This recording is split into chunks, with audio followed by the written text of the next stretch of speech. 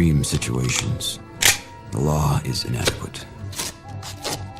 In order to shame its inadequacy, it is necessary to act outside the law, to pursue natural justice.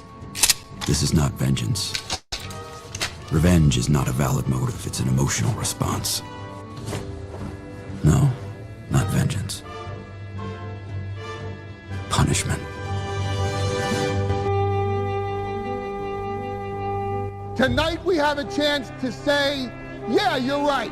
We're too extreme, we're too wild, we're too out of control, we're too full of our own shit.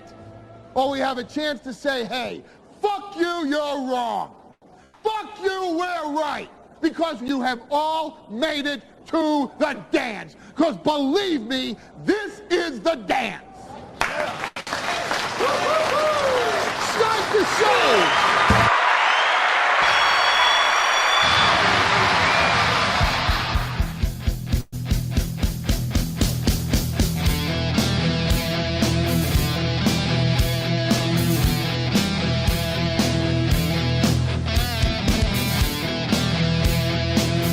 Oh, good morning. Welcome, everybody. Not bad for a guy who got up about 20 minutes ago, huh?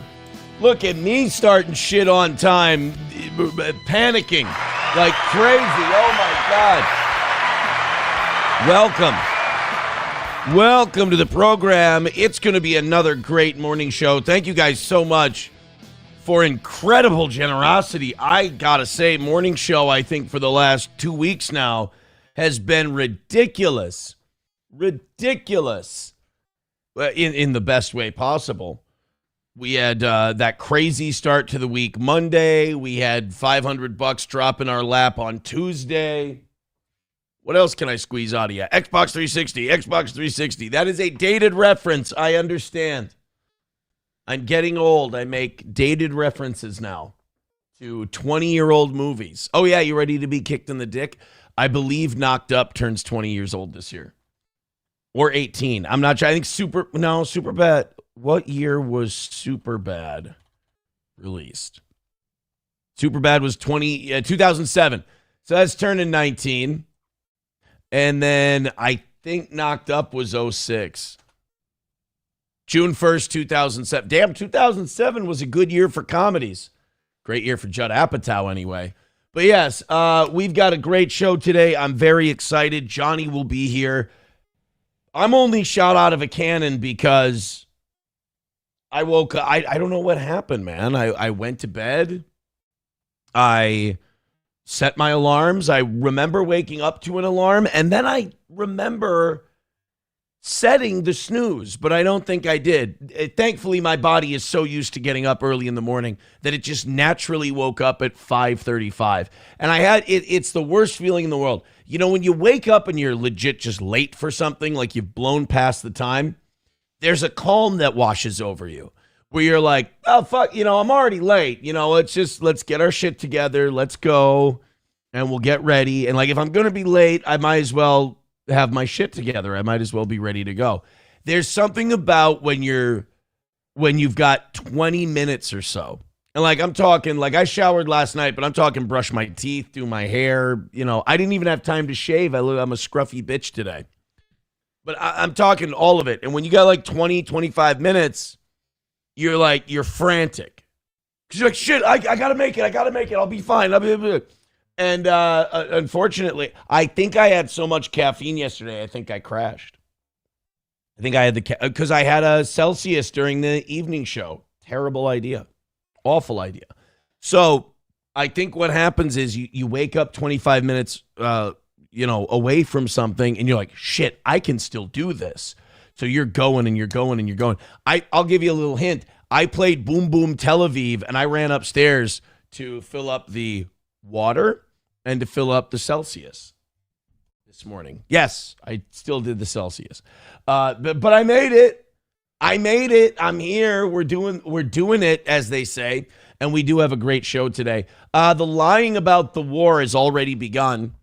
That's not good. We're going to talk about that way later today. We're putting that way on the back burner, trying to bounce around when we talk about the depressing shit.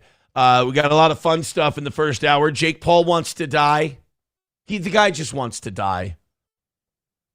He's now so you remember you got to give this guy so much respect. I don't think you can hate the Paul brothers anymore. I think if you hate the Paul brothers, you're gay. I think you're kind of a loser if you hate the Paul brothers. These guys have giant balls. First of all, these guys were already millionaires, and one of them decided to become a full-time professional wrestler, which is not an easy life.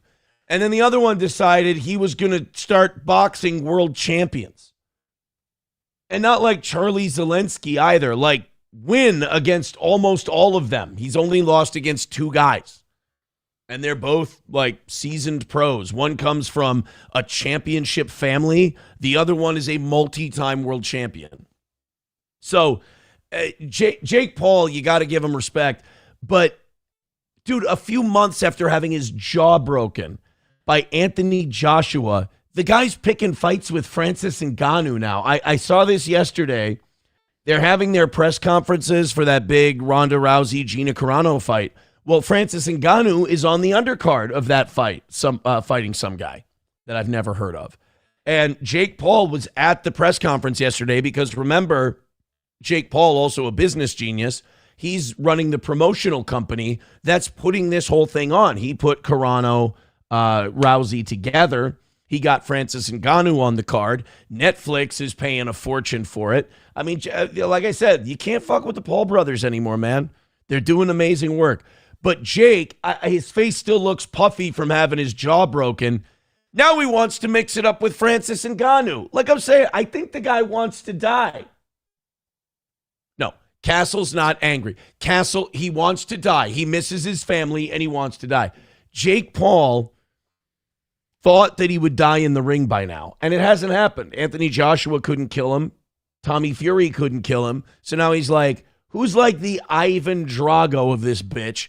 And he goes to Deontay Wilder's busy having a racial meltdown. So he'd go to Francis Ngannou. So this is Jake at the press conference yesterday trying to fulfill his death wish. To beat your ass. Yeah, no, I mean, I'm down. I've always been down. You were the option before Anthony Joshua, and you ran like a duck. And so not only is Jake Paul saying he wants to fight Francis Ngannou, but now he's taunting him. Now, if I were to fight Francis Ngannou, surely I would die. But I think in the run-up to that fight, I would bake him muffins. I would tell him how handsome he is. I would let him know that I'm nothing but a big fan and that perhaps on the other side of this, I can show him the cure for cancer that I've created.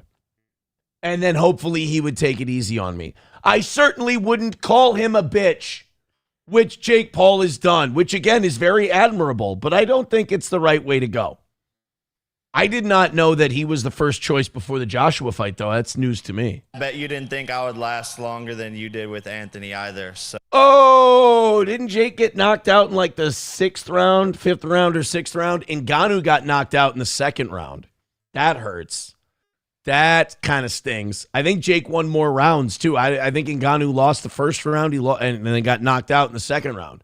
I think Jake Paul got a round or 2 from Anthony Joshua. So you just know that you get worked in boxing, and I would love to see it someday. No, I think you were just being a small boy, like not understanding, being a little disrespectful. All right, calm down. Francis, that's the boss. Francis, that's the boss. He's signing the checks, all right? Don't make him report you to ICE or some shit. I mean, Jake Paul does have an advantage here. He's running the show. He's the boss. Francis, let's wait until the check clears before we start calling him a bitch. That's why I want to kick your ass now. I really didn't want to fight you, but now I want to beat you.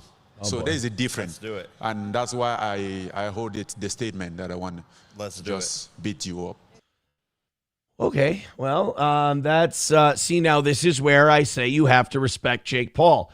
At that point, most of us would be cleaning poop out of our shorts. Jake Paul, let's go. I want to fight you. Again, I think Jake Paul might have an actual death wish, and he wants to see that wish fulfilled. Good morning. Welcome to the show. Like I said, shot out of a cannon today. I'm excited to go. Let's do it. Starting things off today is Veldrain.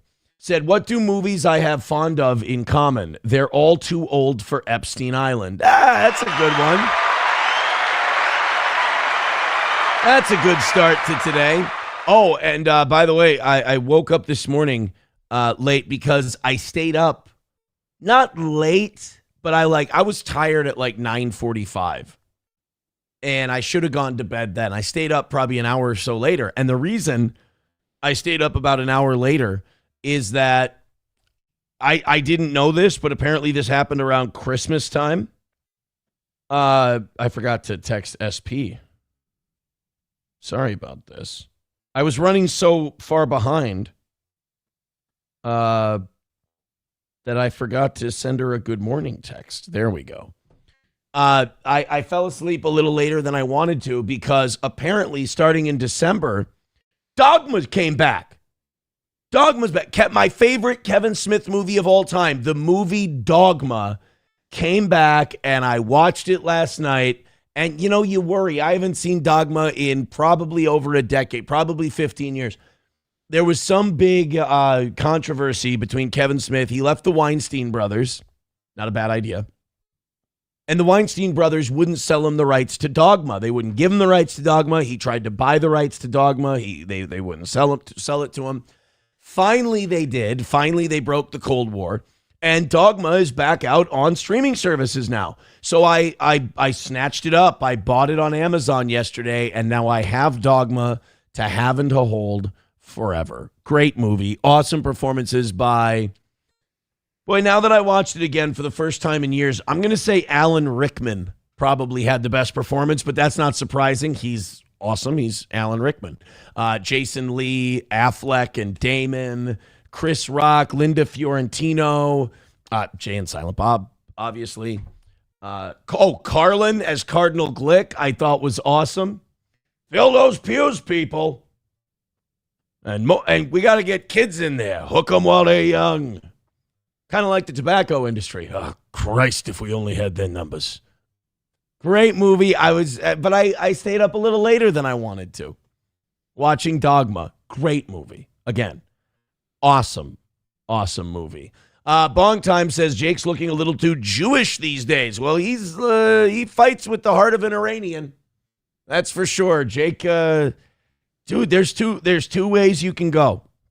After you get your jaw broken by a world heavyweight champion, you can either go, maybe this boxing thing isn't for me, or you can stand back up, dust yourself off, wire your jaw back together, and as soon as you're good to talk again, go find the biggest, baddest, hardest hitting guy in the world and slap him right in the mouth and say, "You're mine, bitch."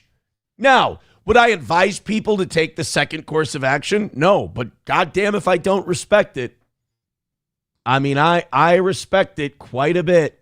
Lander says, Dogma, ew. Dogma's a good movie. I love Dogma.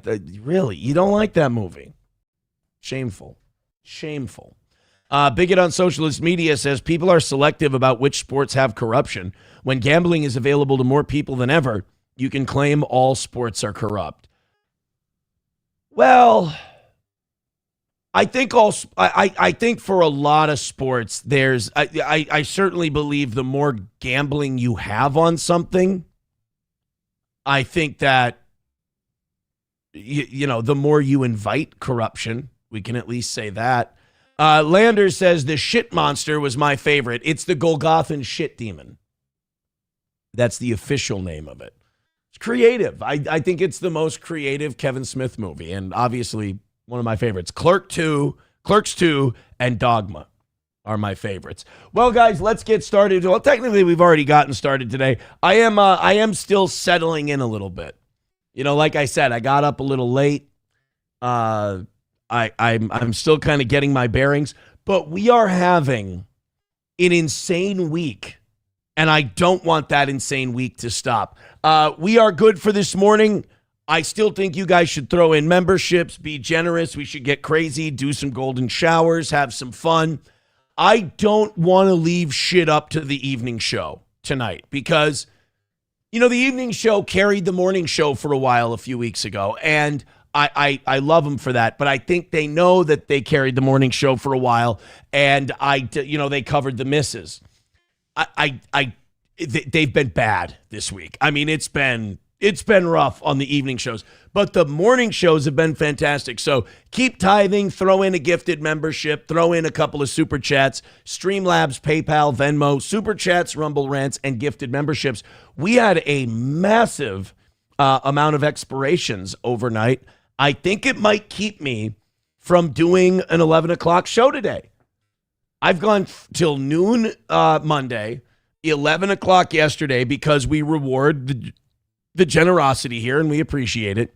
But today we start 34 memberships away from 500. So knock wood, I think I'm safe from the 500 memberships and going till 11 today. But we will see. Here's what I need you to do. Hit thumbs up, hit like, hit subscribe, hit follow. And if you feel like supporting this listener-supported show that we do, throw a couple of bucks our way. And boy, do we appreciate it. I saw a clip today. I don't think you guys care. I don't think you give a shit. I'm not going to play it for you unless Johnny finds perverse entertainment from it.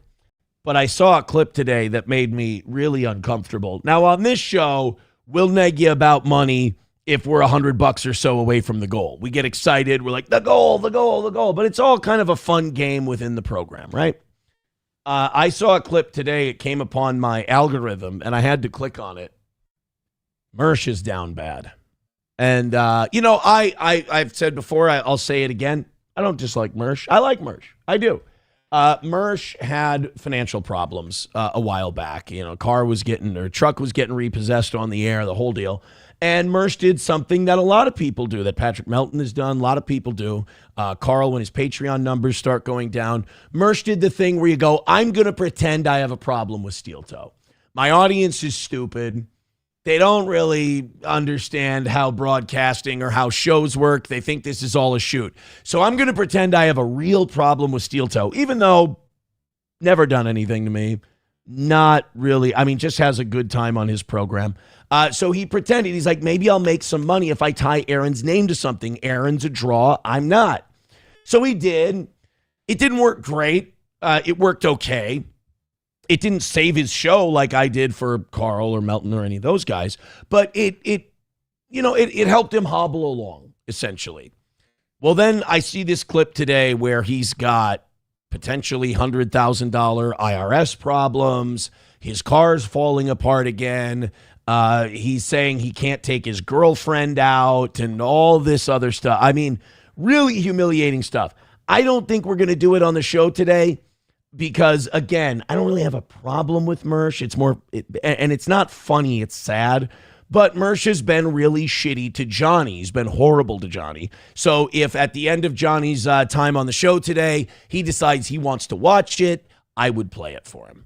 That's all. Veldrain with $1 says Jason Mewes was in a movie in 2008 that used a song by Barney for one of the scenes, a movie most people have not watched.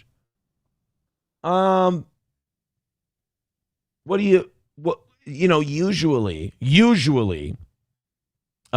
most people, when they say something like that, they tell us the name of the movie.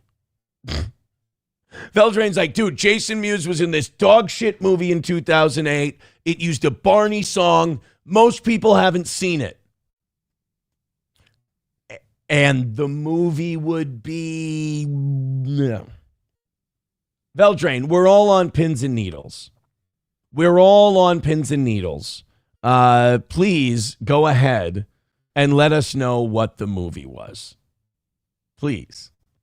Annoyed Wawa Supervisor says, you talking about Mersh? Mike Sheely, the guy who produced that wrestling soap opera trailer with a DV cam? R.I.P. Jobber. Oh. Honeybee's Photo says Mersh is ruining Final Boss's life because Final Boss talked about what you just said. Mersh struck 2 of his Facebook videos.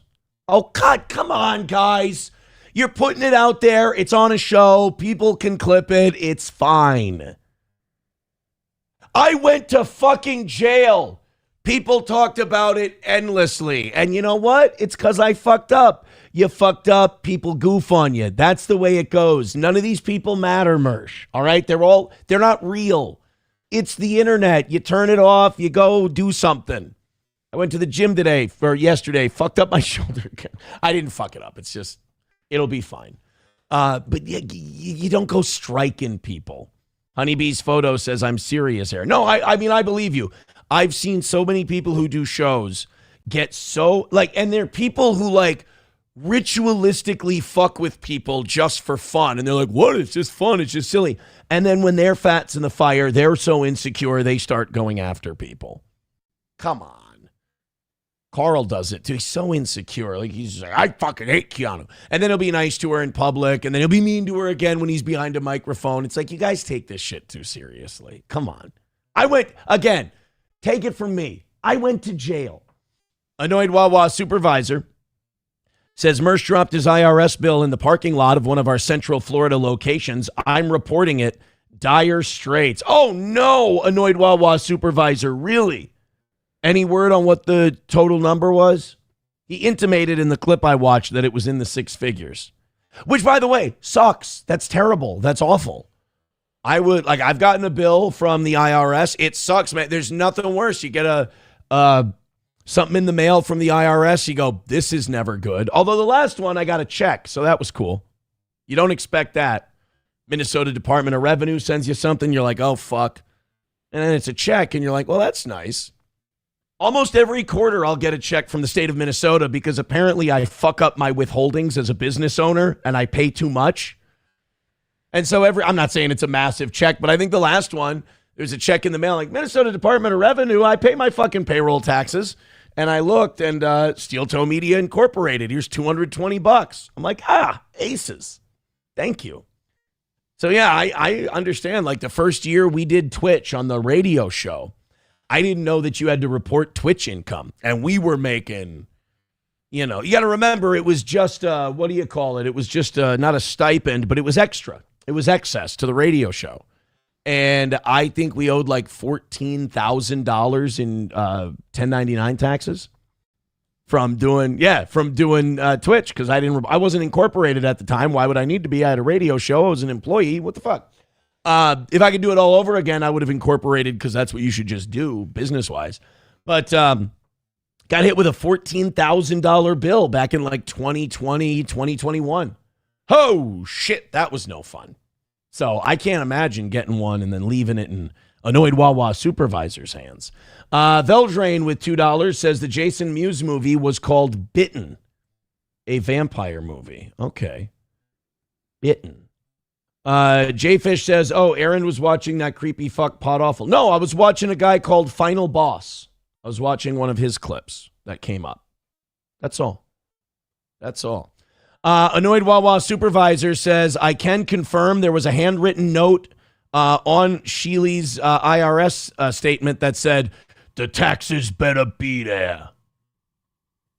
Very good. All right, thank you. Rabbi Smoothie says, I allegedly owe the IRS $50K. Shit happens. I just want to say this publicly, regardless of what I say privately when they can't hear me, unless they're listening to my phone, which they probably are. In no way do I find the IRS to be an illegitimate, corrupt, shitty organization or government institution that should be done away with or be sent to check on our government rather than us. In no way do I believe that. I think they're all wonderful, decent, amazing people, and they can rape me whenever they'd like to. I mean sexually, not financially. If they would just, hey, I like the relationship we have right now. Let's keep it cool. I'm not doing anything wrong either. I'm being a good citizen. Right-handed Trump. Bong Time, this isn't something you should be saying. Bong Time says, I haven't filed my taxes in 4 years. The IRS sent me a letter. I checked the box, no taxable income, put the ball back in their court to prove it. Is that a fucking terrible idea, though? That sounds like a terrible idea. That sounds like something they can check on. You're just kind of like rolling the dice on you're too small of a fish for them to go after, maybe? I don't know. Sounds like tempting fate to me. Sounds like tempting fate to me. Some Soper says ROTC is funny, but Mersh on his own isn't very entertaining. I think that's a respectable opinion. I do. Mersh is just a downer, she says. Nobody wants to be around or watch people like that. There you have it. That's the opinion of the people. All right, let's get into some trouble today, shall we? Let's go do some things. Thank you guys very much for your contributions today, the memberships, the everything else. We've got most of our Iraq War stuff coming, or Iraq. I can't keep them straight anymore, guys. Wars of choice in the Middle East that we started unprovoked. Iraq, Iran. I was talking to the evening show audience about this yesterday. People our age underutilize Facebook. We don't really use Facebook much anymore. I got to tell you, I think you guys got to hit up your Facebook accounts today and do a little mild trolling. Because you go on Twitter, you go on the other social media applications, and you go, wow, nobody likes Trump anymore. This war is not popular at all. Everyone thinks it's dog shit. It's horrible. Do you know where all the Iran war fans are? Do you know where all the big fans of the Iran? You're like, wow, who's buying this bullshit? Why do they keep saying this stuff about Iran? Like the reason why we're attacking them. Why do they keep saying this? None of us are buying it. It's all for Israel. Go to Facebook, dude. It's a different world out there. If you're wondering where all the magatards went that still believe this bullshit, they're all on Facebook. I've started now rage baiting. Like once or twice a day, I'll put a status up there that's like, Hezbollah is legit resistance against an illegal occupation by a terrorist government in Israel for the last 60 years. Iran is simply being the France to Hezbollah's Minutemen. And I'll say shit like, where'd you hear that one? CNN? It's like, you understand CNN's on your side? Like, I don't think the Trump people like that they're the establishment. That the establishment is for them because they're sweeping for pedos, starting wars of choice in the Middle East, and slobbing on Israel's knob. So now CNN and the mainstream media is like, we got to protect Trump at all costs. Donald Trump is the Howard Stern of politics. We went into it going, he's our guy. He's going to fight for what we need. He's going to say, fuck you to that establishment. I love this Trump guy. He's just like we said with Howard Stern. Then he gets in there for a long time, and he starts to just become one of them. He turns on the thing that brought him there. And just like Howard Stern, he's plummeting in popularity. But if you want to know where, if you're like, hey, where the hell is this bunker? Where is this Fuhrer bunker that people are still riding with Trump in? It's over on Facebook, dude. I'm telling you, it's not even like a strong contingent. It's most of them. Like all your boomer friends and relatives are on Facebook still glazing Trump. It's really something. They love him. They love him. Bong Time says the Iranian government and Hezbollah are draining the swamp better than Trump bombing all of our illegal bases and all these Middle East countries. Oh, there. You know what? There's one I could go with. I could go with that for a rage baiting sentiment on Facebook. Oh yeah, they hate it. If you criticize Trump or you criticize the war in Iran, they've still got their same copes. They're like, you're mainstream media. You're part of CNN. And I'm like, bro, you're part of CNN now. You're part of the establishment. So we've got a lot of stuff to get to on Iran today. But one thing we've been talking about a lot is oil. And the price of oil is going down again. And, well, not too much. Never mind. It did go down to about 77 for a little bit yesterday. Yeah, it went to 77.50 at 1:30 yesterday. It's back up to $84 again in pre-market trading. So $84, it's going back up. But it went up to like 107 for a little bit. We were up to 107 in Park, and we were like, oh, shit, here it comes. And then all of a sudden, it went way down, back down to 77. And a lot of people are like, wow, well, how is it back down to 77? Now, first of all, it's the futures market. So what happens in the futures market is technically it's not tied to anything. So what happens is all these hedge funds and speculators jump in there and they start just tanking the price. They'll manipulate the futures market. They'll all get together and do their speculating, drop the price down. Everyone will think that, oh, the oil thing is solved, and they'll buy up a shitload of it. They'll just buy a bunch of oil, and then the price will get bid back up because of the war again. They'll sell and make a shitload of money. I mean, manipulating futures markets is how a lot of hedge funds make their bank because it's not tethered to anything real most of the time. Ask beef farmers how the futures markets can fuck you over. So oil's been doing this wild ride. And a lot of it's because the Trump administration has decided if we just lie, we can control the market. So they've been lying about the war. They've been lying about oil. Like, for example, did you know Tel Aviv is getting fucked in the ass? Like, they are getting Israel is being fucked up. But you won't see it. By the way, if you try to put it on Twitter, Grok will tell you it's not real. There have been numerous bombings of Israel that have leaked out onto X, and people will go, Grok, is this real? Like, no, there's no reports of it. There's no reports on any mainstream media of this attack happening. Grok is literally on Twitter going like, that thing you're seeing with your lying eyes? Yeah, don't believe it. But if it's an explosion that's reported to be Iran, they're like, yeah, that's totally real. It's totally. So in Israel, you can go to jail if you show photos or video of bombing sites. If you show photos or videos of missiles hitting Israel, they will lock you up. And I believe the penalty is 5 years. So they're a lot like China. Israel. They're a lot like Iran. Remember the Iranian regime that we had to attack and we had to go to war with?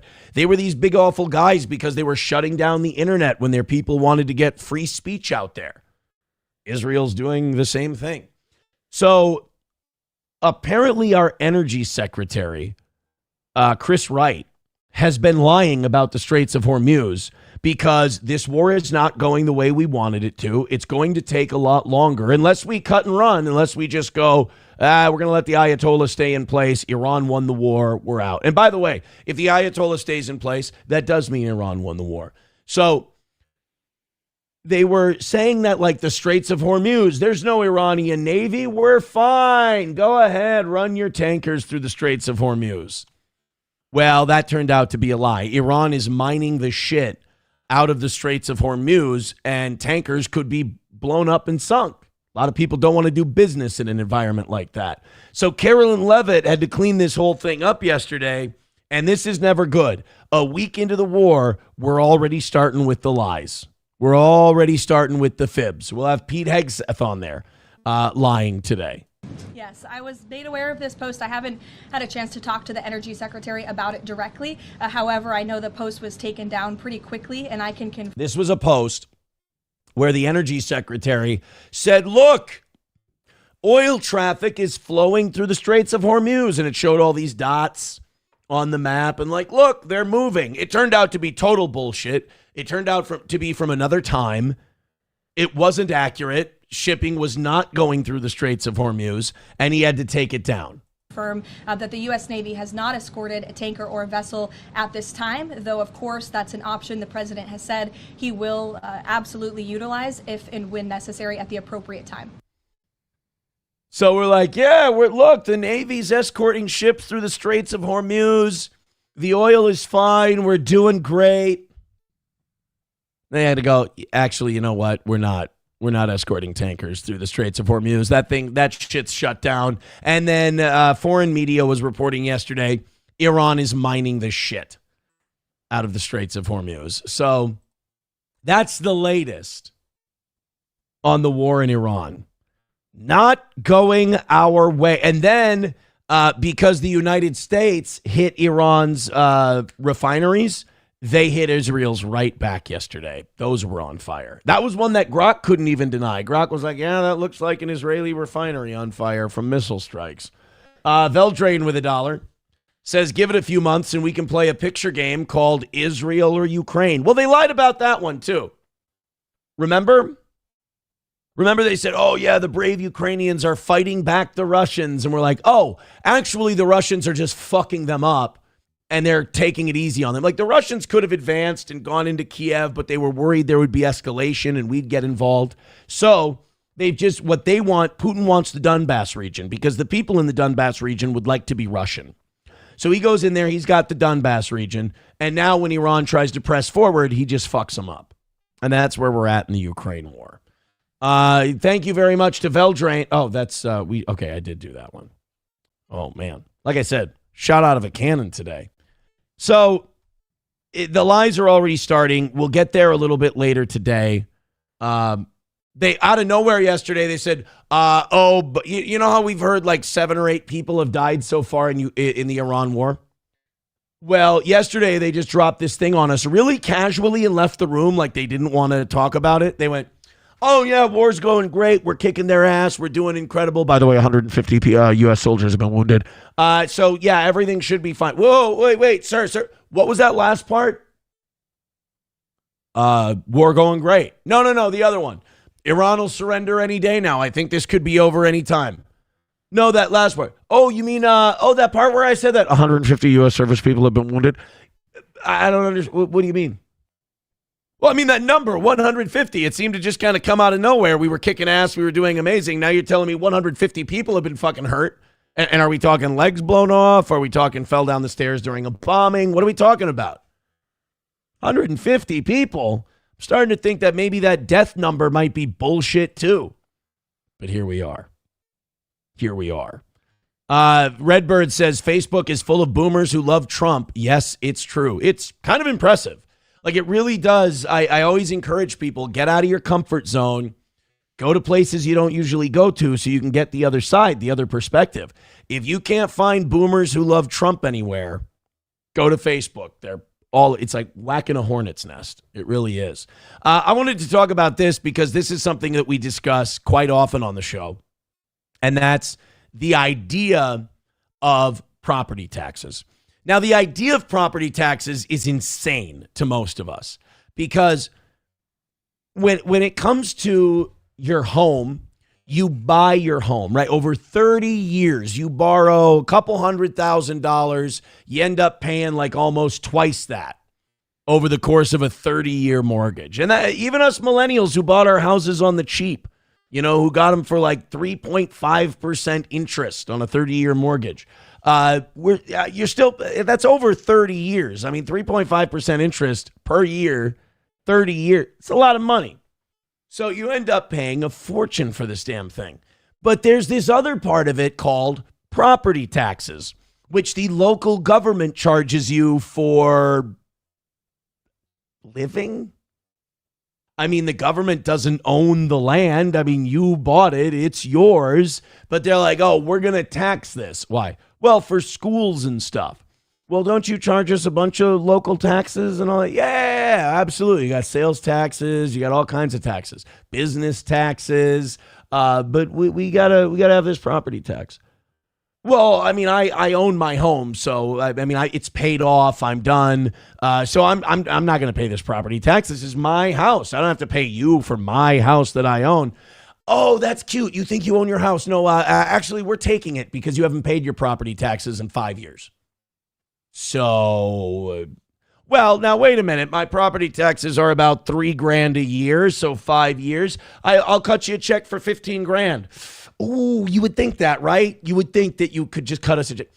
There's all kinds of back taxes and interest and penalties on it. It's actually going to be about $25,000, $30,000. But, you could take out a loan against the equity in your home to pay us and then start paying that loan back. It's a racket. It's a hustle. Well, the other thing about property taxes that pisses us off as homeowners is that if they just decide that your house is worth more money, they can jack the shit out of your taxes. Not only that, but if they all vote as a county or a city or whatever to raise your property tax rate, you can go and bitch, you can go and complain, you can tell them it's bullshit. They'll still raise it anyway. Well, in Minnesota, and I'm so glad this is happening, and I hope people vote yes. I hope, George Carlin once said, even in a fake democracy, people ought to get what they want once in a while. Well, in the state of Minnesota, during our legislative session, they're trying to put property tax increases on the ballot. So, when a school board wants more money, they have to go to the taxpayers and tell them why they need an extra 1% levy on property taxes because they want to fund this for the school. And you get to decide if that's a good cause or not, and you get to vote yes or no, and sometimes they pass, sometimes they don't. Well, now the state of Minnesota wants to make that the case for every proposed property tax increase, and this is only fair. This only encourages more government accountability. This is from Channel 5 News, not Andrew, not Andrew Callahan, the KSTP, Channel 5 News, here in Minnesota. You, the voter, decide if your property taxes are raised. There's an effort at the Capitol to make that happen. You know, between county, city, and school taxes, some Minnesotans have seen property taxes jump double digits. Dude, it's brutal. I don't know. And also, the value of homes going up on paper is increased because your property taxes are a percentage. It's a percentage of your home's value. And if the county assessor is usually who it is, if the county assessor says, oh, hey, great news, your house is worth, 50 grand more this year than it was last year. Oh, really? Says who? Me. I just said the county told me that they needed a certain amount more money. So I've decided that your house and all your neighbors' houses were 50 grand more. So since I've lived here, 9 years now, 10 years, I've lived in this house. In the time I've lived here, my property taxes, because a lot of people have what's called, they have what's, oh my God, I can't even remember what the thing where they escrow. You have money in an escrow account for your property taxes and your homeowner's insurance. And it just comes out of your mortgage every month, right? Well, every year, people have been getting these things in the mail. I haven't gotten it this year, so that's awesome. Everybody gets this thing in the mail that says, hey, guess what? Property taxes went up. Your escrow account is fucked. So here's what we're going to do. You can either choose to have us tack on another $30 a month to your mortgage, or here's the shortfall in the escrow because of property taxes. You can just cut us a check for that. Now, I'm usually a cut us a check for that kind of guy because I don't like the mortgage going up even $30. But the property taxes have gone up to a point where the mortgage on my house, since I bought it, and I have fixed rate mortgage. Adjustable rates. I don't like that's for suckers or people who are trying to flip the house. My mortgage per month has gone up $350 since I bought this house, purely because of property tax increases that I had no say in. All you get to do is once they decide to raise your property taxes, you can go to a meeting and bitch. And guess what they do when you're done bitching? They raise the property taxes. So this proposal would say that, no, if you want to raise the property taxes, you have to get the permission from the homeowners, almost like we own it or something. So we should have a say. I hope this passes. I don't know what you think. I don't think it will. Ben Henry, live at the Capitol right now, tracking your tax dollars. Ben? Kevin and Lindsay, the senator behind this says I'm tracking your tax dollars, and it's gone. But a Somali got a nice boat. Hey, your tax dollars are gone again. Oh, shit, what happened? Some Somali daycare owner bought a mansion in Kenya. And guess what? When we arrest that guy, we'll never be able to repossess it. As school districts have to make their pitch to voters for a school referendum, he feels local governments should have to do the same. And while lowering property taxes is a bipartisan issue, we are learning this proposal could be tough to turn law. You don't want to see any increase? None whatsoever. We've heard from plenty. I'm totally at a loss for words. How about that guy's got a home? Good for him. Got a home, not a comb. He had a budget. He said, I can spend this much on the mortgage, but there goes my hair care budget. That's living responsibly. I respect it. But it is. People have been fucked so hard on property taxes that, to raise it anymore, it's beyond greedy. It's beyond totalitarian. It's beyond heavy-handed. It's not even an iron fist in a velvet glove. It's just the iron fist coming right through your home. And then the government going, we gave you a sunroof. What do you want from us? frustration and worry about increasing property taxes. I've been hearing a lot about it from my constituents. It's a concern in both my city and county. So have lawmakers, who are now leading efforts to rein them in. I do believe in local control, but we're at a crisis mode here when it comes to property taxes. Republican Senator Mike Kroon has a unique idea, pushing for more voter control. He wants local governments to get voter approval for any property tax increase higher than the rate of inflation, and a bit more for growing cities and counties. They just higher than the rate of inflation. Well, I'd like to see it be just across the board. You want to raise the, because here's the deal. They're just talking about a raise in the rate of the property taxes.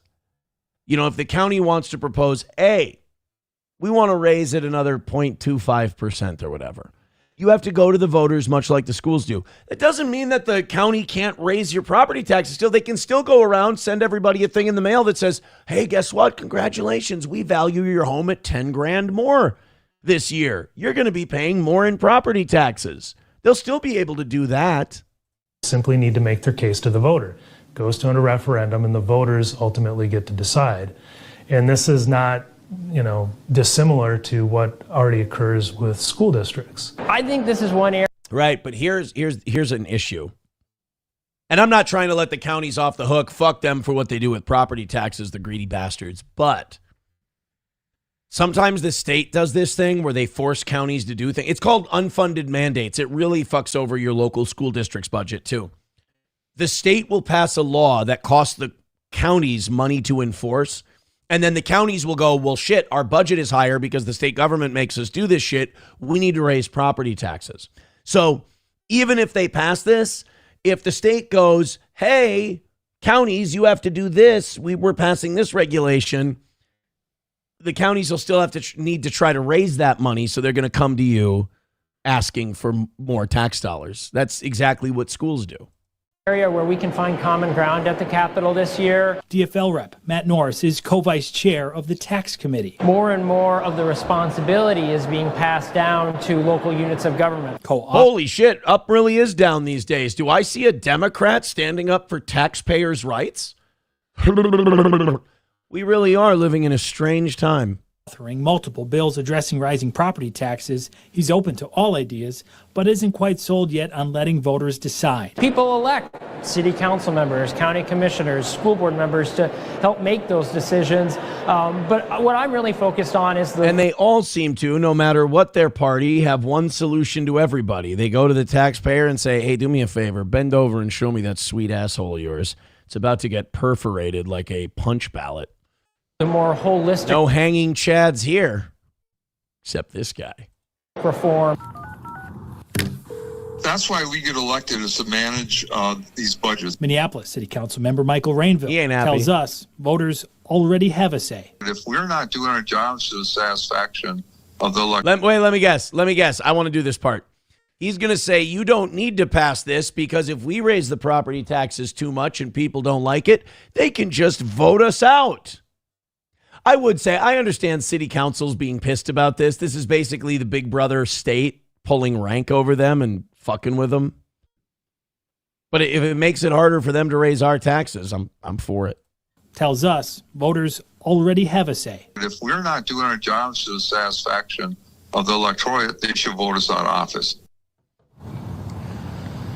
I also spoke to an Anoka County commissioner who says counties and cities need to be at the table for discussions and debates surrounding this legislation. Senator Kroon also said he's working to stop more state mandates he says lead to rising taxes. There you go. That's what I was talking about. Those unfunded mandates where the state government goes, you have to pay for this. And then the county goes, are you going to give us any money to pay for it? Nah, you guys will figure it out. Oh, all right. I guess we'll figure it out at some point. Ryan the Garbage Man with a good point. He says, why should renters be able to decide on property taxes? In fairness, property tax increases affect renters too. Their rent goes up. The people who own the properties are going to, they're not just going to let you, oh yeah, look, I'm paying more on the apartment building, but you're fine. You're good. We're not going to charge you anymore for it. Somebody too with $1 says, when we bought our house in 2017, property taxes were $1,800. Now they're over $4,000. It's lovely. Yeah, it is. It's pretty brutal. I mean, there's no doubt. Like it feels so shitty because you have absolutely zero control over it. Digital Soldier says the good guys who won the Civil War started this treasonous taxation to pay for the war and never stopped it. Well, the federal income tax was supposed to just be a temporary tax to pay for all this shit that we're going to do. And it was only going to be the 1% that paid it. How'd that work out? Don't ever fall for the idea of temporary taxation. There's a reason they say only two things are certain: death and taxes. The wages of sin is death. The wages of breathing are taxes. Baba Shab says double-digit increase. How about a gun in your mouth? Yeah, right. I mean, that's our options now. At least this is another layer of bureaucracy before they can reach in our pocket. I'm okay with that. All right, we got some options for you. Okay, cool. What's that? We can, here at the county and city level, we can make your mortgage more expensive. Well, I didn't agree to that with the bank. I didn't sign that. Oh, yeah, we can do that. Oh, I'd rather not. Well, you could stick a gun in your mouth and blow your head off. I don't want to do that either when you call yourself an American. Joey Caravello with $2. I haven't read this yet. I'm assuming this has nothing to do with whatever the fuck we were talking about. But thank you, Joey Caravello. He says, Aaron, did you know Chris Benoit? Yep, I knew it. I knew it was going to have nothing to do with what we were talking about. At least it's not pissing in anyone's asshole. You know, I got to give Joey Caravello his respect. Unlike Hobo, although Hobo's been doing better too. Roots knows when a bit is dying and he's being repetitive and redundant, and he does switch it up a little bit. It's all retarded, but he switches up the retardation. And honestly, that's all I ask. I don't even mind retardation. Just keep it fresh. Aaron, did you know Chris Benoit killed his wife and son after she caught him playing with his son's little ass? Oh, never mind. He's pissing in asses again. And she said she was calling the cops. He panicked and ended them both. Thank you, Joey Caravello. No, I didn't know that. That's crazy. Thank you for the $2. Digital Soldier says, in Maine, school budgets are the highest they have ever been, and the statistics show the kids are getting dumber. This whole taxation system in America is treasonous. Hey, but we can blow up foreign countries that never attacked us so you pay more in gas money. You know, let's try to bring the silver lining to you. Yeah, that is the other thing. Like, there has been no correlation between spending more on education and kids getting smarter. It's a problem, and we seem to not be doing anything to address that particular problem. Veldrain says, if you don't vote yes on this property tax increase, that means you want people to die. That's right. Oh, you ever told somebody you're voting no on a school referendum? Oh, boy. Well, you don't care about kids? Don't ever fall for that, by the way. If you're in a political argument about someone or about something with someone and they try to do the you want people to die thing, or if they try to tell you what you believe, just yes and it. Like if they're like, oh, you don't want this tax increase? What do you want, people to die? Absolutely. 1,000%. I don't think enough people are dying. So I'm not going to vote for this piece of taxation. And the obvious answer, the obvious reason why, is I just want people dead. I'm a vengeful prick, and I'd like to see more death and destruction. They don't know what to do with you when you just yes and. Because what they're trying to do is put you on the back foot, make you feel guilty. Don't let them. Rexstart Parody account says, if you don't like it, you can vote me out and put in another no-good bastard who will do the same thing. Exactly. Well, they already have control. If they don't like when I raise taxes, they can throw me out and put in another guy who's going to raise taxes. Oh, that's true. Coltrane says, problem is it's too late at that point. They've already done the damage. Coltrane says, Rumble is fucked up today, cutting out bad. Uh-oh. Is your Rumble fucked up? If you're on the browser, try the app. If you're on the app, try the browser. I've been hearing people say that Rumble has been being fucky. Everything on our end is good. You can always check us out on YouTube. I know YouTube's our alternate B platform, but you can check us out there. We go in the chat just like here and hear from those people. Wherever you are, hit thumbs up, hit like, and please spread the word of our show. That's how you spread the word. That thumbs up is you evangelizing. Proselytizing the word of the toe. Amen. Hostile Soldier says, was it wrestling or a head injury that made him fondle little asses? Guys, Joey Caravello is making shit up. Stop. Veldrain with $1 says 110. How about 111? Yes, I'm using them as a scapegoat for everything. Well, there you go. Real says, if anyone thinks Iran is winning the so-called war, they need to get their head checked. You are sick and living a lie. Well, I would argue that us even fighting this is them winning the war. And if the Ayatollahs are still in charge after this is over, then yeah, we just bombed Iran for Israel, got nothing out of it, and their leaders get to stay in power. And by the way, if the Ayatollahs get to stay in power, the people of Iran are never going to be able to get rid of them. Because now they're going to be able to say as propaganda, two foreign empires came in, they came to destroy you and break you, the Iranian people, and they couldn't do it. They're going to just use it as a propaganda victory. So it was a stupid fucking thing to do. Ablo Pacheco says, we stopped falling for the emotional arguments since do you want to kill Granny? I mean, not really. A lot of people still bought that argument all the way up until the very end. All the way until the end. People were still buying that argument. All right, let's go over to YouTube. Dante says, I paid $12,000 on a $900K home. Yeah, that checks out. Myself says, these new property taxes will only last 6 days, 6 weeks. I doubt 6 months. We got that now. Who was it who said that? We got another White House official saying, they said this is going to take days or weeks. It's not going to take months. So it might have been Hegseth. So we've already got the Bushisms coming out on this Iran deal. Yay. Sam Show says people were fighting for that argument after it was over. Yeah, I agree with Sam Show. The whole do you want grandma to die thing, people still buy that one. You got to remember, half this country thinks that the shit we did during COVID was a really good idea and that it saved lives. That's why I keep telling you guys, you have to go outside your comfort zone, read shit and watch shit that you don't agree with. It's important. Coltrane says, I restarted the app and it seems to work again. All right, so it seems like Rumble is fine. Coltrane was just having some issues. You know how you test it? You hit the like button. If you hit thumbs up, all good things are going to happen. All right, let's talk to Real. Guys, Real has an opinion. We should respect it. If people come in here with an opinion, let's not run them off and chase them off and tell them to go fuck their mother. Let's hear the guy out. I like being challenged. I like when people say shit that I don't say because I feel like it keeps the show fresh. Real over on Rumble. Real23 says, they still lose their threat of nuclear weapons. All right, I'm going to put punctuation where you didn't put it. That's on me. They still lose their threat of nuclear weapons. They never had nuclear weapons. Iran has never tested a nuclear weapon since the JCPOA. Iran has never developed a nuclear weapon. And even our own intelligence, Tulsi Gabbard, said they're not developing a nuclear weapon.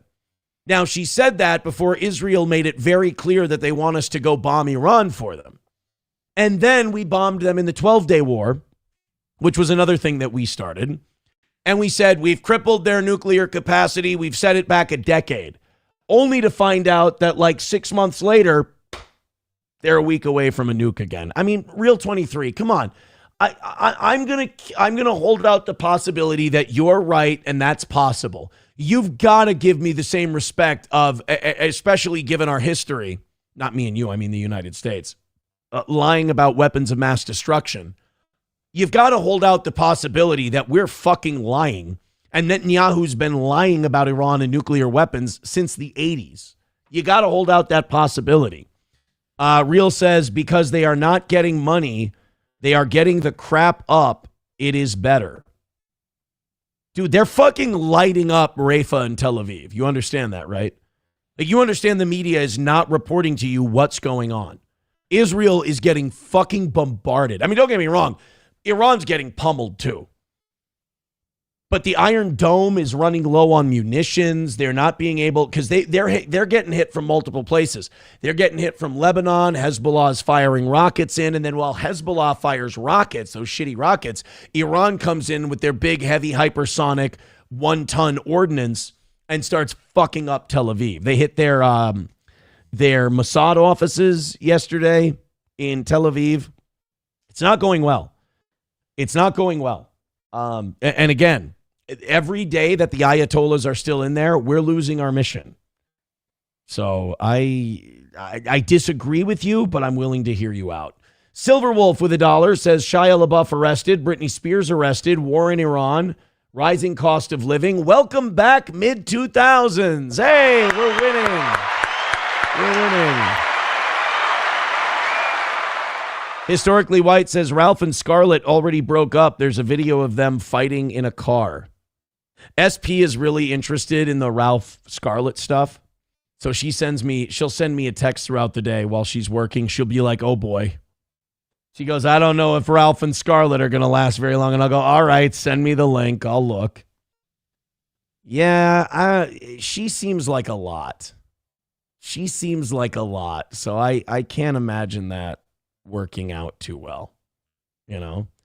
I mean, that Matt Mead was doing coke with her and still couldn't keep up, and she drove him nuts. So I don't know. I don't think Ethan Ralph is doing coke with her. And I think if you're sober, that's probably going to be more difficult to deal with someone like that. Joey Caravello says, and Haifa. Oh, Haifa. I'm sorry. I said Rafa. I was wrong. That's a different thing. Haifa is getting fucked up. Haifa, unless Rafa's getting fucked up too. Haifa and Tel Aviv are being fucking crushed right now. Cottonwood says, I watched the live vids. Israel is not getting touched. Bro. You understand the media is covering up what's going on. They've been hitting refineries. They've been hitting security centers. Iran is hitting them. It's illegal in Israel to show any footage or videos. The government, even the media that's there embedded, they get their signal shut down. It's happened a couple of times now by the Israeli government. If there's explosions or anything happens, they shut it down. All right? These are the same people who won't let independent media into Gaza. They lie. Real 23 says Iran is getting whatever they got, blown the crap up. They terrorist helpers. They are our enemy. I would make the argument that we are also terrorist helpers. We help Israel. That is a terrorist state. They've committed a genocide.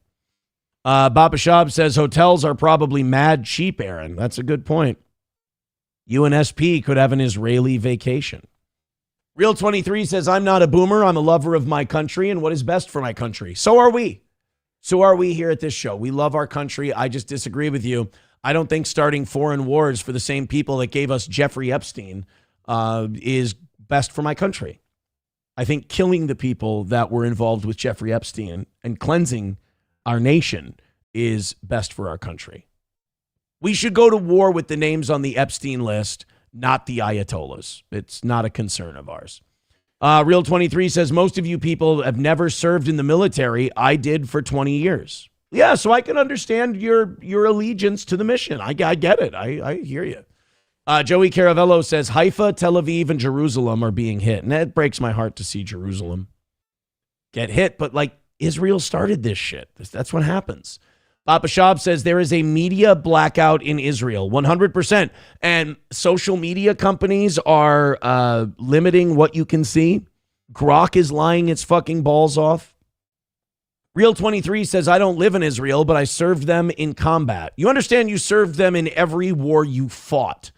Iraq was for Israel. Afghanistan was for Israel. Libya was for Israel. Syria was for Israel. Iran is for Israel. All of that. And I hate that for you. I hate that our servicemen, because I love our servicemen, you understand that you all served for the people in the Epstein files. You didn't serve for us. You served for the people in the Epstein files. $1 from Silverwolf says, Aaron, no offense, but I've seen a lot of shit in this war coming out, and it's AI generated. Given the fact that you fell for the glass fruit cutting vids, just don't trust anything. Oh, no. And I've been saying that. I have been saying that. that a lot of the shit you see on the other side is AI generated or attacks from previous missile strikes. But there are a few that get through that even Grok can't deny, and they're like, yeah, that's Iran fucking up a Haifa refinery. That's them getting their missiles through. No, it's impossible during these wars. It's fucking impossible to figure out what's real and what's not. Hablo Pacheco says CNN reporters got arrested for videotaping the missiles raining down in Haifa. Yes. So Israel does. They're also trying to pass a law that makes it illegal to talk to people about Jesus in public. Somebody too with $1 says, at least we know Real 23 is okay with bombing a church and killing a priest and literally minding their own business. It's not wrong. Israel did murder a priest.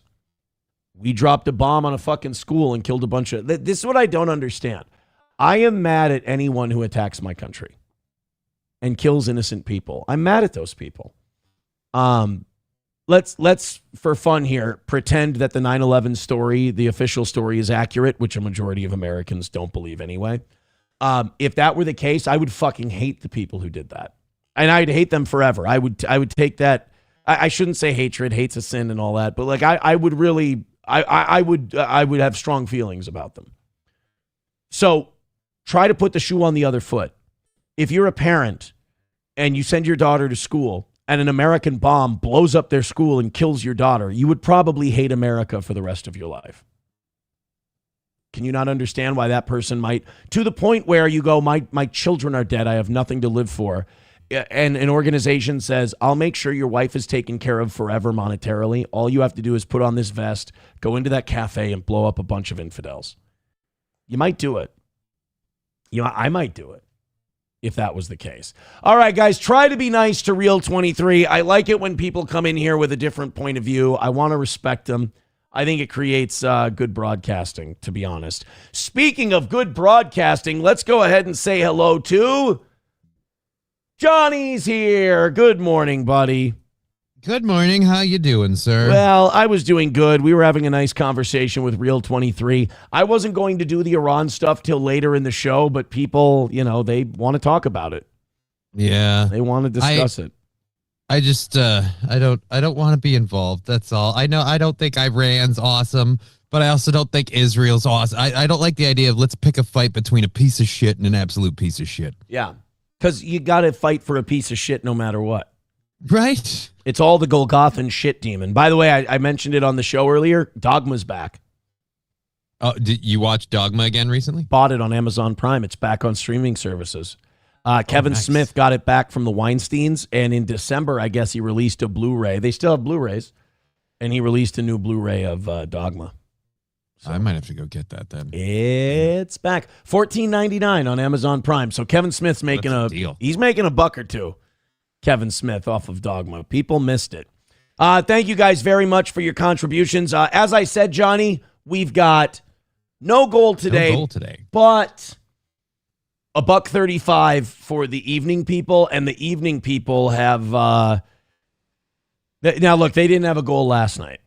But they've been a little slow on the uptake this week, so I don't want to leave it up to the evening show. So just because we don't have a goal, we should still prove to people that this show is good enough that people want to contribute to it no matter what, and they have been contributing to it. I appreciate it. Johnny, you know how I said that we were going to have expirations today this week on memberships, and I might be having to go till 11 every day? Yeah, how's that going? I don't think it's going to happen today. Why not? I'll tell you why. Because we have no goal, so we're not going to make as much money today, which is fine. The audience has been insanely generous already. But we had so many. We were at like 520 memberships, so we were like 80 away from 600 when the show ended last night. And then today we're 36 memberships away from 500. So it fell off the table. So I think 34 might be enough to keep me safe today. I might be doing a regular timed show. All right, well, let's find out. So hit like, hit subscribe, hit follow, and if you feel like supporting the show, memberships are kind of gay today. I would go with Rumble Rants, Super Chats, Venmos, and PayPal, Memberships. No reason. It's all good. You Right. know? Thank you. Memberships are kind of like passe until tomorrow, I think. And honestly, if you want to get the most value to us for your money, it's really the Venmo and the PayPal are the best direct routes. Absolutely. And hey, those YouTube memberships could always use a shot in the arm, right? Yeah, there you go. TK 800 Kilowatt says, if you really want to get pissed at our government, watch the Sean Ryan show. That's where the conspiracies come true. I watched clips of a Sean Ryan podcast recently, and it was like a Vatican exorcist guy. Mm-hmm. That was some wild shit, hearing an exorcist. Because, like, he's an exorcist, and you're like, oh, exorcism, that sounds like a movie. That sounds like, science fiction, whatever. But then you're also like, this is a very reasonable guy. This is a very smart guy. And he's literally telling you what he's seen. He's gone in and he's fought demons in people. Yeah. So you're like, I mean, can I really call this guy a liar? Like, he's saying, I've seen this. And like, if you're not a crazy person, who volunteers to make themselves look insane? I would feel like it's the best non-religious answer you can give is just, well, those are all crazy people. Yeah, but then it's like, well, I'm watching this guy. He's clearly not a crazy people. And he's saying that this is what he saw. Well, no, but I'm saying the people that are possessed are crazy, and he's going in and he's dealing with crazy, and that's all it is. And from his angle, crazy equals the devil. Yeah. We talked about the not Jake Paul, what's his name? Jake Lang thing yesterday. Yeah. It is so nice in real time to see people find out that this guy's a Fed. It is so great to see. If you didn't watch yesterday's show, we're going to put clips up of it later today. By the way, the clips are back. I said the clips had been struggling. Yeah, they're coming back now. We've had like 5 clips hit in the last 3 or 4 days. And nice. No rhyme or reason to it. I cannot figure it out because it'll be a 2 or 3 day old clip and it'll just catch. Like yesterday, we got a couple thousand views on our Review Bra burger thing that I posted on like Saturday. Like they just catch a seam somewhere and they just they go. But Jake Lang, who talked to a 15-year-old girl and was DMing her and calling her baby and sweetie. We played this while you were on the show yesterday, right? Yep. We talked about text messages. Another person who looks like he just can't keep himself to himself. Yeah, no, he was coping about it yesterday. Alex Rosen, who does one of those To Catch a Predator type things online, text him. He got in touch with Jake Lang. And he's like, tell me this ain't real. And Jake Lang, you know what? I'm just going to pull this text thread up. And I'll let, because, when I can avoid it, I don't want to just tell the audience some shit and go, this is what's going on. Right. If you can show them what's going on. I just want to show them. Oh, God, Stevie Lou with a tweet an hour ago. He said, damn, pretty antisocial Haley got pumped and dumped by the Melton community. This is incredible. What happened? Is Haley having a falling out? Are they dumping poor Haley? Oh, no. You hate to hear that. You hate to see it, don't you? You really do. Yeah. I just want to tell Haley, hey, from all of us here at the Steel Toe Morning Show community, awful shame, kid. Really awful shame. But you know what? If you're sad today, you're feeling down, maybe your skin's sagging a little bit, just put up one of those heavy-duty filters that you use, and it'll take that right out. And when people say that you're a vain piece of shit for it, don't believe them. They're just jealous.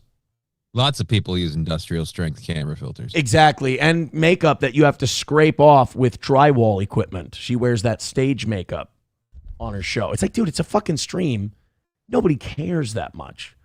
Johnny and I look like shit every day, and we do 10 times the amount of people that you do.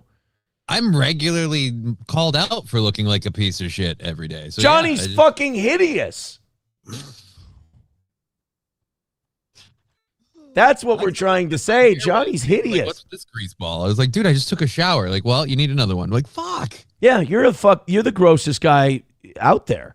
So anyway, Jake Lang was spiral coping yesterday because his grift is being exposed. He's paid for opposition. And by the way, I said that, I think either you or somebody else told me this, that I was the first one to talk about Nick Shirley that way. That I was the first one to go, dude, this Nick Shirley, this is a Fed. This guy, he's bought and paid for. He's connected. He's too retarded.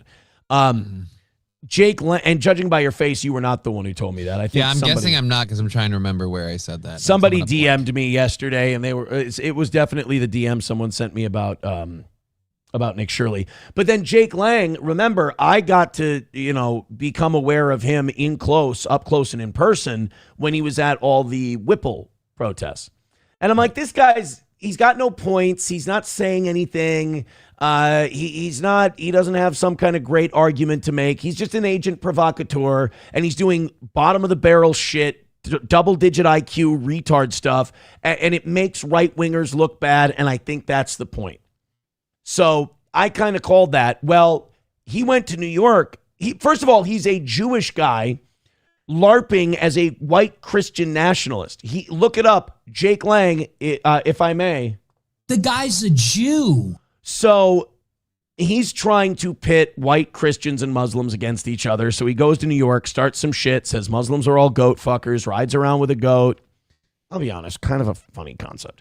But a couple Muslim guys throw Super Mario World bombs at him. And they get arrested, and it's a whole big thing, and it's in the news. Well, somebody on Instagram or Twitter was running a sting operation posing as a 15-year-old girl. And Jake Lang was calling her what? Honey, baby. How old are he? Said, how old are you? And the girl said, I'm 15. And instead of him, I said this on the evening show last night. Here's Johnny. I'm going to pretend you're a teenage girl. This shouldn't be difficult. You like anime. Okay. Pretend you're a teenage girl, and I'm Jake Lang. I'm texting with you. Here's how Jake Lang should respond. I don't know you're a teenage girl yet, but I go, hey, how old are you? Oh, well, I'm 15. Fucking burn my phone. Blow it up. I'm gay. I'm officially gay now. I only like dicks. Dicks are what I love. No pussy for me. Ever again. I fucked that up. That's not going to get... Historically speaking, if you want to shirk off the whole we go for younger people thing, gay is not the way to be. But it's more tolerated. So I just figured if that's the way you... Accepted in that community. That's the way you wanted to go. So Jake Lang gets caught. So she says, I'm 15 years old. Jake Lang says, the creepiest thing I've ever heard. When do you turn 16? And before that, he mentioned he couldn't talk to her and hang out with her if she wasn't 18. He played it safe with the whole, like, hey, we can't really do much. We can't talk. We can't interact much unless you're 18. How old are you? I'm 15. Oh, when do you turn 6? Like, the whole 18 line didn't last a second. It was one text and then right out his head. Yeah. So then he goes, like, when do you turn 16? And then he keeps talking to her. Well, then Alex Rosen got in touch with him because he's one of these predator research guys. And he's like trying to vet Alex Rosen. He's trying to vet Jake Lang. I'm really sorry to Alex Rosen if I'm going to fuck this up. It's a couple of Jewish names. I get them confused. So Alex Rosen starts talking to Jake Lang. And Jake Lang thinks that this exchange with Alex Rosen we're about to show you looks good. Meanwhile, talking to Alex Rosen is like talking to the cops. You know when people are suspected of something and they're like, I'm going to talk to the cops and they'll see what a great guy I am. And I'll smooth this over. Meanwhile, the cops are just being nice to them so they can get the information they want. Right, so they can railroad them right into a guilty verdict. Exactly. So Alex Rosen texts Jake Lang about this whole thing. Alex Rosen gets this explanation from Jake Lang that totally makes it look like he's full of shit and super guilty. So Alex Rosen can continue his investigation. Well, Jake Lang feels like, nailed it. He said, these are texts between Alex Rosen and myself this morning. Nice fake setup, groypers, but I wouldn't even allow this person to attend my protests until they were 16.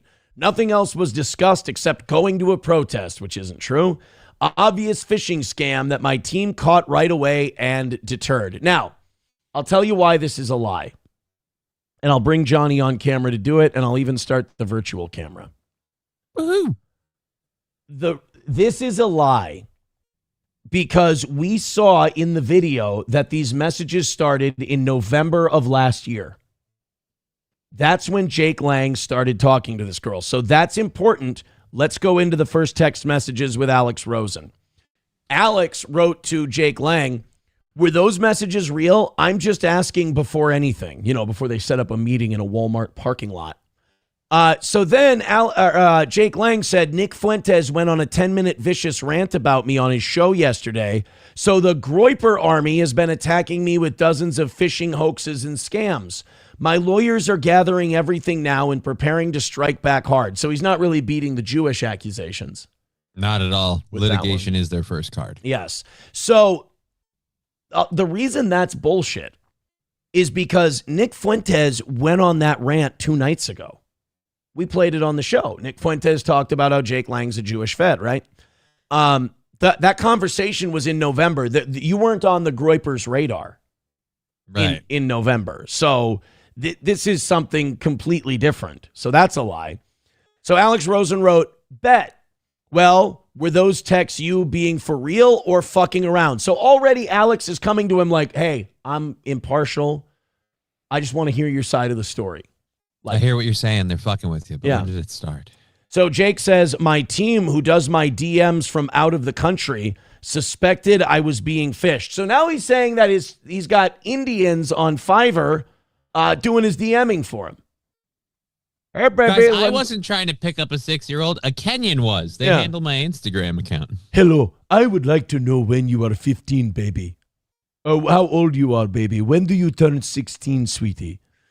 So he goes, so now remember, he says he has a team who handles his DMs.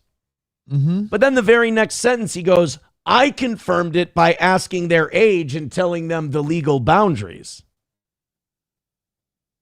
So he doesn't realize that the shovel in his hand is just digging more and more every time, does he? So now I'm confused, Johnny. Is it his foreign team who does his DMs, or was it him confirming their age? I think he wants us to believe the foreign team is like, Mr. Lang, we have found someone very suspicious. And he's like, all right, I better go in and, hey, bitch, how old are you? Like, that's how it went. No, it isn't. No, sir, you were talking to them. Oh, by the way. Plus, who believes you have a team? Yeah, exactly. Well, Jake Lang might have a team, but they don't talk like that when they handle his DMs. They go, Mr. Lang, you have this girl on the line who says she's 15 years old. You should handle this. That might be. I have an island you could borrow. So then Jake Lang says, I never spoke to them again after that. Now, we know that's a lie because we saw the text messages. We have the receipts. You didn't stop talking to them when they said they were 15. You asked them when they turned 16. You, what do you call it? You Crystalia'd them. So then Alex Rosen writes, makes sense. And what do you mean fished? So again, this is a cop tactic. He's like, oh yeah, totally on your side. I get it. So anyway, tell me more about this. He's gathering more information on you, Dingleberry. So Jake says, they were talking about coming to my protest and then switched, trying to rope the conversation into something illegal, and we pulled the plug. No, and by the way, no. They asked if they could come to your protest. You asked about their age, then you kept having, and they sent you pictures and you kept asking about their age. I told them I needed women for my burqa and bikini march. So he's totally not a pervert, guys. He's just planning a bikini and burqa march, and he'll take DMs from strangers regardless of their age. That was planned for February in Florida, and they started search. But this person was phishing us to set me up for something illegal, which I pulled the plug on. Now, if that's the case, if your team thought it was phishing, they just would have blocked the person themselves and never, sent it to you. Right. Nobody would come to you. Hey, we got someone trying to fish you with some sort of underage, like weird sex scam. Yeah. Like, oh, I better get involved then. Like, no, that's usually isn't that why you have the team, so they can block these things and that it doesn't even have to enter your purview? It's like problem done and dealt with out of your. I love that. Hey, we think this 15-year-old's trying to fuck you. Well, I better have direct contact with him then. What? No. I better handle this one myself, boys. 15-year-old, get out of here. Close the door. I'll take care of this. No, Mr. Lang, we don't think that's what you should do. I got it. So then Alex Rosen said, what made us refer to this girl as honey and baby? It's a fair question. Never once was there a pet name used after this fisher identified their age. No talks we had other than them coming to a protest. Now, this account did have pictures of high schools, and they made it very clear they were a high school student. He still called her baby and hun and everything else. So Jake Lang is a liar. He is a great liar, and I will fight him because he is a liar. Veldrain with $1 says, Jesus Christ. Please, guys, language. Did you see what that missile blew up? What? That's another 2 laws broken. Shit.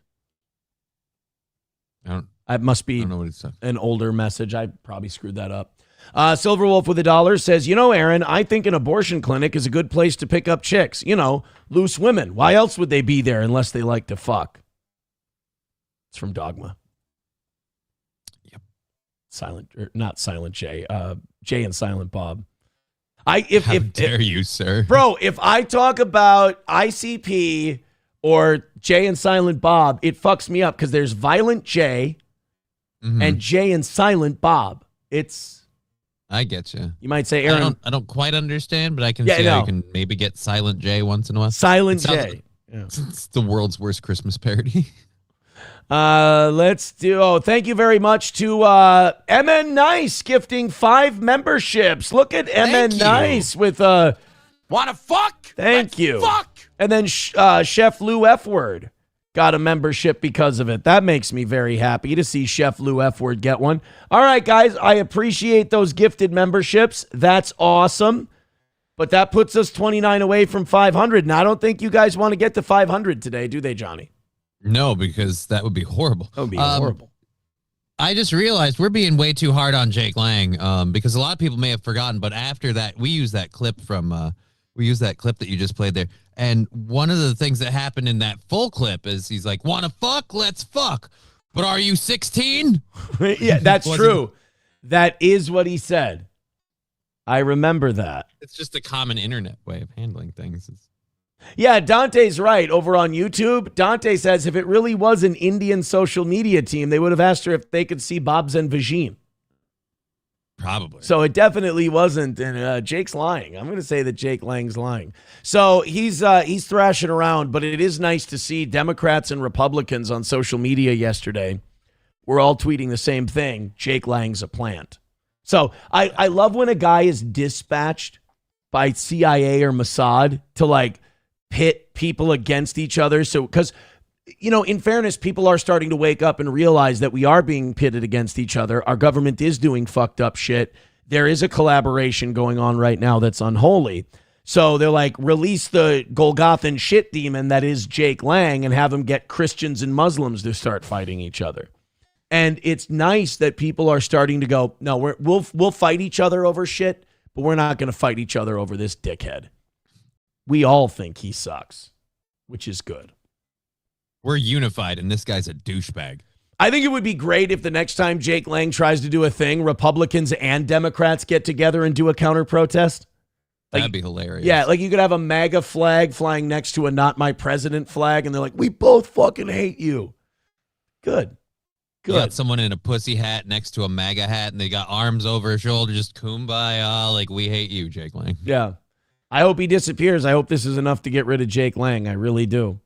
And now I'm not saying they won't find another guy. Maybe that fucking retard. I already applied. Yeah, you'll take the money. I get it. Fuck it. I'll take the money. You might lose to that retard Zach X here in St. Cloud. Probably. He might be the next one. Veldrain with $1 says, but is she hot? Jake Lang. Yeah. Right, that argument he has of, well, I have a team and my team goes through my DMs and when they're 15 years old, they send it to me. It's like, that's the opposite of what a team's supposed to do. All right, guys, I want you to go through my team, catch all the weird, hinky, phishing scams and underage people. But remember, if there's cute pics, send me the DMs and let me work it out myself. I'll handle these. Yeah, the 15-year-old, that one's for me. No, shit, I can't. Dude, I got an audience that clips everything. I got to stop doing that. All right, let's, I think we've been attacking the right too much lately. I mean, they deserve it, don't get me wrong. Mm-hmm. But it feels like we're kind of letting lefties off the hook because you got to remember, even though the righties are in charge and screwing everything up, the last time the lefties got to be in charge, they were completely retarded. I mean, they went way too far off the reservation to the point where we had to elect these war criminals to try and calm things down. The ship. Remember when the economy was really good, but Bill Clinton was getting his dick sucked by this chubby intern? So we were like, we need to elect a godly man. And it turns out we did, but he was like the kind of godly man who thought if you set fires in the Middle East, Jesus would come back. Well, he was told that by his vice president. That too. Yeah, well, is Dick Cheney a godly man? Well, he's dead. No. But I don't believe so. I don't think he personally. Maybe he is. It's hard to tell with evangelicals because they're so demonic to begin with. I can't imagine a godly man that shoots his friend in the face and makes him apologize publicly. So yeah, I I can't can't. With Dick Cheney on that. Yeah, one that's end, a good I'm point. Dude, wait, Mel Gibson. did he shoot his friend in the face? He would. I think Mel Gibson would fuck you up. No, you know what? No, Mel's a good guy. Mel's good. You're right. I apologize. He's got to a Mel temper, Gibson. but I think if he's half of what he preaches, he probably leaves the judgment of people to God. You know what's great is we're going to live long enough to see Mel Gibson sanctified in the Catholic Church. Do you think they're going to actually sanctify Mel Gibson? There's going to be a miracle. I think you need 2 miracles attributed to you after your death. We're going to get 2. Like a sudden rise in the Passion of the Christ purchases. They'll attribute that to Mel. So that's one. He's got a free miracle just with his movies. Like he'll be the highest grossing director the year after he dies. And like, wow, that's some resurrection shit. And then the other miracle will be like 90% of Americans start to actually believe that the Jews started all the wars. And then that's the second miracle attributed to Mel Gibson. Boom, Saint Mel. Got a good ring to it.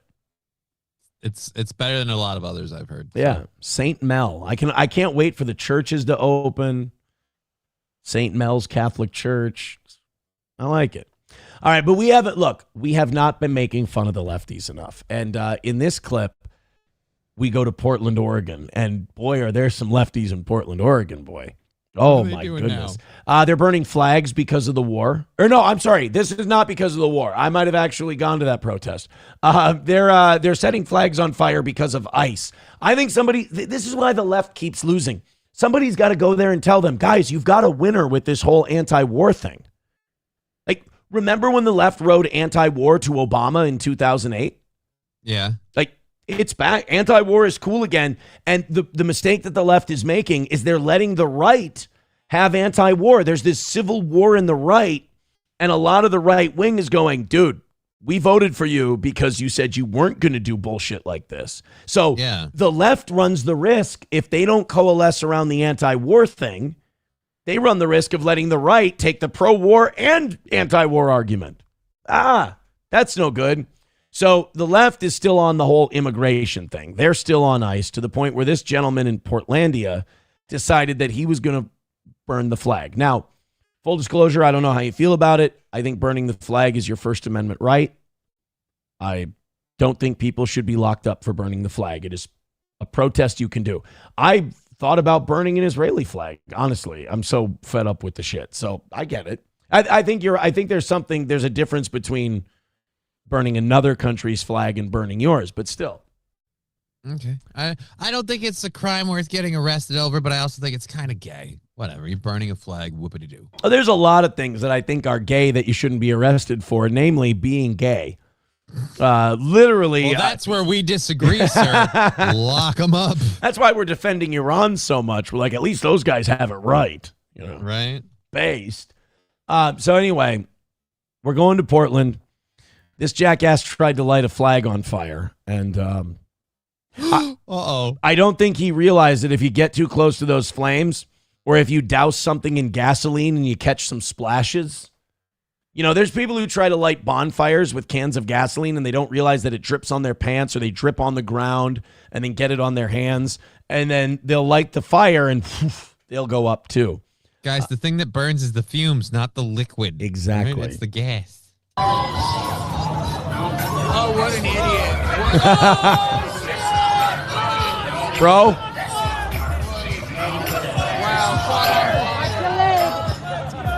He's still on fire.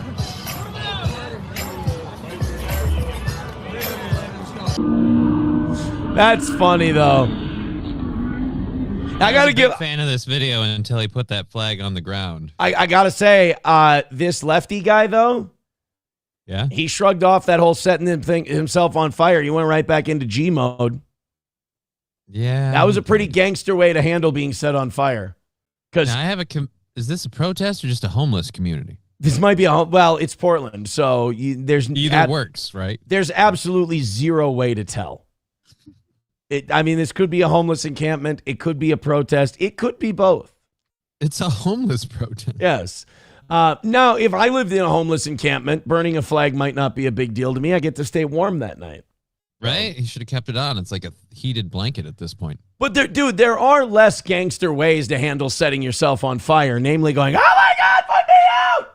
That's kind of a bitch way to handle it. I think stomping around and looking like you're like crip walking to put yourself out, that's kind of gangster. I respect that.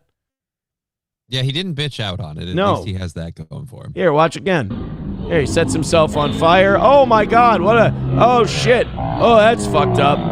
Back pocket's on fire. The pocket you put your wallet in, so the fire's Jewish. Look at that. There's the leg, the back pocket. Look at him. He's look at him. He's high-fiving. God, lefties high-five awkwardly. Yeah. Good. I got to say, respect. I would expect a lefty to handle that like a bitch. And the plus side is the fire probably helped take out some of the smell. Yeah, it's in a way, it's kind of a purifying flame. It burned off the patchouli. When you think about it. It's a bit of a purifier. Wally World with $2 says, didn't Jake Lang spend time in jail for J6? Yeah, that's how a lot of feds get made. A lot of people accuse Nick Fuentes of being a fed because he did not go to jail for January 6th. And he was there. But if you look into Jake Lang when he went in for January 6th, he made a list of other people for the government. And he cooperated, and he was, and even if you go look, there's a video of him swinging a bat at police on January 6th. And either he's a total mo, which is possible, or he was doing it for show to like be kind of a Ray Epps kind of a guy. Fauci's Pangolin with a dollar says, I'm curious, Jake Lang, where do you find a team of pedos? Right? Where do you find a social media management team that goes, I've got an idea, Jake. There's a 15-year-old we've got on the line. I think you should talk to her directly. Oh, I know one country that might help you with that. All right. That's true. G. Shepardini says, Aaron has some good takes on Fuentes. I'm cautiously optimistic about Nick Fuentes. I think Nick Fuentes is allergic to mainstream success. And he'll like fight it, even if it's subconsciously. He'll purposely self-sabotage. Like I think there's a level of attention he's comfortable with getting. And then he's like, fuck, I better take a really unpopular opinion. Shit's getting too real. I'm just worried that he's like, again, like a controlled opposition thing. Because it's a little too perfect. He starts getting hot. He starts picking up steam. I like what this guy's saying. And he does something. Every time he gets a group, he does something to sabotage himself. So like you said, it's either deliberate or subconscious like that, or like I said, he's opposition specifically just like Jake Lang to make that side look bad. That is the thing that kind of fucked all of us up, like starting with COVID, is that once you start to see actual conspiracies, it's hard not to consider that option first for everything. Because you notice the patterns. You're like, well, this is what they do when they want this. So are they doing that now? You know, whenever you think the government's being smarter than you usually think they are, they're usually up to some bullshit. By the way, people still fighting Real 23 in the chat. Guys, do me a favor. I want Real 23 to be a big fan of this show, whether he agrees with our take on Iran or not. And I want you guys, dude, if you guys are having, like people always say that I don't like crosstalk. I've always said, if you guys are having a debate about the shit we're talking about on the show, and that's where the chat takes it that day, that's engaging for the audience. Do it 100%. But please, don't try to run Real 23 off. I would love it if every day we're doing a show and there's a show in the chat that runs parallel to the show that's literally a discussion and argument and debate board running parallel with the program. I think that would be great. So try not to call Real 23 all the names you want to call him and just try to debate with the guy. and be funny at the same time. We're supposed to be enjoying our morning here. Yeah. Lab Glass says, Aaron, he's already got a membership. You're good. Oh, well, he's awesome. He's awesome then. Gift those memberships. Hit like, hit subscribe, hit follow. We appreciate it. Bong Time says, I'm here mostly for the chat, Aaron. Yeah, but you're listening to the show in the background. That's a part of it.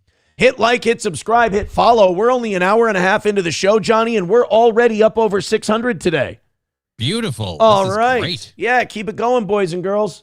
Keep hitting like, keep hitting subscribe. Both of you, YouTube and Rumble, are both on their way to where we like them to be. YouTube over that 2, Rumble over that 4. Get them both to 450 and 250. That's 700. We're a happy group over here. I got to say his name every month because he renews his YouTube membership. Over on the YouTube end of things, I taste my own pre-cum, becoming a member for 42 months. I taste my own pre-cum, of course, dropping hundos on us last week, 2 days in a row. That's very nice. So we appreciate that. Oh, yeah. Did I mention we love Red Boys? Yes, we do. On this program. We're big fans of them. All right. We're going to do some non-political stuff here for a second. And then we'll get back into it because the Trump administration is already lying about the Iran war. We'll get into all that. If you've never watched this show before, we'll get into some heavy shit. We'll have some fun with that. And then we'll kind of bring in a cooler story, like kind of a silly, goofy story. So it, to break shit up so that Real 23. Right? Nobody wants to be freaking pissed all the time. Yeah. So that Real 23 doesn't have an aneurysm or anything like that. Before we go to this Cape Coral, Florida story, which I love, I think it's great. It's a guy who went to a house showing. He's looking at somebody's house. Mm-hmm. And he took it upon themselves, and since everybody has cameras in their house now, they picked this up. He took it upon himself to raid their booze drawer or their booze cabinet. He figured he'd just make himself a drink while he was looking at their house. I love this. Dude, you want to sell the house, be hospitable. Dick. Right? If I was selling my house and they took him on a visit of the house and they went up into my cabinet above my refrigerator and they got a little bourbon or they got a little vodka, I'd be like, hey, man, can I one for the road? What can I do for you? I mean, I'd sit there with a towel over my arm bartending for the motherfucker if he's going to be looking at my house. Look, a bunch of lame people come in here and be like, ooh, I love the house. It smelled like baked cookies when I got it. I'm here for, honestly, a Seagram 7.7. Let's do this. Mix it up. And the realtor will come to you and say, I'm really sorry. The guy who looked at the house was drinking from your bar. I'd be like, did you serve him? Did you ask him what he would like? I mean, I don't know about you, but when I'm tanked, I'm more prone to make wildly emotional, knee-jerk financial decisions. So please. Fix them in old-fashioned and make it heavy. All right, let's go. Did you go to the top shelf for the guy? Because, I mean, anything you do. Hey, ABC, ma'am. ABC. Always be closing. Let's get this deal done. So I like that. You were going to say always be chasing. Like this guy should have had one and then another. And then yeah. Should have been putting liquor down his throat until he signed on the paperwork. Joey Caravello's mommy says Aaron starts making the guy an old fashioned. Yeah. Like, how do you take, how do you like, you want orange bitters, regular bitters? What can I do for you? I'm an orange bitters guy. I'm putting a bow tie on, the whole deal. Oh, and by the way, I've got filthy cherries. You like that brand? Oh, they're so good, aren't they? Not the regular maraschino shit. Not for you, my friend. Not for you. What's your credit score looking like? 775. Wow.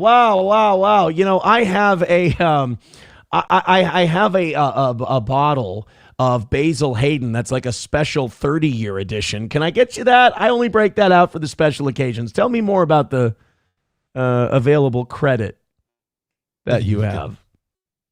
I would love. T-Baby says, yep, definitely the Blue Falcon. If a Mexican guy comes in and he says, I think I'm going to FHA this one, I'm like, all right, you can have Maker's Mark. If he reaches for the top shelf, I slap his hand. Get the fuck out of here. What are you doing? He's too short to get it anyway. Show me your papers. So anyway, we're going to get to that story in just a second. Seemingly, we've used up our talent and ability on jokes. There's not going to be any more good ones. It's all going to be terrible. There is a video. I want to know if you want to watch it before you go at 10 o'clock today. Mm-hmm. Mersh is going through financial hardship. and he's like streaming all the time now because he needs money. He's got IRS problems. And while I don't really have a problem with Mersh, I understand that he just started going after a show because he needs money. I'm fine with that. It's all a show. He was really dickish and shitty to you. Would you like to watch him suffer for 9 minutes later today, or do you not care? Nah, I don't care. Look at that, Pious Johnny. Look at that. Look at that. You just said he's going through financial hardship and stuff. I mean, it's kind of a fucking bag of shit thing to do. Like, I don't even do a show for 100 people. So anybody that wants to like bag on me because I talk about stuff on here, it's like, you can bag on anything I've done, but if you're like trying to start shit with me, that's really gay. I'm okay. Coltrane with $2. And by the way, this is not me hustling. This is Coltrane with $2. He says, I tried several donations on Rumble and it keeps saying I already own it. It's fucked up. Anyway, try burning a gay flag and see if they find that their constitutional right. I'm fine with anybody burning any flag, but I understand what you're saying, that other people might be hypocritical. I've always thought that like I can't fix or I can't control other people's hypocrisy. So, they do what they do. Leave me alone. So you don't want to do, wow, you know what? I think it should be documented publicly that Johnny is being very gracious towards Mersh. And Mersh would probably not be the same way towards you if you were $100,000 in IRS debt and couldn't afford to buy your girlfriend dinner. Dear Lord. Yeah. People been saying shit like that to me. Have they been confusing me with Mersh? Oh, no, they think you're Mersh. Yeah. They think people are like, you can't afford this, you can't afford that. They're like, you can't afford to feed your daughter. I'm like, what are you talking about? Like, I can afford everything in my life. It's a very, very narrow budget with like very no wiggle room. Which, by the way, if we start losing income, it's immediately we're in trouble. Which, by the way, you can't really complain about that. That's like the whole country now. Right. Like, and I'm fine, but it's just, I was wondering where the fuck this, like, you can't afford food. Like, what the fuck are we talking about? That's really mature of you. You were offered a dagger and you could shove it right in the back of a wounded person, and you said, no, that's okay. It's magnanimous. I tried the whole, like, let's fuck around and do drama shit. And if I learned anything, it's just that I don't do it well. So I'm like, well, let's not bother with that then. And you feel gay. Yeah. I don't like feeling gay. I don't like feeling gay. Only a little bit more than usual, but still, it is noticeable. You know, because at some point, like if you're me, you go, I'm almost 40. Like I'll watch some of these clips on YouTube. Like I watched Gino and Keanu were fighting with Stuttering John and the trans person, Ava, he does a show with, and they were all arguing and they used to be friends. And, Gino and Keanu on the outs with somebody they were friends with. Stop me if you've heard this one before. But they were like arguing, and then Anthony was listening to it, and he called Gino to argue with John. And I was like, Anthony Cumia used to be one of the most famous radio guys in the country. And now he's calling Gino to yell at Stuttering John. And I'm like, you're in your 60s with a bum ticker. Like, don't waste your time. Didn't you make a whole bunch of money selling compound media and you moved and everything? Like, just enjoy life. Yeah. For however long you have it left. This is beneath you. This is fucking gay. But I'm watching all these people yell at each other, and I'm like, I'll give them this. I could never do that on my show, because at some point I would go, oh my God, I'm 39 and I have 3 kids. What the fuck am I doing? We're not in high school anymore. This has gotten old. Yeah. Joey Caravello with 2. So anyway, Coltrane says that the Rumble rants and gifted memberships aren't working for him. So I think that means only one thing, Johnny. We got to test it. Yeah, we got to test it. Joey Caravello with $2 says, Aaron, would you have Sean and Marley over to your home, and would you drink with them and give them back massages? Yes, yes, yes. Why wouldn't I? Sean and Marley coming over to my house, they're probably the nicest human beings you've ever met. I don't see why it'd be a problem. I saw a news story yesterday, and I was going to use it for the show because I thought it was uplifting and nice, but I was like, my audience is going to fucking ruin it.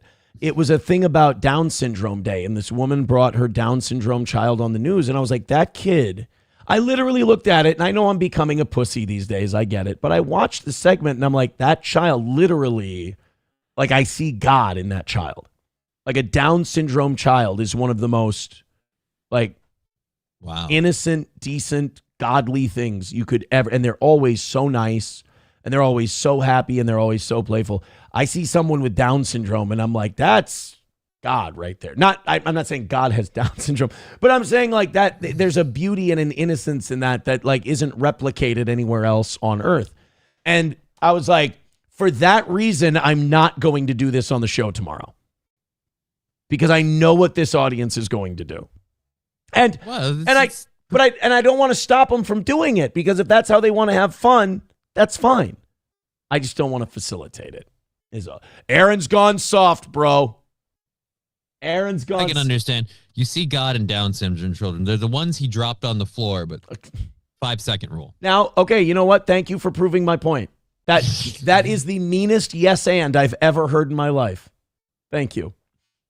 Scouse Ghost with $1 says, Aaron, how long have you liked Rent Boys? I don't like Rent. He's lying. I don't like I have no idea. He's making that up. T-Baby with $1 says, fake 23 shits from his pussy. All right. You know how I said that we should be nice? Clearly someone didn't get the message. No, didn't get the message. King Kong Dong with $2 says, Aaron's White Power Hour bonus is working, I think. No, I think we've only made like $2 from Coltrane saying that the donations aren't working on Rumble. So I think it was a subtle grift that didn't work. But hey, you guys are only a red boy away from knocking out tonight. And like I said, I really don't want to leave this shit in the evening show's hands. So thank you guys very much for your contributions. All right. Let's get after it. This guy in Florida, I love this story, and I think everybody should. This should be like a new trend for selling your house is open bar. Because what do you have to lose, right? Yeah. Well, I mean, other than the money you spent on the booze. Dude, if you sell your house, especially so I bought my house in 2018. Do you know what home prices have done? They've skyrocketed. Oh the my government really God. likes their money. You can clear out the whole fucking bar as long as you're signing the offer sheet at the end. Go ahead. You'll be able what to. if they clear out the whole fucking bar, but you don't sell the house? Oh, yeah. Then you bludgeon them to death with a That's what I'm 2x4. Yeah, like Hacksaw Jim Duggan. You just fucking, you Triple H sledgehammer their ass for sure. That's why you have the rugs in the garage. Because I'm just worried, like, the word will get out. You'll have 1 or 2 prospective buyers and a whole bunch of Farvas just, come on, open bar, dude. Bro, that's why God created racial profiling. No Polacks allowed. That's not true. That's not. I would never do that. I would never do that. Your money's all green to me. I can't be. Can I get in legal trouble if a drug dealer buys my house with cash, but I don't know he's a drug dealer, but he made that money selling drugs? I think I can get in trouble for that, can't I? I mean, there are like red flags, like the fact that when he came to buy the house, his offer was in a duffel bag. But other than that, I mean, you could always claim ignorance. Wait, he buys the house from the bank. Like he finances it through the bank. The bank cuts me the check. I might be in the clear. I wish we had a legal expert. I got to get in tight with potentially criminal. Well, I'm not on a call him in the middle of the show basis. Should we call Sean? Maybe I should call Sean. If he's not busy, I'm sure he'd love to help. What, Ohio? It's like 9:00. It's getting up for work time in Ohio, isn't it? Yeah, if he's still in bed now, like, what are you doing? Let's call potentially criminal Sean. Let me hook up the phone to the Bluetooth here. And we're going to call Sean, and we're going to find out. What's my question now? If a drug dealer buys my house, can I get in trouble? Yeah. Can I get in trouble for the... Let's give him a call. He's not going to answer. I'm not on... This is a violation of my knowing potentially criminal. We're not on a I can call him like this basis. Hello, this is Sean. Oh, Sean. Hey, it's Aaron from Steel Toe. We're on the air. I'm sorry if we woke you up, but we really have an important legal question for you. No, I'm in court myself. Oh, you are? You're already going for the day. Yeah, I kind of figured if you're calling me like the train was fall out the world or something. Yeah, it's done. It's finished. Okay. We have a question for you. We're talking about a story about people selling their houses and stuff, and I had a question for you. If a drug dealer like a Walter White type buys my house from me, I don't know he's a drug dealer. I accept the sale. Can I get in trouble? Like, if Walter White buys your house, like, well, no. It's like if you sell your car to a drug dealer, it's not your problem. Okay, so like even though he bought it with money he made from drugs, I'm ignorant of it. I can still take the money and run. Yeah. I mean, like, you'd have to show that you, like, I mean, there's always a worry the feds could come after you and take the money, but yeah, generally, yeah. Okay, cool. Then that MS-13, that nice gentleman who came to my house yesterday with a bunch of cash, I can tell him we're good. Well, I mean, I think you got a problem if you realize he's an MS-13 at that point. Shit. Okay. Well, thanks. You ruined my day, Sean. Have a good day in court. All right. Bye. Thank you. All right, so you just have to not know they're a drug dealer. Like I said, you just ignore the red flag. Yeah. Shit. Duffel bag of cash shot right in the ass. Fuck. Well, maybe next time. All right, so let's go into this Florida story. Thank you, potentially criminal Sean. I thought I woke him up. I felt really shitty. Yeah, didn't he say he was already on his way into court? Yeah. Oh, good. So we're good. He's right now he's defending a group of gang rapists who killed an innocent woman. I know nothing about I'm just kidding. I have no idea. He's probably in some kind of like a divorce thing. I don't know. I don't fucking know what Sean does. No, he's not. I don't think he's defending gang rapists. 4 of them, actually. A Buddhist monk they raped and killed. And Weird. Sean's going with an affirmative defense. No, let's go to this Cape Coral, Florida story. You understand our coverage of this is going to suck because we've taken forever to get to it and fucked around with it so much. But let's check it out. This is Stuttering John going to buy a house in Florida. All right, Rob, thank you. Look at what cameras captured during a showing at a home for sale in Cape Coral. A hate crime. Oh, shit. Never mind. Oh, look at that. They got a sign up there that lets you know you're at the bar. If the bottles weren't a big enough clue. They actually have a sign above the wife's bedroom that just says cunt. It's a very well labeled house. I like it. And helping himself to a bottle of booze, taking a... Oh, wow. He's going right up. He's pulling. Okay, don't be a dick. Use a glass like a civilized being. You're in someone else's house, asshole. I know. Right? He's wearing a T-shirt and shorts to a jean shorts to a home showing. He's not serious. He's not buying. I like their setup, though. If that's their basement, that's a really nice basement setup. I like that. You said it's in Florida, so it wouldn't be because they don't have basements there. Oh, that's right. You guys are the soggy bottom boys. There in Florida. You can't have basements. All right. So yeah, don't pull from the bottle. Like, I don't have a problem if somebody drinks from my bar if they might potentially cut me a check for hundreds of thousands of dollars. But like you can see I have cups there, dude. There's glasses. Yeah. Come on. Have a little container of ice out. Really make yourself a real nice mixer. Yeah, like get after it. I don't mind, but why? I mean, I stole that ice bucket from a Holiday Inn for a reason. The homeowner's bar. And take a look at this. Moments later, he is spotted asleep. Isn't there a realtor there with him? Like, wouldn't the realtor come get him and be like, hey, man, that's 45 minutes later. He's got to make sure that this is really going to be the kind of house he can live in. So he's giving it the full test. I got schnockered and I passed out on the couch. No, that's a good point. You raise a good point. If you're going to like live in it a little bit, like for that hour you're there, really live in it and see if you can see yourself in that home. That's a good point. Well, what I like to do throughout the day is get blackout drunk and fall asleep on the couch. So let's see how this one feels. On the couch. Good evening. I'm Kelly Burns. This happened in the Northeast Cape along 30th Terrace. Gulf Coast News reporter Madison Zaleski is there live, where the homeowners are angry but thankful they had cameras.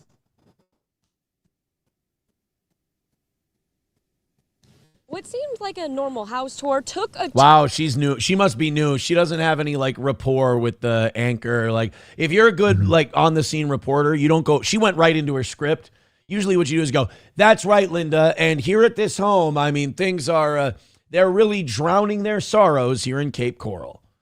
When a man visited this home in Northeast Cape Coral. When he thought no one was looking, he decided to sneak off and check out the homeowner's liquor cabinet. But what he didn't know was that cameras were watching him the entire time.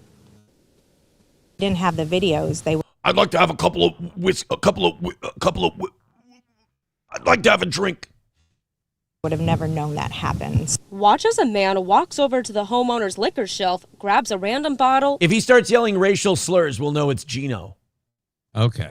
I don't know. It just doesn't look like it at this angle. Oh, it's in Florida. It could be Mersh, but as he said, he doesn't have any money. So he's not going to be looking at a house anytime soon.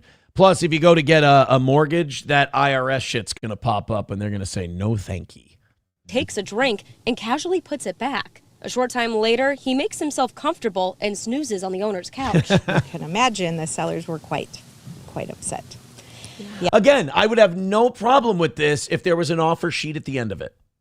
My biggest problem, even if there was an offer sheet, like, dude, you put your mouth on the bottle. Like, it's fucking social drinking stuff. Like, use a goddamn glass, you fucking heathen. Hear me out. If there's, like I said, if there's a good offer sheet at the end of it, I'll say, here, you put your lips on it. It's yours. Take the bottle home on us. You know, it's a welcome home gift. Speaking of gifts, did you know this bullshit? So you can spend $500,000 on a house. Your realtor will get a 5 to 10% commission. 2.5 to 5% commission on it. So we're talking $500,000 house. That would be $25,000 commission. Yeah. Nice, right? If not that, if it's split, then you got 12. I think 5% is if you're the seller and the buyer's representative. Otherwise, $12,500 on one house, that's pretty goddamn good. You're good for the month at that point. But they can only get you, the realtor can only buy you a gift at closing of $60 or less. Why? It's some stupid fucking rule. Huh. Can we get that for politicians then too? Like, you guys can't get. Dude, I spent like $250,000, $260,000 on this house when I bought it, and he got me a bottle of Tullamore Dew. Which, by the way, I don't drink it, but like it was fine. That's a very nice gift. I really, really appreciate it. But that's the most he could get me. It was like that, and I think he got me a glass. And that was my gift. So he did well. It's weird rules. Yeah. Oh, he also sold my house. So he sold. So he made it on two ends. He did very, very well. And I got a bottle of shitty Irish whiskey. I shouldn't say shitty Irish whiskey, good Irish whiskey, but not an Irish whiskey. No, there's better ones. Yeah, right, you know. Yeah, it's kind of a violation of all kinds of things. I'm a cunt. Tullamore Dew was what he got me for selling the one house. For buying the other, he did get me a bottle of Angel's Envy. Okay, well, at least he pulled up the nose of the plane at the end. Yeah, he did. That was nice of him. He's a good guy. Sellers are clients of Carla Clutch. She told me a buyer's agent brought the group into the home in Northeast Cape Coral for a tour and left the man alone in this room. Really felt terrible. She was mortified as well because they thought that maybe he looks like it was Captain Morgan, by the way. I don't know if you can see that booze bottle very well.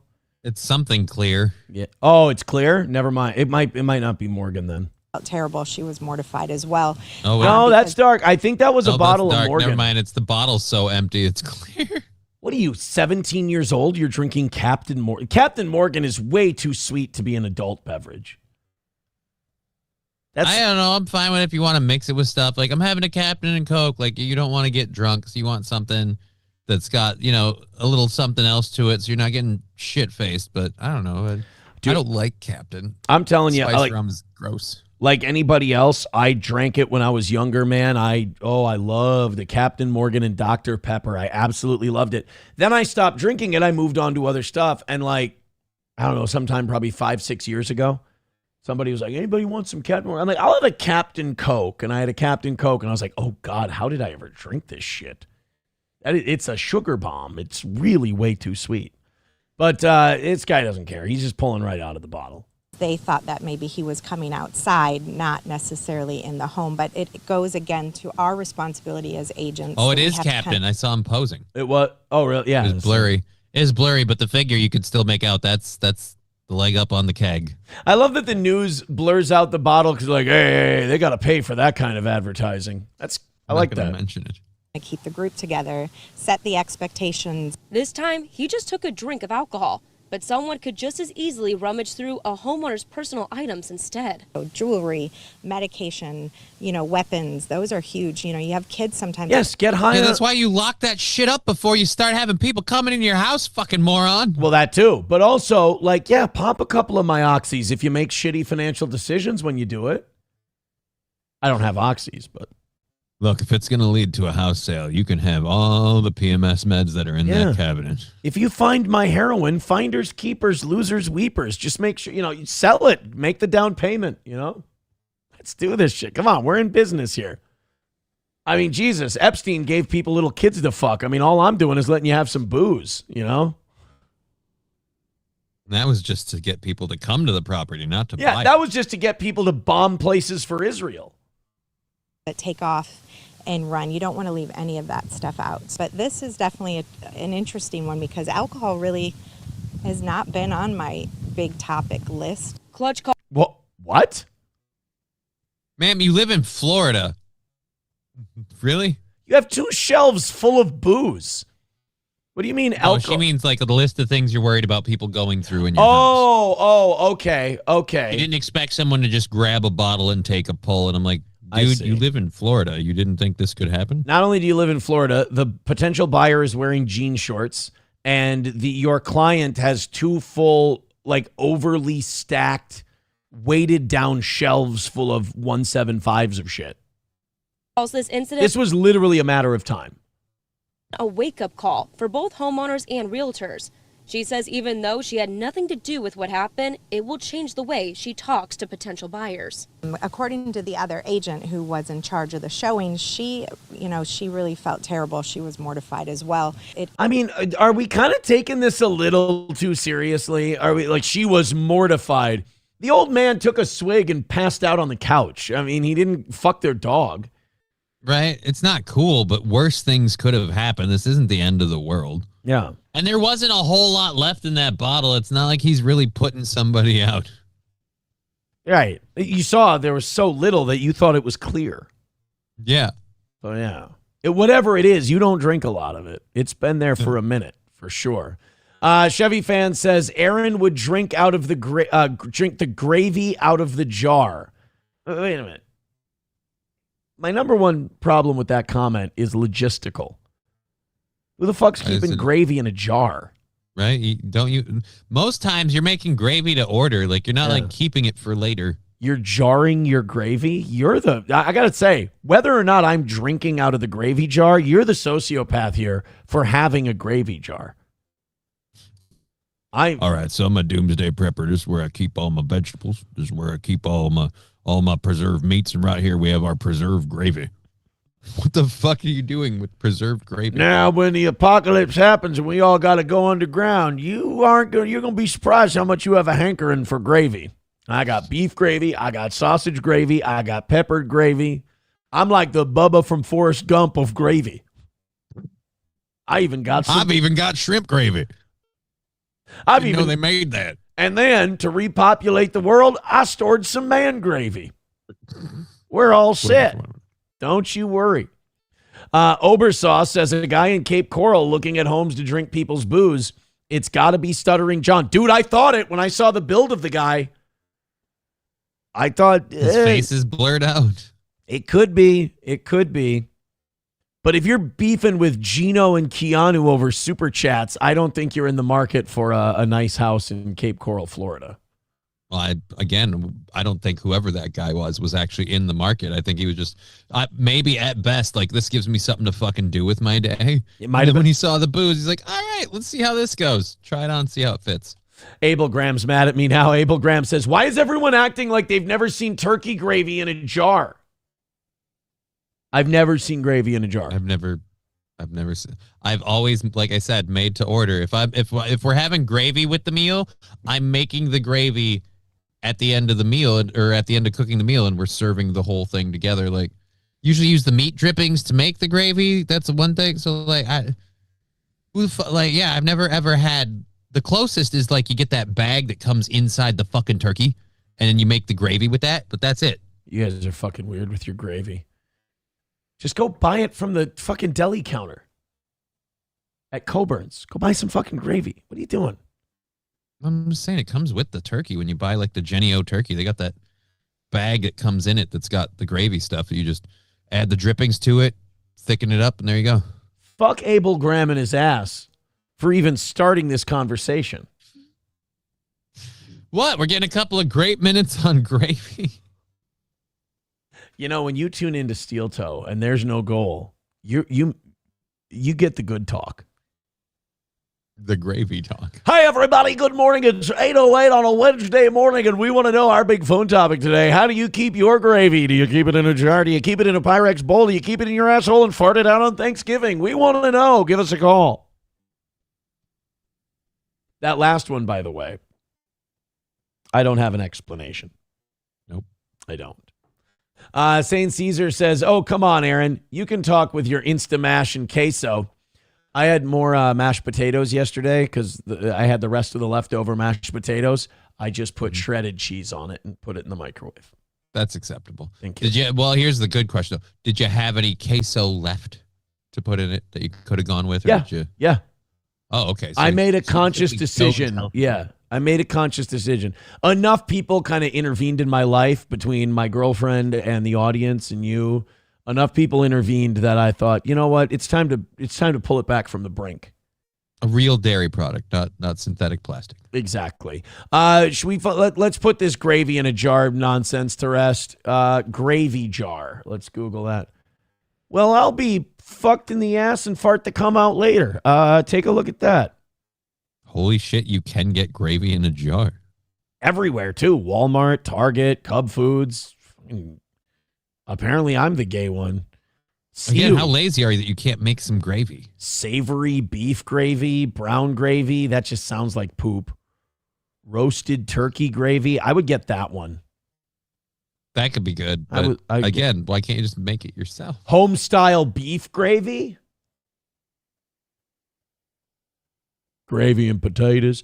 Roasted garlic and rosemary gravy. That's a little rich for my blood. Chicken gravy, turkey gravy, brown gravy. These are working class gravies right here.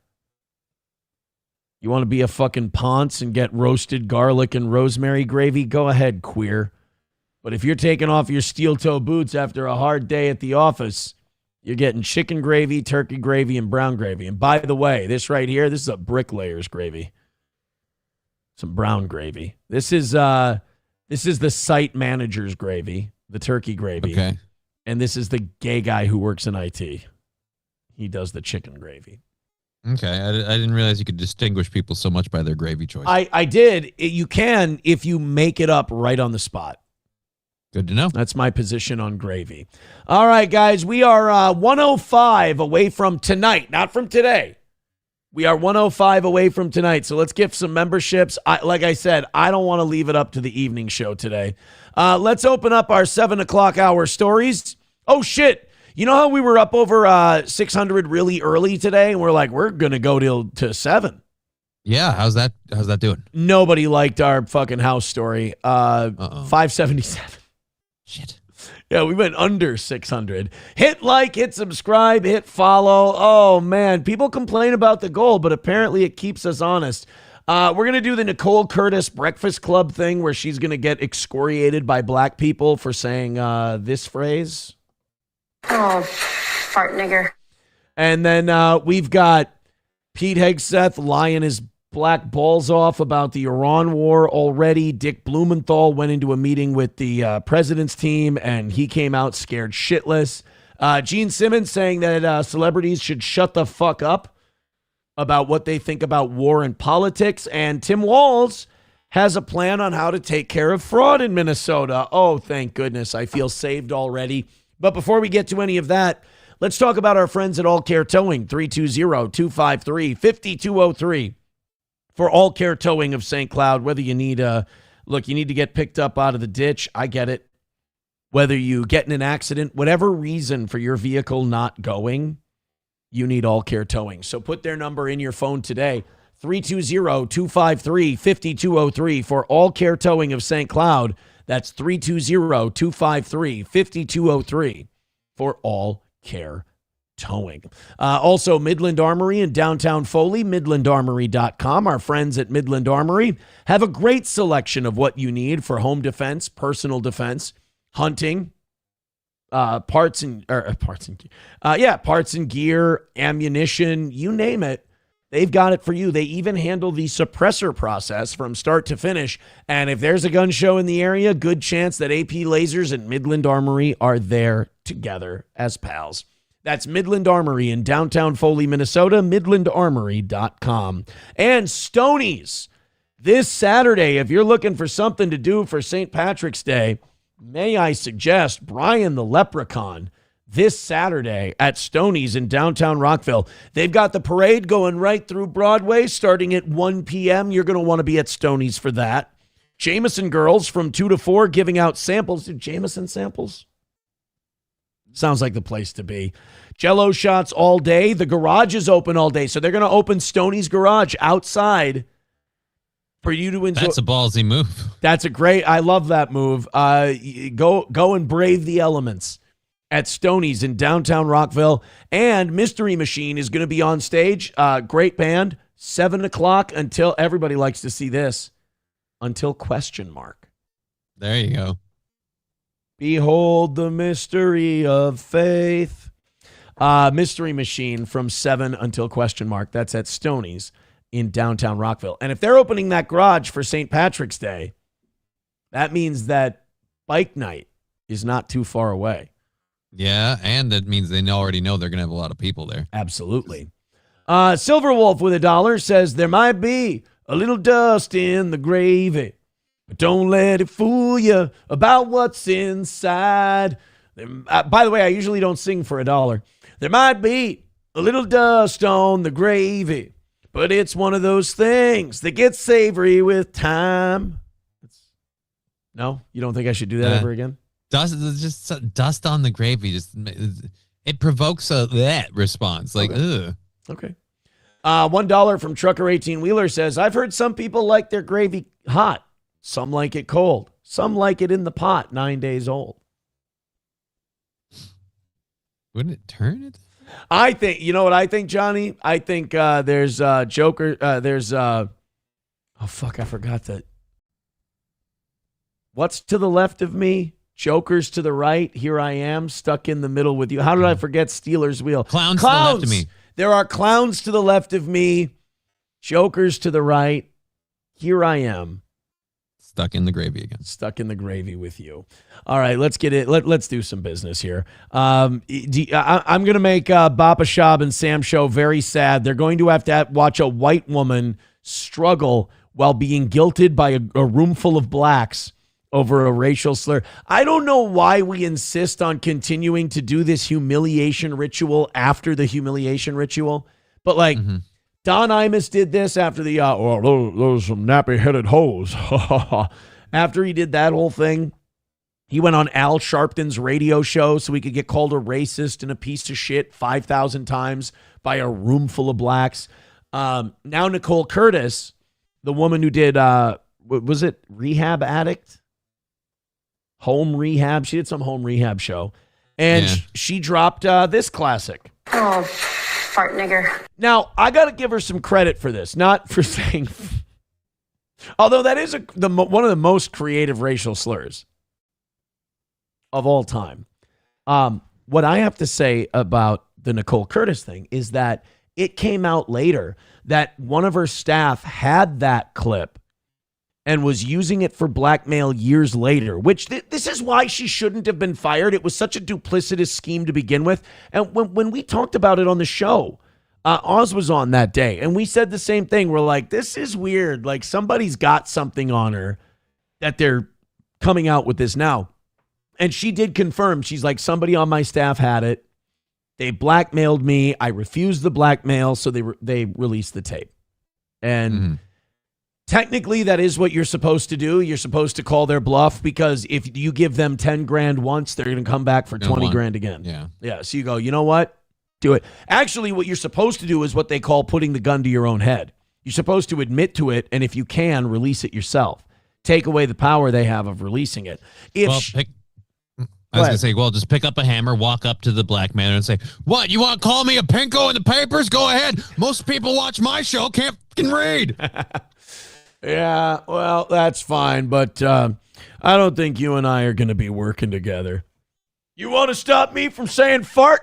I'll hire Michael Richards and do a show together. How about that? It doesn't matter. I make garbage. Go ahead. Tell him I said fart. But I'm not going to apologize. I'm going to take this and I'm going to beat you to death with it. Tiffany. That would be great. Everybody should react like Buddy King did when they get threatened. I like that. That works so well for the HGTV crowd. You want to call me a racist in all the papers? Go ahead. None of the people that watch my fucking show can read. Great. Now I'm going to watch Trumbo again today for the second time in a week. So, Nicole, I almost called her Nicole Richie. Nicole Curtis had to go. She had to do her public humiliation now. She went on The Breakfast Club. And look, I've been a Charlemagne the God supporter most of the time on this show. I kind of like that he's a little shock jockey. He's old school.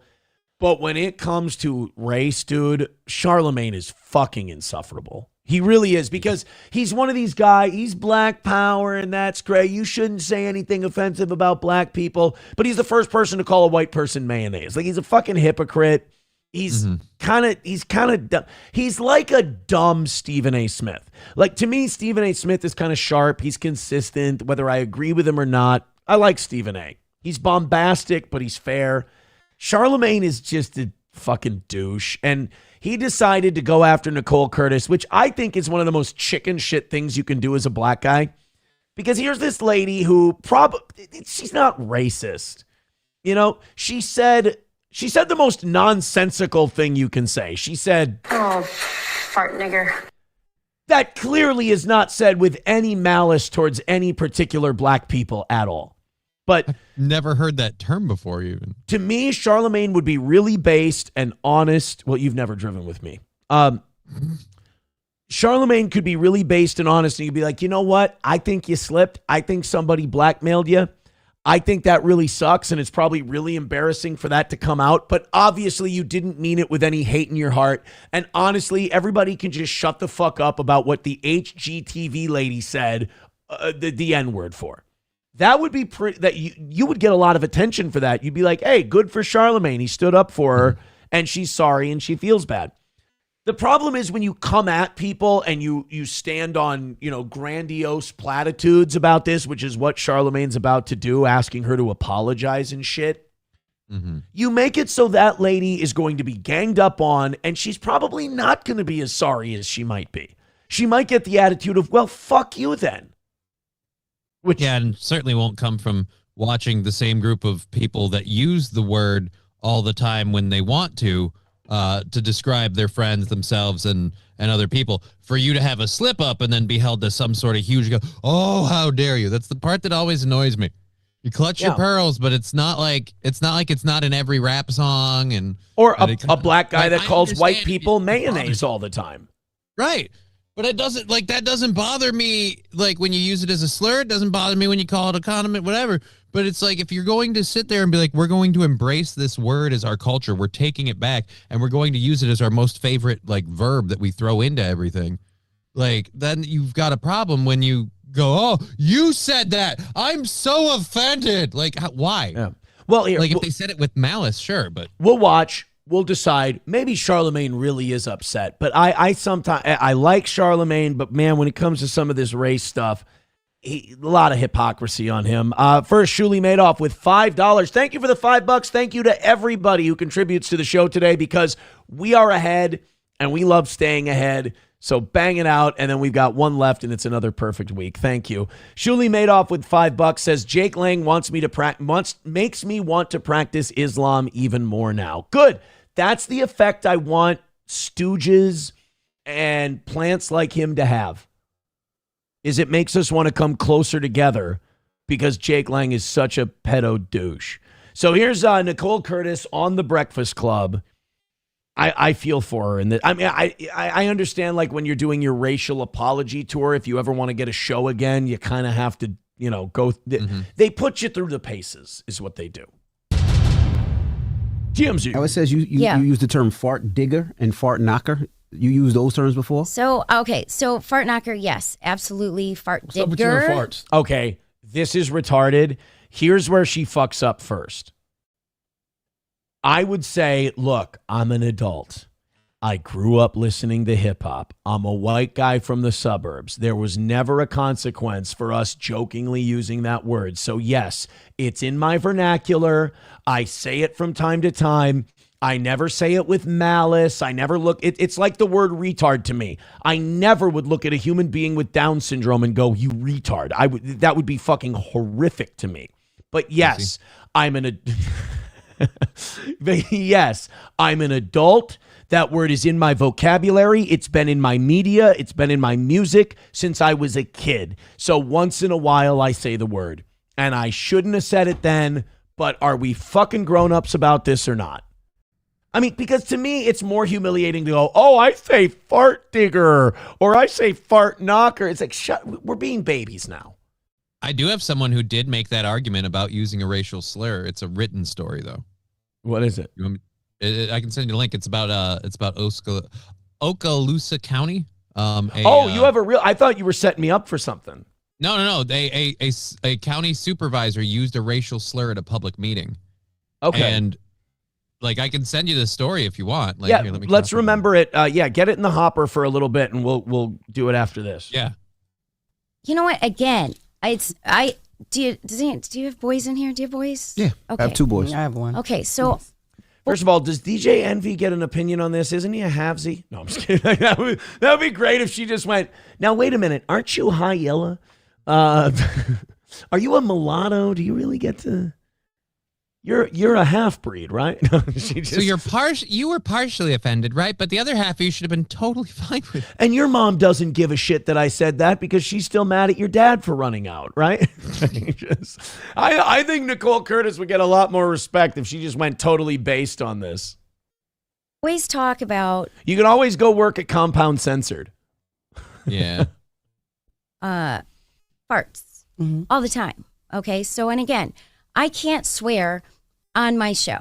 Okay, so yes, I have made up these crazy words. like. Oh, fart nigger. Now, in her defense, as soon as she said that, we've seen the video, she immediately freaks the fuck out. And she goes, oh my God, what was that I just said? Which, by the way, is a chicken shit move. You lean in, all right? You're already made up. You use these made up words, so you had that word made up on the. Look, no offense. If you're trying to circumvent swear words, I don't know if you know this or not. That one probably shouldn't be in the roster. In fairness, Johnny, I make up terms too. Okay. I invent terms like black community. I'm sorry, but when somebody's being put through the humiliation ritual like this, I'm going to be worse because I think somebody's got to make light of this because this is a fucking charade. These people are not really angry about this. They do not wake up thinking that she did anything wrong to black people. They're just putting a white lady through the paces because they think it's funny. Well, then guess what? I think this whole thing is funny too. I think the whole thing's a joke. I think it's ridiculous, and I'm going to joke about it. Because these guys are just putting a white lady through this because they can, and they're going to laugh about it later. They don't give a shit. If you said fart digger, the amount of times that you said, I just feel like you should have released that 1,000,001 times because it just seems like it's something that... She doesn't have the footage. She doesn't own it. HGTV would have that footage. And who's keeping... By the way, HGTV didn't keep this and release it. The person who was mixing the audio and the person who was running the board at the time, they kept it and tried to blackmail her. They kept it for themselves, probably illegally, and tried to blackmail her with it. You said before because it just came out so natural. And fart diggers sound like you playing at assholes all day. Why? Yeah, that's a little nasty. That's another conversation. No. And why again, would you just be digging in random crazy? I don't have a rhyme or reason of the words that I make up. Like I say nonsense stuff all the time. I mean, and again, like even when I edit my shows, right? And I'll be This is uncomfortable. I'll tell you why this is uncomfortable. Because there's no answer she can give that can get her out of this hole, but she's trying so hard. Bingo. It's like Thank watching you. somebody in quicksand trying to swim, but they just keep sinking more. I'm like, I'm sorry, that ain't gonna work. To quote Meatloaf, you took the words right out of my mouth. It must have been while you were kissing me. But you... No, you absolutely nailed it. It's because, again, I keep using the term humiliation ritual. I don't know if nobody coached her on this. I don't know if anybody has any fucking balls or if the media is setting her up to be crucified. But somebody should have told her beforehand, go in, don't be totally confrontational, but push back a little bit and don't fucking explain yourself. Go, I'm an adult. I said a racial slur. I say racial slurs sometimes. I don't mean them as bad things towards black people. It's part of the social vernacular that we all grew up in. And it comes out. Should we say the word retarded? Probably not. Should we say the word fag? Probably not. Do we? Yes. Do we get crucified every time we say it? No. On Piers Morgan's show, they're having political arguments and they're calling each other retards all the time. Totally fine. And I'm sorry, but mentally retarded people are a far more vulnerable group than black people. I mean, one of those groups of people can't even take care of themselves. Yeah. Poor communities. No, I meant the mentally challenged. I meant mentally. Well, here's the other thing too, though. Mentally retarded people can't like throw a fuss about it because half the time they didn't know what you said because they don't understand words. To me, dude. To me, they're too busy licking windows to care. Aaron. No, come on. I said earlier that I see the face of God in the. Never mind. So just as soon as they put down their bowl of applesauce that they're lapping up like a dog. First of all, I would eat applesauce like that. So I'll take the bullet on that one. But if I'm her, go in there and throw it right back at this fucking racist. Because, and again, I like Charlemagne, but he is racist towards white people. And he's got reasons to be. I would go in there and say, oh, yeah, I got fired from my multi-million-dollar job for using a racial slur. I'm sorry I don't get paid millions for it like you do, Mr. Mayonnaise. I'm sorry that I can't use racial slurs and get paid a fortune by the way, I know they're iHeartRadio now, but didn't they work for Diddy? Didn't they work for Diddy's company at some point? His media company? Look up if the Breakfast Club ever worked for Diddy. I'm almost positive they did. So I'm sorry that I'm not as moral as you guys are, taking checks from a trafficker and calling white people mayonnaise. Look, I just want to tell Nicole Curtis, you don't have to put up with this stuff. You don't have to go through the paces and be put out to pasture to be, set up like Lenny from Of Mice and Men. Defend yourself a little bit. I fucked up. I used a word I shouldn't have. It was one time. I dare anyone in this room to actually tell me, though, that it affected their life in any way, shape, or form, and that you're not just doing this performatively so you can grandstand on my mistake. And you call white people mayonnaise, so fuck off. Yeah, I'd say that'd be an interesting. I don't think she'll take that tact, but that's maybe the closest to a victory she could have. Also on the Diddy thing, Breakfast Club does have a historical, professional, and business relationship with Diddy Sean Combs, but they did not directly work for him as employees. Diddy was an early supporter, offering them financial backing and platforms, notably featuring their show on his network, Revolt, to boost its reach. So they didn't officially work for him, but they worked for him. Hey, Charlemagne, do you use the word mayonnaise a lot because Diddy gave that to you as lube when you were having gay sex at Diddy parties? I'm asking. I'm not saying you did that. I'm asking if that's why you use. See, I can do this too. Editing my shows, and I'll be like, just finish what the you're saying, because I go off on like this and that, and I'm off the cuff. I'm not scripted. So were you trying to say something else in that moment? Absolutely. No, damn it. Stop. This is where you fuck up. Nobody believes that. Even if in the 1 in a million chance she's telling the truth, which I don't believe her, nobody's going to buy it. It's a fucking word. It's fine. You didn't yell it at a black guy. You didn't say all black people are that. God damn it, guys. With speech, can we be adults finally and give context? No. Jeez, I'm crow. See? I'm getting better. I'm getting better. You're getting better. Getting better. Gosh darn it. Huh? But this is one of my other weird questions. In the case of like religious profanity, like you don't take the Lord's name in vain, all that shit. But if you use a substitute because you were going to say that, but you can't, and you go to this, is the substitute any better? Yeah, no, words matter. We Because know what you meant. Like, again, like back to this conversation, God knows what you meant. What was in your heart was saying, Jesus. That's a great question. But the sin of breaking the commandment is not the emotion or the feeling behind the word. It is one of the few times where it literally is the word. Okay. It's you using the Lord's name in vain. It's not the emotion attached to it. It doesn't matter if you're happy, if you're angry, or you're sad. Taking the Lord's name in vain is against the 10 Commandments. But if you use an alternate word, you're literally not taking his name in vain. Now, if it was you're not supposed to be angry when talking about the Lord, then yeah, you're right. A substitute word wouldn't matter. But this is one of those few times where our rationale is turned on its head. It is the actual word that matters. Because the whole thing is, he went through an awful beating and a horrific death and a crucifixion and all this for your worthless ass so that you could be saved from your sinful nature. The least you could do is not say my name when you hit a bad golf shot. You know? Yeah, Charlemagne, she's being crucified for you guys. The least you could do is not say mayonnaise anymore. Yeah, you dick. Because you say fart digger and fart knocker. I say all that. You apologize to black people. I do. I did. And I do. I apologize. No, let them, the camera's right there. Just Yes, fuck. God. This is the part I hate. No. I know you've said you're sorry a million times, but now that we've got you here and we can parade you around as our white pony that, made wet on the kitchen floor, and we can rub your nose in it, look directly into the camera and actually with your left eye, could you look into that camera? But with your right eye, could you merge this for us? Could you look into that camera with your right eye and that one with your left eye and say, I really apologize to the late soul of Jesse Jackson? Fuck off. No. I do. And to everyone out there, just Charlemagne, so you're aware, that is a word that I do not condone. So the people out there that do not use me as an example, right? Yeah. That's where I've been coming out against people saying, hey, just because I said it, I made a mistake. I know I made a mistake. You watch that footage, even the edited bullshit, you know that I am like, Yeah. So no, don't use me as your poster child for that bullshit. And I don't want... Okay, I like that. But you still let them put you through the paces on this deal.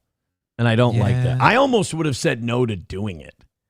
Because like we said, they're not going to give you your show back. They're not going to let you have a career again. So this is just going to be a humiliation ritual. You to think that coming on the Breakfast Club is just going to rehabilitate your image. Absolutely not. In fact, it might increase the chances of you walking through the airport and somebody going, that's the fart lady. Yeah, no, I mean, you have a lot. Did he just have Botox done, by the way? Is Charlemagne a bitch who does Botox? Is Charlemagne a white woman who does Botox? Look at his face. Look at how he's talking. Either he got stung by a bee right before this show, or dude's Botoxing. Look at his face. Absolutely not. In fact, it might increase the chances of you walking through the airport and somebody going, that's the fart lady. Yeah, no, I mean, you have a lot of people white. And again, I didn't come on here to prove myself. I wouldn't have come on there. I wouldn't have done it because this was bad faith. This is Charlemagne going, oh, you're doing this. So when she starts making a good point, she starts maybe looking good. He goes, oh, so you would just do this to rehabilitate yourself because more people might hate you because of it. It's like, oh, the only reason I would go on that show is to be confrontational. And go, yeah, but you're a different bird, if I could say. Well, yeah, that's a good point. I'm not getting it. I'm looking at some pictures of him. It's hard to tell. Those cheekbones aren't as pronounced in a lot of these photos. So, but there's a couple here. All right, so let's Charlemagne the God, Botox. I think Charlemagne's Botoxing. I think, or maybe he's even doing. You're not the only one saying that. Lots of people are saying he got Botox. Really? Yeah, dude. There's one person, there's one black guy on TikTok. I got like 3 or 4 clips of him. He got Botox. He got Botox before Botox, after Botox. There's send me the link to just that guy. I just want that one. I don't want to spend too much time on it, but I'm getting it. If I'm right about Charlemagne, I'm right about Charlemagne. Fauci's Pangolin with $1 says yes. Don't sing for $1. Fair enough. $1 from somebody. He says some people like it on their potatoes and others like queso with their potatoes. Thank you. We've also got, I missed a couple of them here. Holy shit, am I doing a lot of scrolling? Veldrain with $1 says, what's wrong with the N-word? I mean, if the basketball shoe fits, that's not what I was... Not what I was saying. Veldrain with $1 says, hey, everyone, I'm a white woman. I do white woman things. Oh, yeah? Then apologize for everything. Yeah, it's too bad to see her go through that. Main Vein with $5 says, this segment makes me think of this. Timestamp 220. All right, we'll check that out. Hey, guys, I want to let you know you're 95 away from knocking out tonight. I really appreciate that. Keep going with your 1s and 2s and your 5s and your gifted memberships. That is awesome. We haven't done anything over, we had 125 drop today. So if we could just keep doing this 2 and 5 at a time, you guys are the best. Thank you so much for your support. On a day where we don't have a goal, you guys still putting in work, appreciating the show. That makes me appreciating you. Hey. All right, let's go to 220.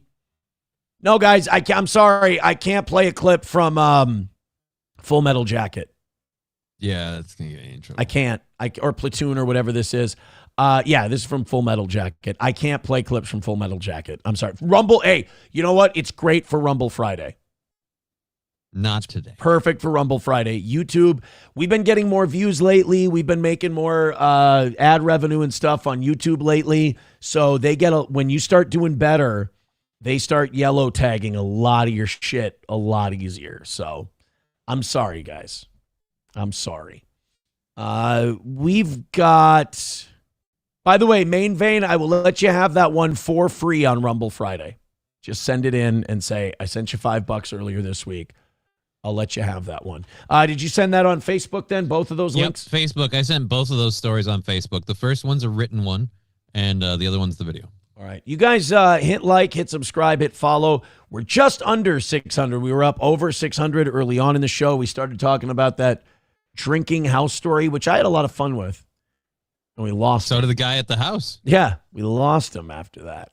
All right. So hit like, hit subscribe, and hit follow. Let's do the Charlemagne thing. Uh-oh. I hate that. Why fucking start on mute? I never get that. Liar. I would tell you if I got Botox. Frown. Huh? Frown. You are a liar. No, you don't have a single line on your forehead, bro. What are you talking about? I have a big ass vein right here. No, you got a whole dorsal fin right here, dude. Yeah, you got it. You got Botox, bro. I'm overdue for a chemical peel. I've never gotten Botox though. Cap.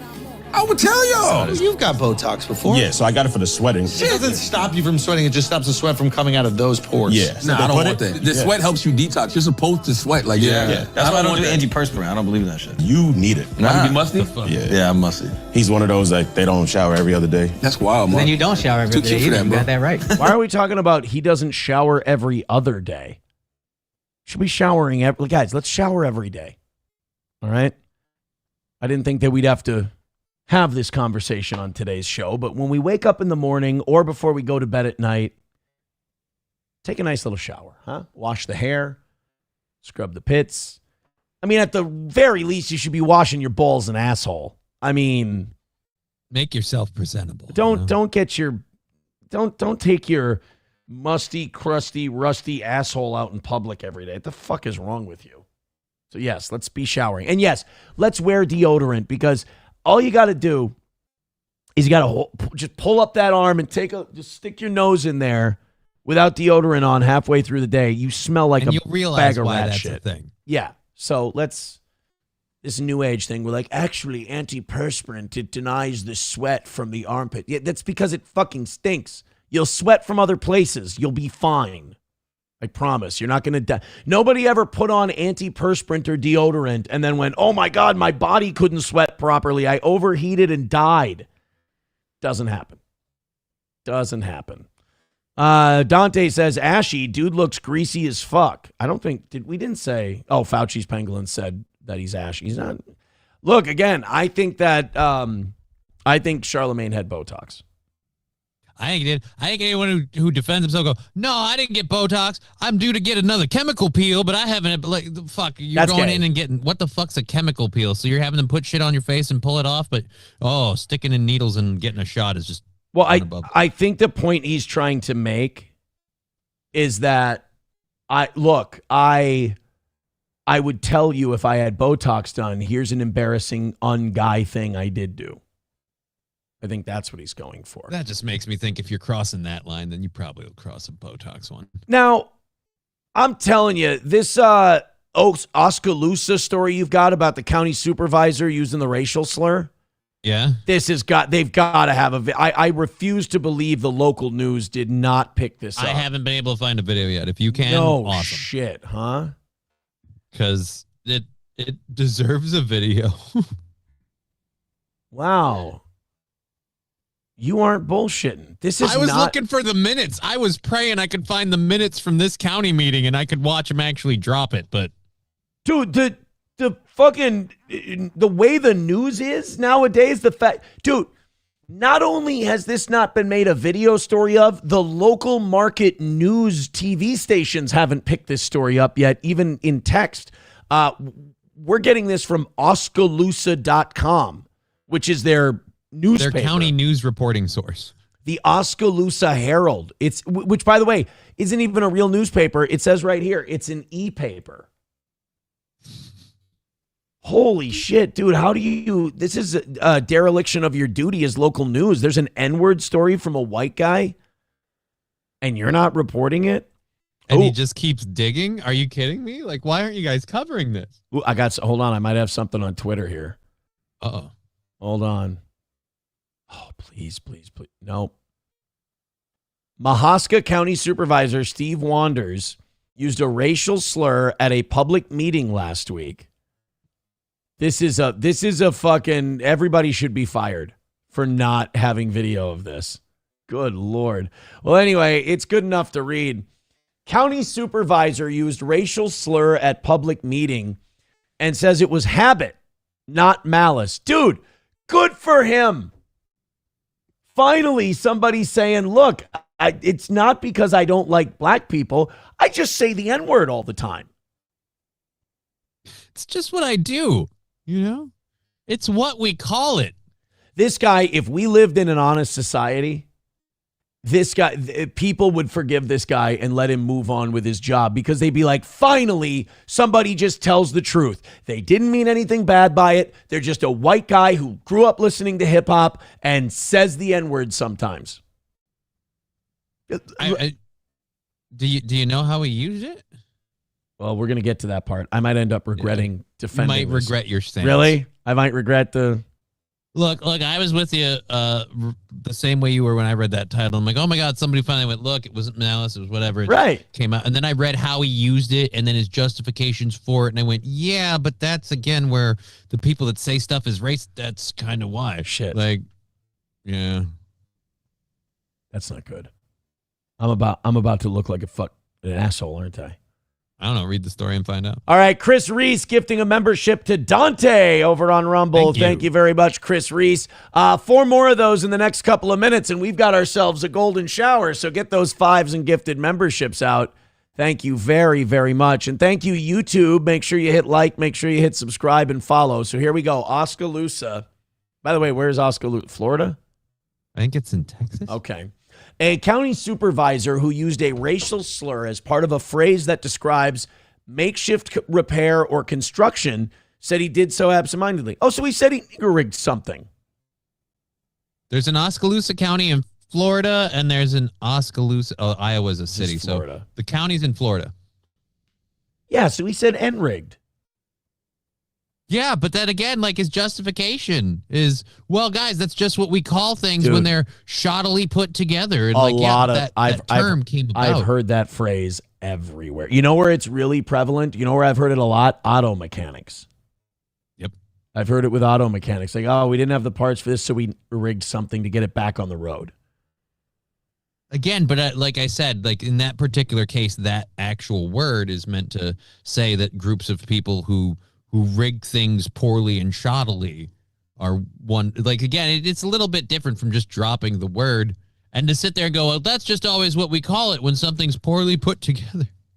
What do you call something? Like if you saw something and you went, that thing quacks an awful lot like a duck.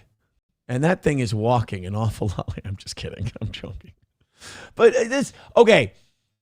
The opposite phrase, the phrase they've used to PC that term up over the years is jury-rigged.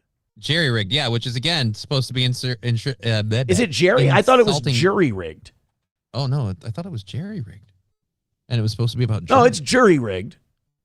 Describes something assembled quickly, temporarily, or haphazardly of using only available materials. It makes sense because you rig a jury to get the verdict you want. Originating from 18th century saying where it referred to makeshift repairs of masts and rigging.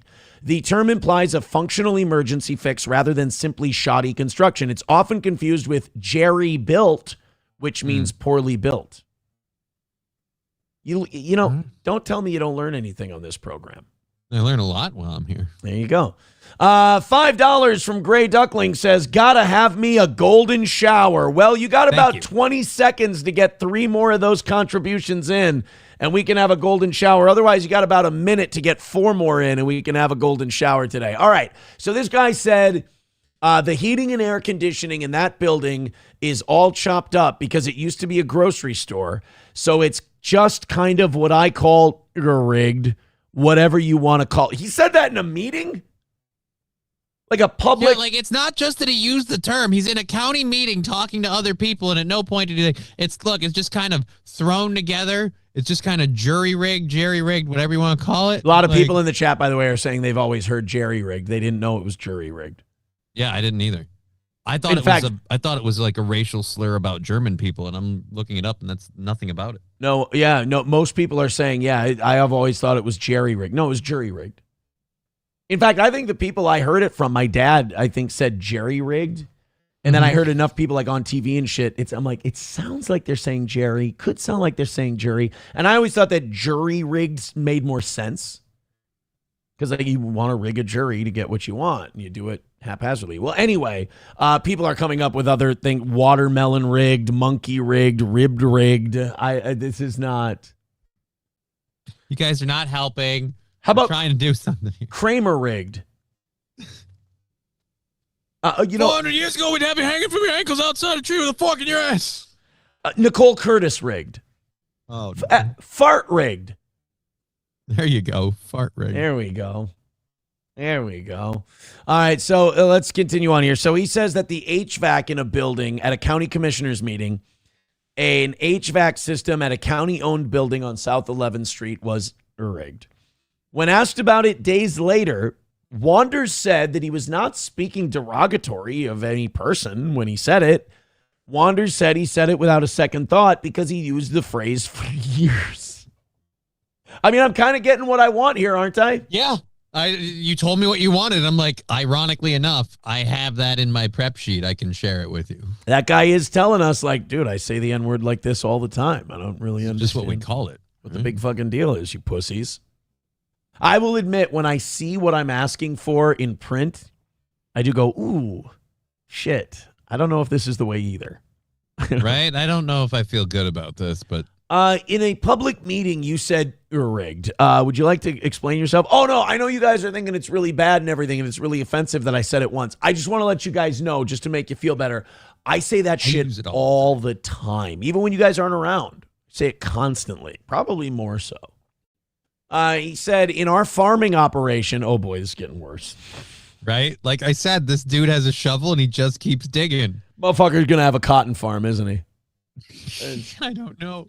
It's in Florida. Anybody's on a cotton farm in the Great Depression. In our farming operation, that's what we call a lot of stuff.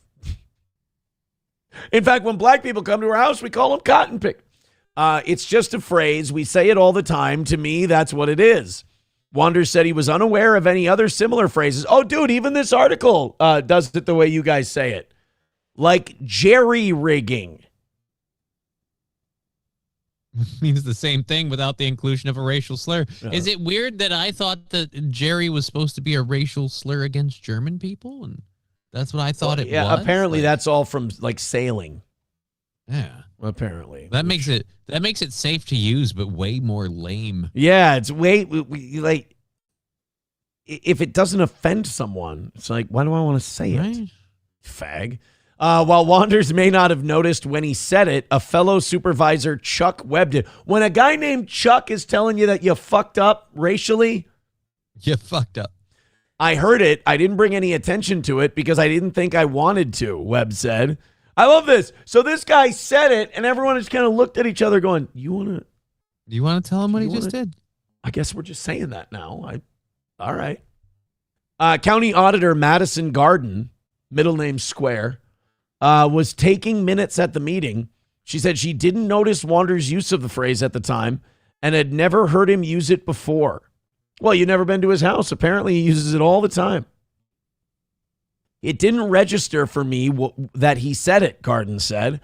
I would certainly never say anything like that. I mean, not in front of cameras. Webb said nobody has complained about it or mentioned Wander's comment, quote, we haven't heard from anybody else. See what happens when you just come out publicly and go, yeah, I said it. I say that shit sometimes. It happens. If you don't feel guilty, it's like if you douse yourself in Walker guts, they can't smell you.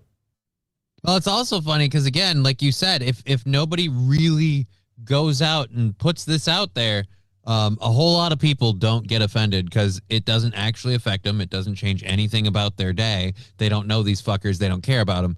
Again, it's like if a tree falls in the forest, no one's there to hear it. Does it make a sound? Exactly. It doesn't affect you. Move on. And they are. It does sound like they're moving on. And at the next meeting, he'll probably tell them something else is rigged. Yeah. Well, I cleaned my house yesterday. I have a Spanish maid, and she just really makes everything spick and span. I love having her around. It's, also, I'd like to talk to County Commissioner Webb. Last week, you told me that we had a deal on this property tax abatement for this company that's coming in, and now this week you're taking it back. No offense, you're a real Indian giver. And I got to do this other thing with this building that burned down. They're saying it's faulty wiring, but it looks cut. I'm telling you, it seems like some lightning struck. Well, I mean, I might concur with Mr. Landers or whatever the fuck his name is. Wanders. Or that or all of the stuff in there was rigged. I would like to say to County Commissioner Chang that you really are not making a good argument on our side right now. If anything, you're the real chink in our armor. And we've had enough, quite frankly. Hey, guys, I got great news. You know that contract we were going to have for the county state aid highway up here? It turns out, remember the contract we signed with the company that's going to be laying the bituminous on the road? They were originally going to charge $38,000, but I jewed them down to $36,500. You're welcome, everybody. MSO says it's Mad Dog 2020 rigged. Yeah. Oh, there you go. Rexstart parody account with $1 says let's just eliminate the confusion and change it to tow rigged. I like that. That works. Change it to tow rigged. How about fart or rigged? That could work, but only on HGTV.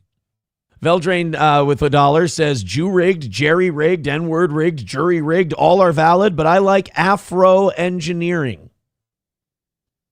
Popeyes Sounds rigged. more intelligent. $1 from somebody says Aaron Imholt rigged definition. When you try to hook something together, but it doesn't work. For instance, Aaron Imholt, rigged my trailer to my truck, but the trailer fell off. No! The people at the rental place. Chris Reese gifting a membership. Thank you very much, Chris Reese. We do appreciate it. $80 away from tonight. Morning show, I ask you, we got plenty of time today. Do not leave this shit in the evening show's hands. I really don't think I can count on them this week. I can count on them all the other weeks. They're great. This week, I really don't think I can count on them. So keep going with your memberships and everything else. You guys have been incredible so far this week. I have to give a shout out to Real23 on Rumble. Mm-hmm. Dude, he's still hanging in there, taking on all comers in the chat. Well, way to go, Real 23. Bro's still just getting after it on Rumble, fighting absolutely everybody. Archmagus Tim on YouTube, get him a membership. He says, we call it ghetto rigging. Fucking pussy. No. I've heard both. I've heard jury rigged. I've heard jerry rigged. I've heard rigged. So, well, I've heard of the N-word. I've never used that one. I've always I have too much white guilt for that to get through my lips. But yeah, I've used jerry rigged like crazy, and then people were always telling me that that's actually derogatory of German people. But I'm finding a lot of stuff, like phrases we're using, aren't racial slurs, but people are freaking out about them because they have a word in them that could be racist. Like you use chink in the armor. That actually has zero to do with Chinese people. When you fill in a gap or a weakness on something, it's called chinking it. And so like in armor that has a gap or a weakness has a chink. I know. And every time I use the phrase, I'm really upset that I'm not being racist. So it bums me out. You know, you said, it's funny you say that. You said, oh, I don't use rigged because of white guilt. I don't say it because I'm on the show and I'm taking meetings that, you know, with people that really want to, you know, work with our program. And one of the things they ask me is, you saying that? And I'm like, look, I've said it before on the show, but not like angrily at black people. I'm like quoting something, Muhammad Ali, whatever, but not that. So, you know, when you're close to when you're on the 1 yard line ready to punch it through, yeah, pump the brakes. I'll pretend I have white guilt too. Do I? No. You call me today and ask me how something gets rigged. I'll tell you how it gets rigged. With politicians, goddammit, which usually means it's the Jews. With Jew gold. That's how they do it every time there. But I don't know. I did like a PPP thing right there. Oh, they do it all the time like that there, buddy. Oh, buddy. What? All right, let's get into how we're being lied to. What's his name in the chat? The guy who's been fighting everybody, and I Real 23. Real 23, get ready because we're about to go into the Iran stuff and how the administration's already lying their asses off, and I don't think this war is going well. I don't think this war can go well for us, first of all, because we shouldn't be fighting it in the first place.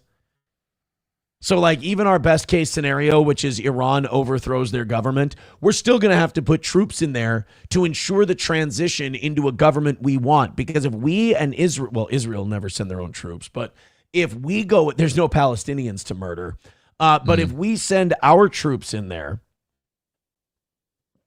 ultimately, if we don't, it'll be a civil war. There'll be a bunch of factions in Iran fighting. There'll be a power vacuum. Could be like Haiti where fucking barbecue comes in. He wants to take control, but now this other group wants to take control. So if we don't go in there and physically impose what kind of government they're going to have, none of this is going to work. So like, again, even our best case scenario, in my opinion, is shit. Real quick, somebody emailing the show saying, you know, I have a theory on that Real 23 guy. You want to hear a Real 23? All right, what's the theory? He has to be a vet like he claims. Mental illness isn't covered by the VA, and he proudly declared that he fought for Israel. Oh. You know what? That makes sense. This person texting in saying when Obama got elected, they changed rigging to presidential solution. Oh. I didn't know that either. I learned so much. I just found that out now. So we're going to get into the real lies of Pete Hegseth and the Defense Department and the things they've been bullshitting us about, especially, here's some gaslighting. They made that announcement yesterday about how many Americans have been wounded in this war, and they just reported it and moved on like it was nothing. They threw out, it was like 160 people, Americans, 160 Americans wounded in this 1 week of fighting, and then they just went, all right, and then the next thing is like, whoa, time out. You told us like 7 or 8 dead. That was it. And even then, it kind of seemed like we had to squeeze you for that information. But 7 or 8 dead, guessing it's higher. That's still way too many, especially since we don't have ground troops there. And you're just going to throw like 150 wounded people at us and then just move on. Like, that's the gaslighting of this war, is like, 150 people wounded. By the way, that's totally fine. Moving on. It's like, no, that's not totally fine. Here's the human cost of this war to us Americans, who, by the way, I give a shit about more than Israelis or Iranians. this isn't worth it. Are we going to have a discussion about whether or not 150 people a week being wounded, Americans wounded in a week, is okay? Or that we're okay paying our tax? We're not going to talk about this, are we? Well, nope. Before we get to that stuff, Pete Hegseth's a fucking joke to begin with. And now, I'd like to only blame Pete Hegseth for this, but this is what they call an institutional problem. We found out that Pete Hegseth and his Defense Department, and the buck stops with him, he's in charge over there, they spent $93 billion on splurges on steak, lobster, crab, fruit baskets, and furniture, according to the government watchdog Open the Books. This is insanely fucked up. So at the end of the fiscal year last year, they burned through $93 billion in 1 month. And do you know why they burned through that $93 billion? Because if they didn't, they wouldn't get it next year. And bingo was his name-o. That is how our government works. If you do not spend the money in your budget, they cut your budget. So instead of giving a shit about the taxpayer and making America great again, Pete Hegseth goes, "Oh, I want lots of toys to play with." By the way, we're spending over $1 billion a day on this Iran war. So he could have just, not spent that $93 billion. And had your war. You're going to have your little war for 3 months, you piece of shit. But instead, they're eating good. Meanwhile, the American people who are paying, God, this should make more people mad. The American people who are paying these taxes that they're spending on steak, lobster, crab, fruit baskets, and furniture can't pay for their fucking groceries without using a cocksucking credit card. Right? At 20% interest. They're in debt for a banana. They're in debt, for milk, eggs, fruit, cheese, you name it. They're going into 20% APR hock to buy food for their kids, and you're blowing $93 billion on steak and lobster because, if we don't spend it, we don't get it. I thought we were trying to balance a budget. I thought we were trying to make America great again. I will never fall for this shit ever again. I don't think I can vote anymore. I really don't. Because I did it with Obama when I was young, and I was like, this is it. And I fucked up. I did it with Trump this time, and it's been a fucking disaster. And then the Epstein files get released, and you're like, I'm just voting for satanic pedophiles. That's it. Right. And voting for satanic pedophiles is evil, especially when you know you're doing it. So I don't know if I can vote anymore. I'll say this. I supported Donald Trump being elected president. I've been on that the whole time. I didn't actually get around to voting, and a lot of people gave me shit for it. But as time has gone on, it's one of those things where I'm like, I'm more and more glad I didn't act. Like, again, if you ask me all the way up to and after the election who I supported, it wasn't Kamala Harris, it was Donald Trump. I'm not lying about that. But I'll tell you right now, sitting here going, oh, but I didn't actually vote for the guy. I feel a little bit better about that right now. And, look, I know that people who like the administration are going to defend Pete Hegseth on this. Well, Aaron, it's everybody who does this, every administration. Right. But those administrations weren't saying that they were going to be different than all the other administrations. Right. Ash Carter didn't campaign with Joe Biden saying, I'm going to straighten out the Pentagon. He went, I'm going to be the same fucking bureaucrat that everyone else is. But Pete Hegseth and Donald Trump said, we're going to look out for you. We're America first. We're make America great again. We're going to make sure that this Pentagon runs smoothly. Oh, hey, by the way, you got $100 billion that you haven't spent, which, by the way, is a fucking 10th of our military budget. It's 10% of our budget, and they spent it on steak and lobster because they had to spend it or they won't get it. In a just world, these people would be up on trial. Now imagine if we actually held the Pentagon to their audits that they keep failing, and we figured out how much money is going into Raytheon's pocket that they don't deserve through fraud and kickbacks. If there's $93 billion left over at the end of the year, first of all, cut $100 billion from defense. Now, if you actually go through an audit and see how much of this money we're spending they can't account for, I bet you could cut out at least $250 billion from the Defense Department, and our military would be fully funded, and we'd be totally fine. That's a goddamn good argument. We had a plan to do that. They had files gathered in the Pentagon, And ironically enough, when 9/11 happened, a plane managed to fly just at the perfect angle to fly into the side of the building, not the top, mind you, the side of the building, where they could manage to completely destroy the Time out, you're room. losing me. I need you to clarify something for me.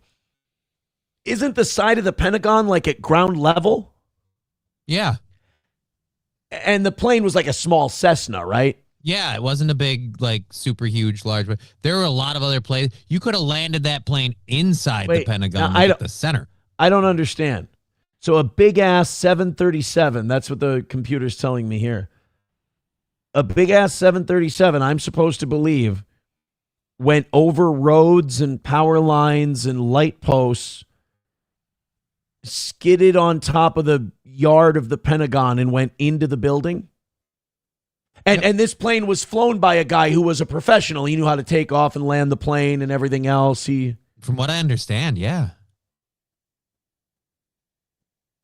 I buy it. Sounds good. You're saying the part of the Pentagon they hit was, I'm guessing it must have been like full of people. A lot of people must have died in the Pentagon, right? No, it was conveniently there weren't a lot of people. It was just the records room. They got all the records. There were no people in it.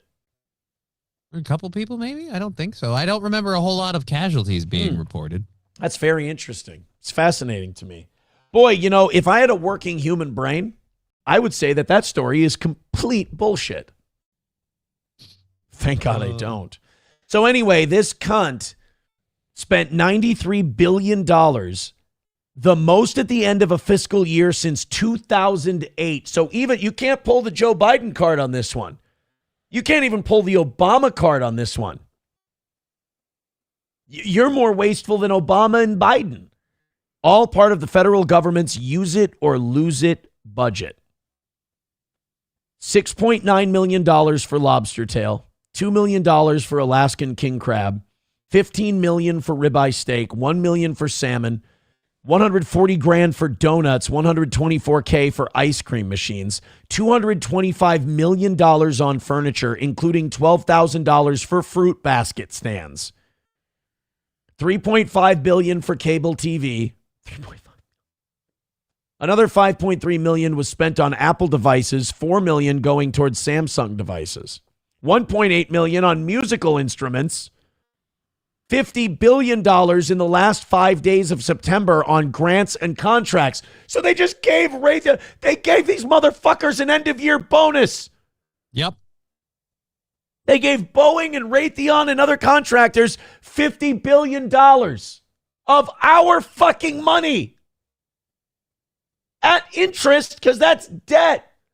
My kids are going to be paying higher taxes because this cunt bought fucking violins and bonuses for Raytheon.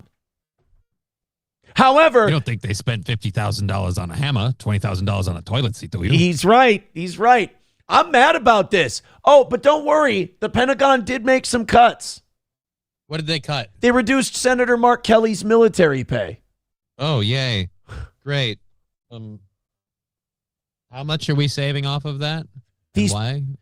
YouTube, plug your ears. These people should be court-martialed and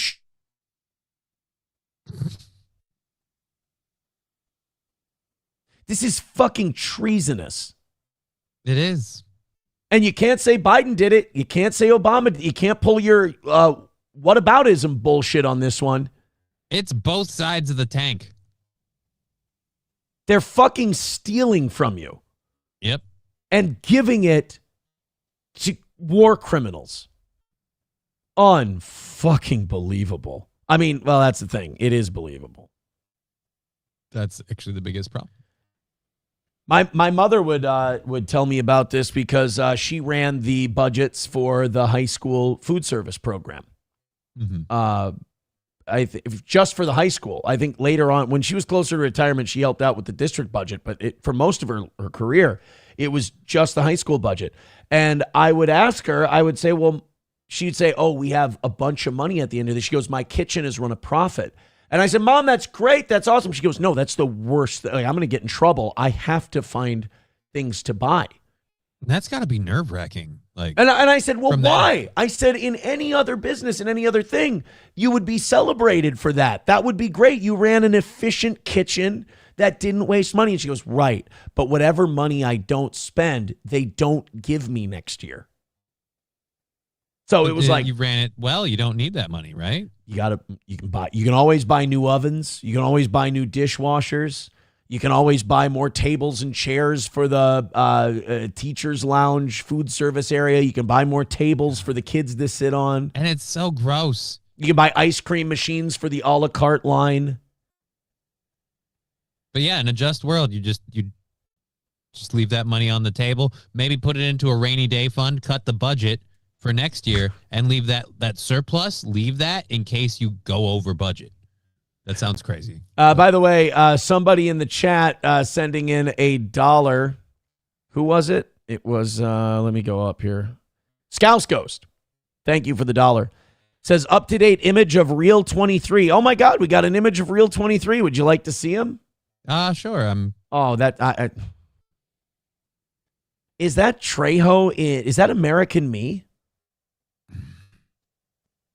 Or because his arm's covered, I think that might be from Johnny 23. Con Air.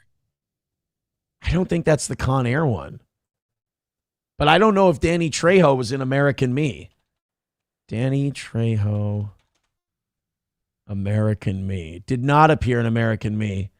So yeah, I'm going to say Edward James Olmos is who I'm thinking. But that wasn't Edward James Olmos. Edward James Olmos in American Me. Yeah, that's not him.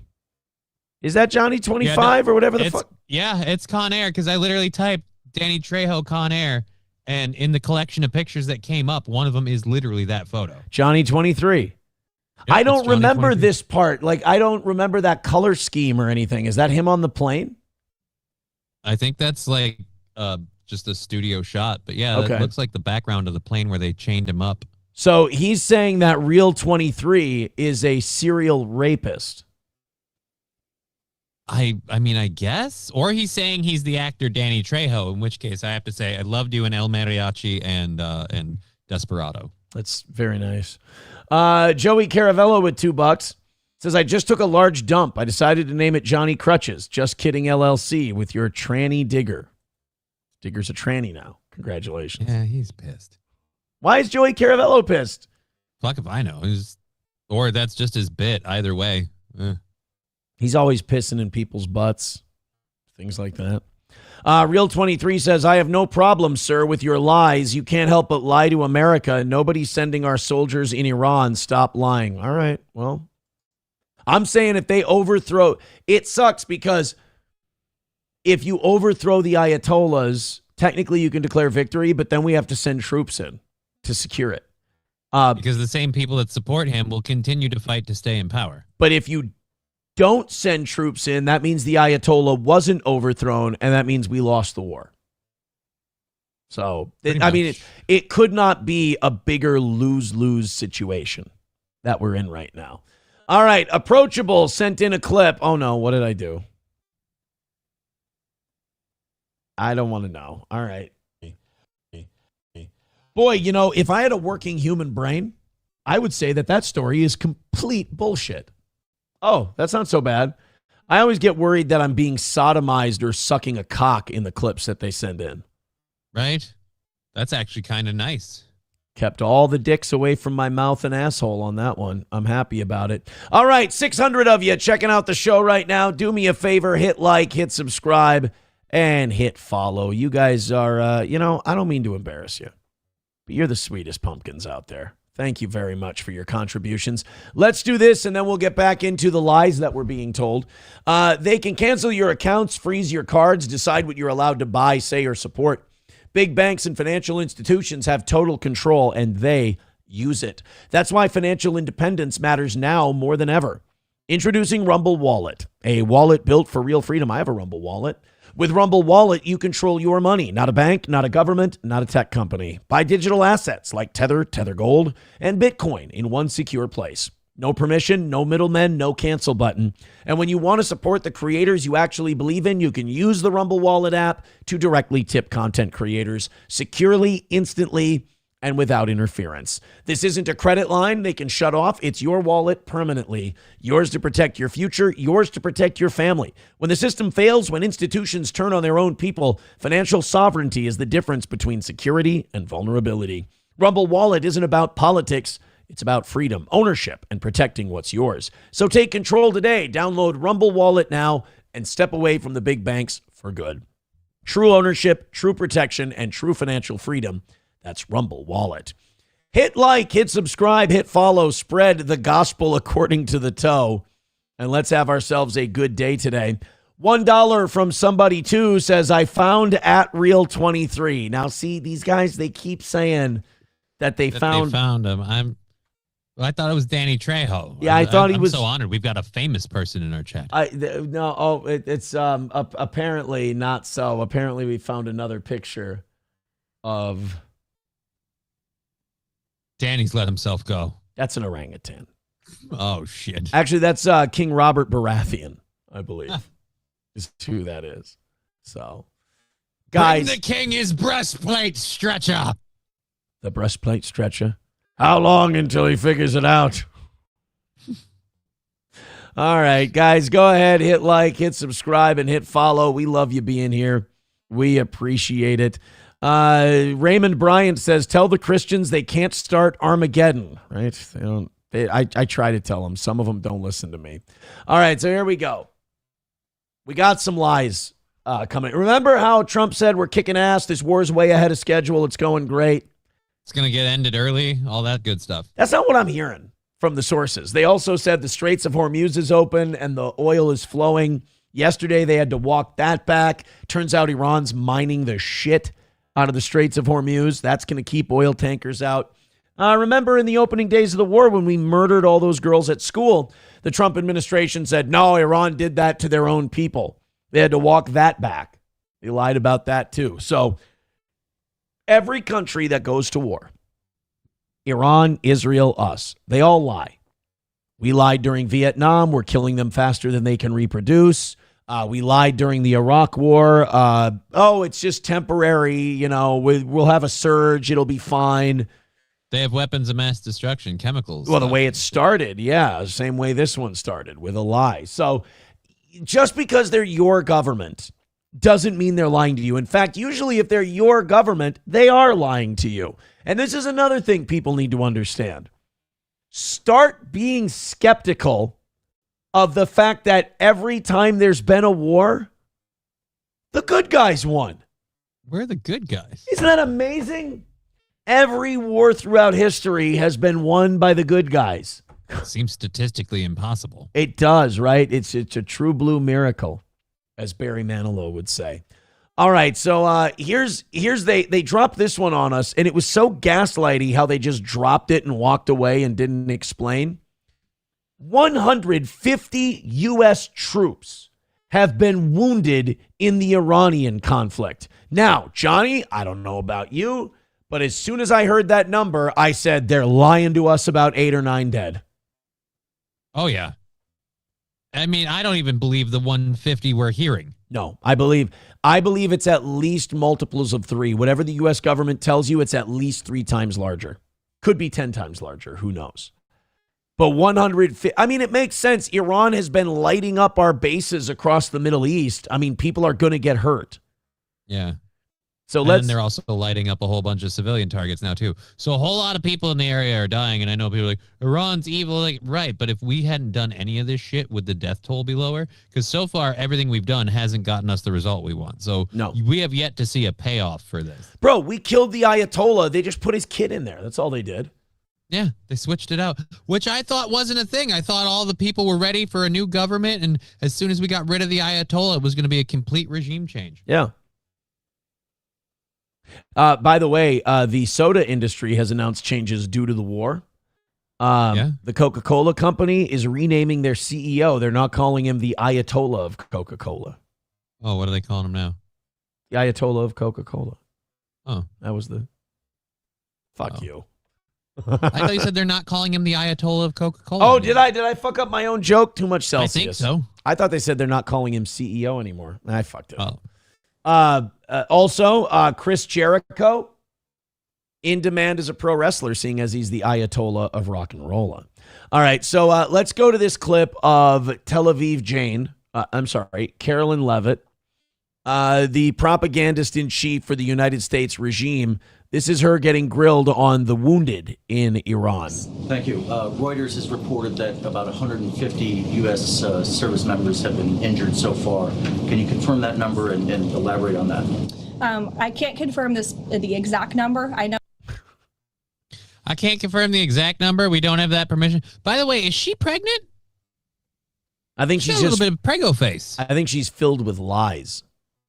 I think that might be. She's not pregnant with the truth. I'll tell you that. But no, I love how they're like, Reuters is reporting 150 injured, and our government goes, oh, we can't really confirm that. So wait a minute. You're saying Reuters knows how many people have been wounded, but we have no fucking idea? No, you just didn't want that information to get out. I can't confirm the exact number. I know it's within that ballpark, but I would defer you to the Pentagon for a specific number. Who will definitely tell us the truth. I mean, once they get back from their lobster run, they got about $50 million in lobsters they got to pick up because God forbid they spend their money wisely. Number of wounded or injured thus far. Oh, and by the way, Johnny, do you think any of the troops ate that lobster or ate those crab legs? Probably not. Like, usually that kind of shit only happens right before they send them out to, like, boost morale. So yeah. I'm going to guess probably not. Do you think the Saudi Arabian air bases, do you think they went to those guys around Christmas time and went, hey, great news, the Pentagon decided to buy you boys lobster for today? I'm going to guess probably not, but I could be wrong. Fucking chicken hawks in Washington, D.C., they got to eat it. And then secondly, if I can. Caroline, do me a favor because this is offending me. Take that cross off, please. It's offensive to me. Like, you're part of a regime that started a war of choice and is slaughtering God's children. I mean, the Israelis literally killed a Catholic priest. So if you could do me a favor and take that cross off, I would really appreciate it. I wanted to ask about, there was a briefing on the Capitol Hill today, and some senators came out and said they were more convinced than ever that there would be U.S. boots on the ground. Senator Blumenthal said that. In fact, your reaction to that? And we have that clip. Let's play that clip because the rest of this is pretty dry. But 150 U.S. service members wounded so far. And by the way, the reason, the way you know that that's true is because Carolyn Levitt totally brushed it aside instead of denying it. Right. Totally brushed it aside. $2 from Joey Caravello. He says orangutans and bonobos have high IQs, as high as 90, whereas many African nations have average IQs a lot lower than this. Think about it for a second. Who deserves more right?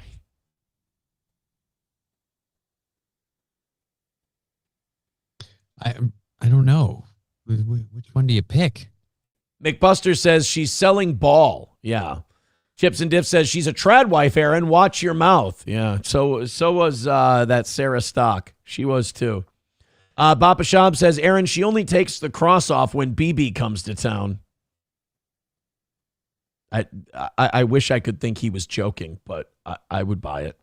I'd believe it. I think we have to go back in the tape to check, but it could make sense. Polar Eclipse says, is Aaron tired of... I thought he said winning. Is Aaron tired of whining yet? Oh, I'm sorry that we voted for a fucking liar and they started a war that they said they wouldn't start and that our country has been blackmailed by satanic child-sacrificing pedophiles. But congratulations on Trump being president. You know what? We're right. We're wrong. Thank God that economy bounced back, though, right? Thank goodness. You know... I look at, I always figure when I'm over 3/4 of a tank, the economy's doing very well. When I'm at a quarter of a tank, I think we're heading towards the Great Depression. I'm just so tired of winning in America lately. It's getting exhausting. Real 23, let's see what he thinks about us so far. He says, you will not say a word about the billion Biden and Obama sent to Iran. Liar, fake news, freaks, got to be a damn Democrat. America hate, you should be court-martialed. Biden ain't here. Obama ain't here. And by the way, they were all run by the same people who are running Trump. So wait, so the fact that those administrations sent money to Iran makes it okay that we set a war with Iran? No, Johnny, you don't understand. Again, they're all paying the same people. So no, Johnny, you don't understand. You see, Obama and Biden sent which Biden didn't, but Obama sent money to Iran, and Trump murdered a bunch of little schoolgirls. So he's clearly way better than Obama. Is he talking about the frozen accounts shit? Yeah. Like, I get it. Like, we gave them access to cash, but it wasn't like it was ever our cash. We couldn't use it. We couldn't spend it. It wasn't our money. We just froze their accounts so they couldn't use it and spend it. And then we let them have their money back if they agreed to stop fucking around with nuclear weapons and shit and let us come in and check for that. So it was kind of a business deal. People hate Obama so much, and I don't think Obama was a good president, but people hate Obama so much that they go, oh, he gave pallets of cash to the Iranians with our tax money. No, he didn't. He gave them pallets of their cash. We froze Iranian accounts, much like we've frozen Russian accounts. When you unfreeze those accounts, you have to give them that money that you're freezing. So when Iran said, we will not seek nuclear weapons, but we'd like nuclear power because we're an oil-rich nation and we'd like to sell our oil rather than use it. We'd make more money that way. So we're going to use nuclear energy. And we said, okay, that sounds good. And Iran said, do you mind if you unfreeze our accounts and let us have our money? And we said, all right, good. And we delivered it to them. We delivered them their money when they made the JCPOA deal. That's how it works. Chevy fan with $2 says, here is how the chosen eat while the U.S. gold medal hockey team gets McDonald's. Oh, yeah, did you see that? The gold medal hockey team got McDonald's from President Trump when they were at the White House. That's kind of not surprising because Trump's a McDonald's guy. Like, that's been a thing he's done before. Oh, but look at this. This is every single thing, an item here, is up to the highest standard of kashrut. This event is kosher under the supervision of the Vahed Habranim of Greater Washington, December 16th, 2025 at the White House. Look at that. Look at that table. You go and you play hockey, you win a gold medal for your country. Here's a quarter pounder, you fucking goy. Eat your slop, bitch. Wow. This was the Hanukkah party at the White House. For a bunch of... Remember when Trump said we're a Christian nation and we believe in God? Right. Remember that? He just didn't specify which. Yeah, it's very interesting. The people who slaughtered and, had my savior killed and throw him a great party in this Christian nation. That's nice. The worst part is they didn't pay the cleaning bill. Oh, you know what? I bet you it's fine. I bet you tonight at sundown, Trump's going to have a Ramadan feast. Okay. Yeah. I bet you he's going to have a Ramadan, to make it equal for all the religions. Yeah, he's going to have a big fish fry this Friday for the Catholics. He's not going to do any of those things, by the way. Really? No, he's not going to do. He's going to I was clearing my schedule. Yeah, Fuck, man. He's not going to do that. Well, now I'm all disappointed. You set me up and you fucking kick me down. Bow to your rulers. Bow to them. Dan Vicious with $5 says for Johnny's rollerblade fund. Thank you. Well, that's nice. There. That's nice. Thank you guys very much. You guys are only $70 away from tonight, so why don't you do me a favor? Let's keep going. Let's get that taken all the way down, and we'll call it a win for the toe. What do you say? All right. Kmart Ready likes that I did a Chris Jericho reference. He goes, you just made the list of places we're going to bomb for Israel. The gift of steel toe. Drink it in, man. Yeah, so, if you're the, like I said, if you are the gold medal hockey team, enjoy your McDouble. All right, let's go to Dick Blumenthal. He's a Democratic U.S. Senator, but he got to meet with the Trump administration and talk about the Iran war and find out what's going on because Congress has been bitching. They've been whiny little cunts about this war because Congress believes, get this, Johnny, Congress believes that they have a right to be informed on the president taking military action. It's like, where in our country does it say that Congress has anything to do with war?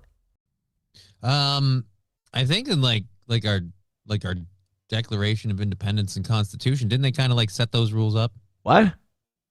Aren't we supposed to, like, whenever we go to war, pass it with Congress after? Come on. Like, I know there's, like, a window now of, like, 3 months where anything goes, and then, like, the Marines can be deployed without congressional approval? Real 23. He's kidding. He's joking. Because I know people like you got really mad at Obama for going into Libya without congressional approval, and you were mad about Benghazi and all that, which you should be. That was terrible. So I'm sure Johnny's just lying, and Trump can't just commit. There's no rule that says you have to go to Congress at all. Hold on. Like, watch, Johnny. I'm going to make you look like a dick. Who has the power to declare war in the United States? All right, ready? Check this out. Under the U.S. Constitution, Congress has the sole exclusive power to formally Yep. He should probably be talking to Congress about this. I'm guessing. Wait. No, I haven't. No. I bet you that the reason he's not going to Congress is it's probably those communist fucking Democrats that are in charge over there, and they'll fuck him over. I don't think the Democrats are in charge right now. What? I think, honestly, isn't it all Republican controlled? No, Johnny, you're full of shit. I'm going to look that up. Who controls the House of Representatives? The Republican Party controls the United States House of Representatives. Okay, but the Senate, Dick Blumenthal's in the Senate. And I bet you Trump doesn't want to talk to the Senate and get their okay for the war because it's a bunch of commie Democrats, filthy Soros guys who are never going to say yes. So who controls the Senate? Senate Majority Leader is responsible for for controlling the agenda of the chamber. Well, then the Senate Majority Leader would be the majority is held by 53 seats to 47 seats by the Republican. Well, wouldn't you know it? That same Republican majority that unilaterally did not approve a single Doge cut. Interesting. I didn't know that. Well, anyway, let's see what Senator Traitor Dick Blumenthal has to say about his meeting with the Trump administration. You know, I talked to Real 23 privately about this, and he said, Aaron, Dick Blumenthal came out and he said, it's all good in the hood. This war is going great. So he said, I'm going to love this clip. Let's take a look. I emerged from this briefing as dissatisfied and angry, frankly, as I have from any past briefing in my 15 years in the Senate. Yeah, but maybe he means like he's so angry because he's mad that Trump took this long to tell him how awesome things are going. No, I think he's saying he's angry because Obama, Biden, and Trump have like kind of ignored congressional control of declaring war and going to war, and they've really relied on, was it the War Powers Act or whatever the thing that gives them like a 3-month window before we have to go to congressional approval? No, that's why I respect Nixon. At least Nixon said openly in his policies, I'm going to fuck you guys. He said, I'm creating the War Powers Act. You understand, we haven't declared war since 1941. Well, 42 if you count Germany. So 41, 42 is the last time we declared war. I am left with more questions than answers, especially about the cost of the war. Oh, thank God. At least it's not just us. Everybody's really confused at how much we're paying for this and where all that money's going. And by the way, Blumenthal, isn't that Jewish? You can't even help a brother out? I mean, what are we fighting this war for on behalf of the Jews if we don't let one of the chosen know, what's going on? Couldn't you clue him in? Where all the money's going. Yeah, the guy's got his Ukrainian flag on. It is funny that between the Democrats and the Republicans, they just disagree on which Jewish dictator they like the most. Like for the Democrats, it's Zelensky, and for the Republicans, it's Netanyahu. Bibi, yeah. Yeah. It's just like, no, my Jewish dictator is better. No, our Jewish dictator is better. My questions have been unanswered. And I will demand answers because the American people deserve to know. Hey, so he's angry about this war. He has no idea what the fuck is going on. And the Trump administration won't tell him anything. Ladies and gentlemen, the Democratic Party is just like us. All right. We've truly found the party of the people. They've got their thumb up their asshole. They have no idea what's going on, and the Trump administration is basically telling them to eat shit and like it. I like these Democrats. They sound just like me.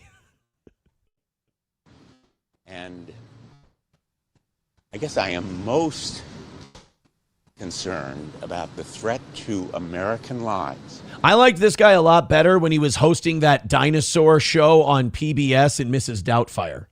Right? Yeah. I mean, yeah, nobody was watching and it was boring as fuck, but here he's not getting anything done. Should not operate heavy machinery while listening to a Dick Blumenthal interview.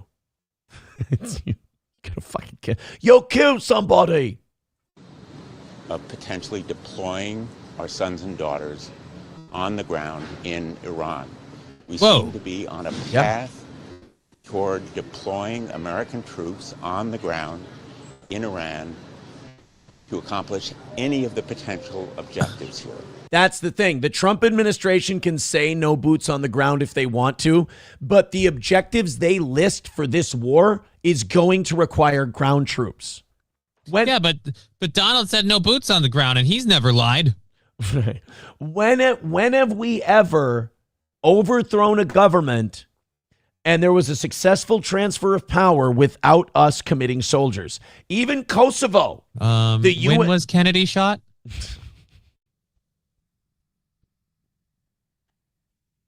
Well, I'm just answering your question. You're asking when was there a successful overthrow of the government and a change of power without putting boots on the ground? Like, we didn't put any boots on the ground. We just shot our president.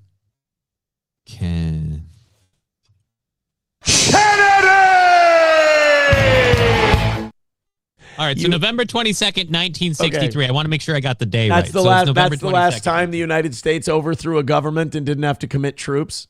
Yep. That's a good point. It's the last time. So my point still holds. It's been over 60 years. I mean, technically, we could count Nixon, too, I guess, if you want to bump it into a That's true. We overthrew Nixon with the CIA. We didn't have to commit troops. Shit, we're good at it. In fact, the only government we can overthrow and not commit troops is our own. Right? Holy shit. I think I have my next rage bait for boomers Facebook post for today. Thank you, Johnny. All right. I appreciate it. And there is also, as disturbingly as anything else, the specter of active Russian aid to Iran. No shit. Putting in danger American lives. It's almost like we've set off a soft World War III. Through some proxies. Yeah. By the way, good to see Malcolm Jamal Warner killing it in the Senate. Literally, Russia seems to be aiding our enemy actively and intensively with intelligence. It's almost like calling them a piece of shit for the last 10 years while we edge closer and closer to their border might not have been the power move we thought it was. It's almost like using Ukraine as our own personal bitch boy to do everything we want to Russia kind of pissed him off. It's almost like all those Democrats who, told me that maybe you got to watch out for this Trump-Russia thing. It's, and perhaps with other means. And China also may be assisting Iran.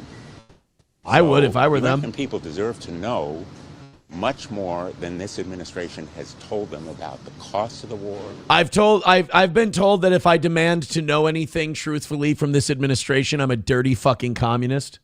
Yeah. So you're a traitor and you deserve to be on trial because you have the audacity to ask for answers. Yeah, I'd rather just my government not tell me anything and I just blindly follow whatever they say, because apparently if I don't, I'm a commie.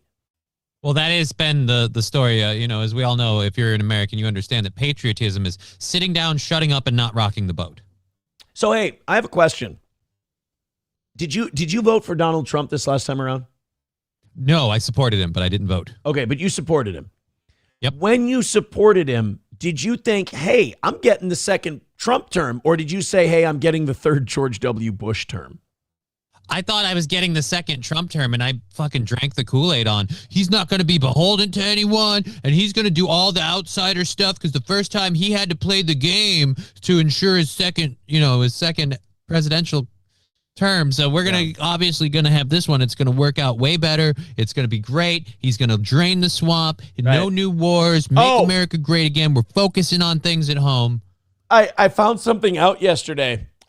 We're stupid. So we kept hearing drain the swamp. Do you know what he was actually saying? We didn't understand what he was saying. What was he saying? He said drink Israeli semen. Oh. So that's weird. I don't know how I heard that. They don't even sound remotely similar. At least he's keeping his campaign promises. Yeah. Now I'm a dick. I apologize. Right. For getting everything we voted for. Fucking commie.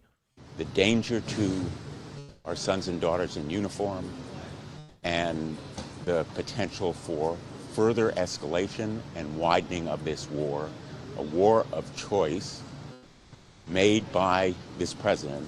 In fairness, Dick Blumenthal and the Democrats are pro-choice. Yeah. So that's why they chose to start a war in Ukraine.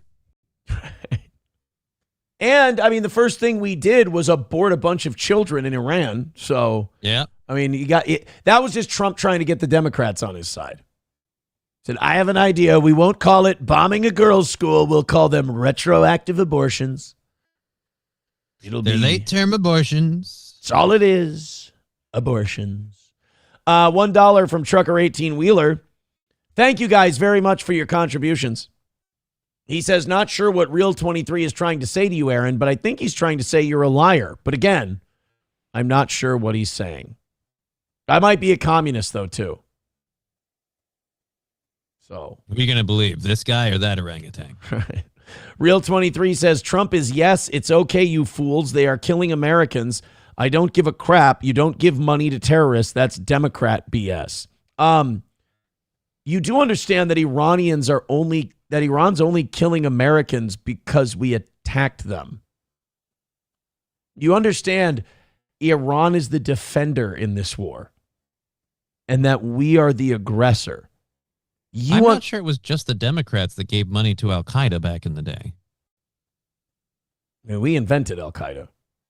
Yeah, but the idea is like, oh, no, it's only the Democrats who do that. Like, no, I feel like if we look through the numbers, it's the Republicans. And like, this is the thing. I'm tired of people going, no, it's just those guys. No, it's the government. It's both of them. No offense, buddy, but I think you're wrong on this one because there was remember that terror group ISIS? Yeah. And like you people want to say like, oh, America and Israel created ISIS. That is so not true. Go look up how many times ISIS has attacked Israel and you'll know. Go ahead, Google it right now and say, how many times has ISIS attacked Israel? You're about to look really foolish thinking that all these organizations were created by America and Mossad and all that shit. Go ahead. You tell them how many times ISIS has attacked Israel. Well, there's no official attacks, but ISIS has occasionally targeted Israel through affiliated groups. So how many direct attacks from ISIS to Israel? 0. Oh, okay. Oh, wait, they're saying a shooting in 2022. 2 Israeli Arabs pledged allegiance to ISIS and killed 2 people in a shooting across Hadera, for which ISIS claimed responsibility. But they were Israeli who did it? No, they were 2 Israeli Arabs. I mean, those are Israelis. If they're American blacks, they're Americans.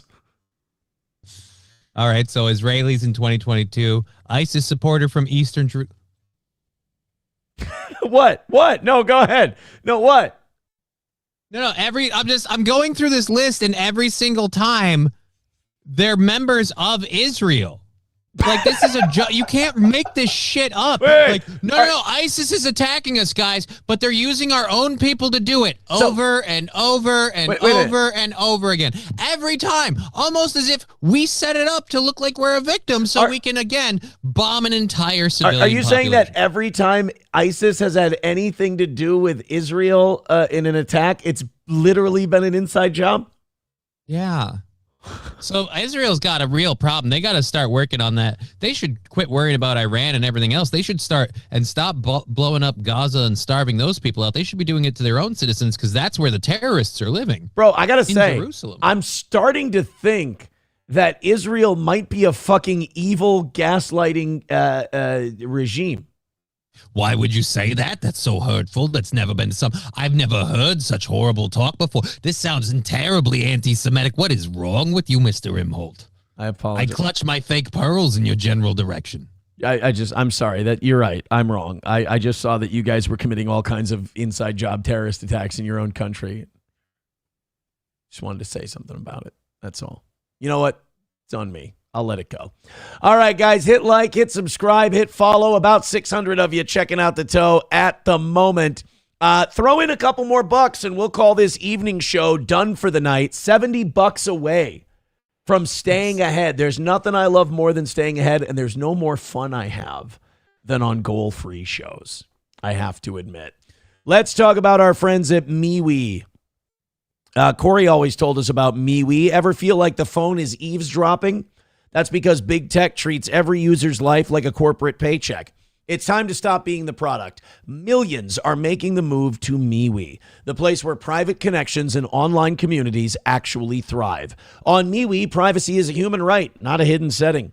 They don't track users, they don't sell personal data, and they truly believe in free speech. No shadow bans, just real conversations. Join the 21 million people taking their digital lives back. Click the link below to get started. Use code WELCOME2026. That's WELCOME2026 at checkout to grab 20% off MeWe Premium. That's MeWe Premium. Use the link below and use the code WELCOME2026 at checkout.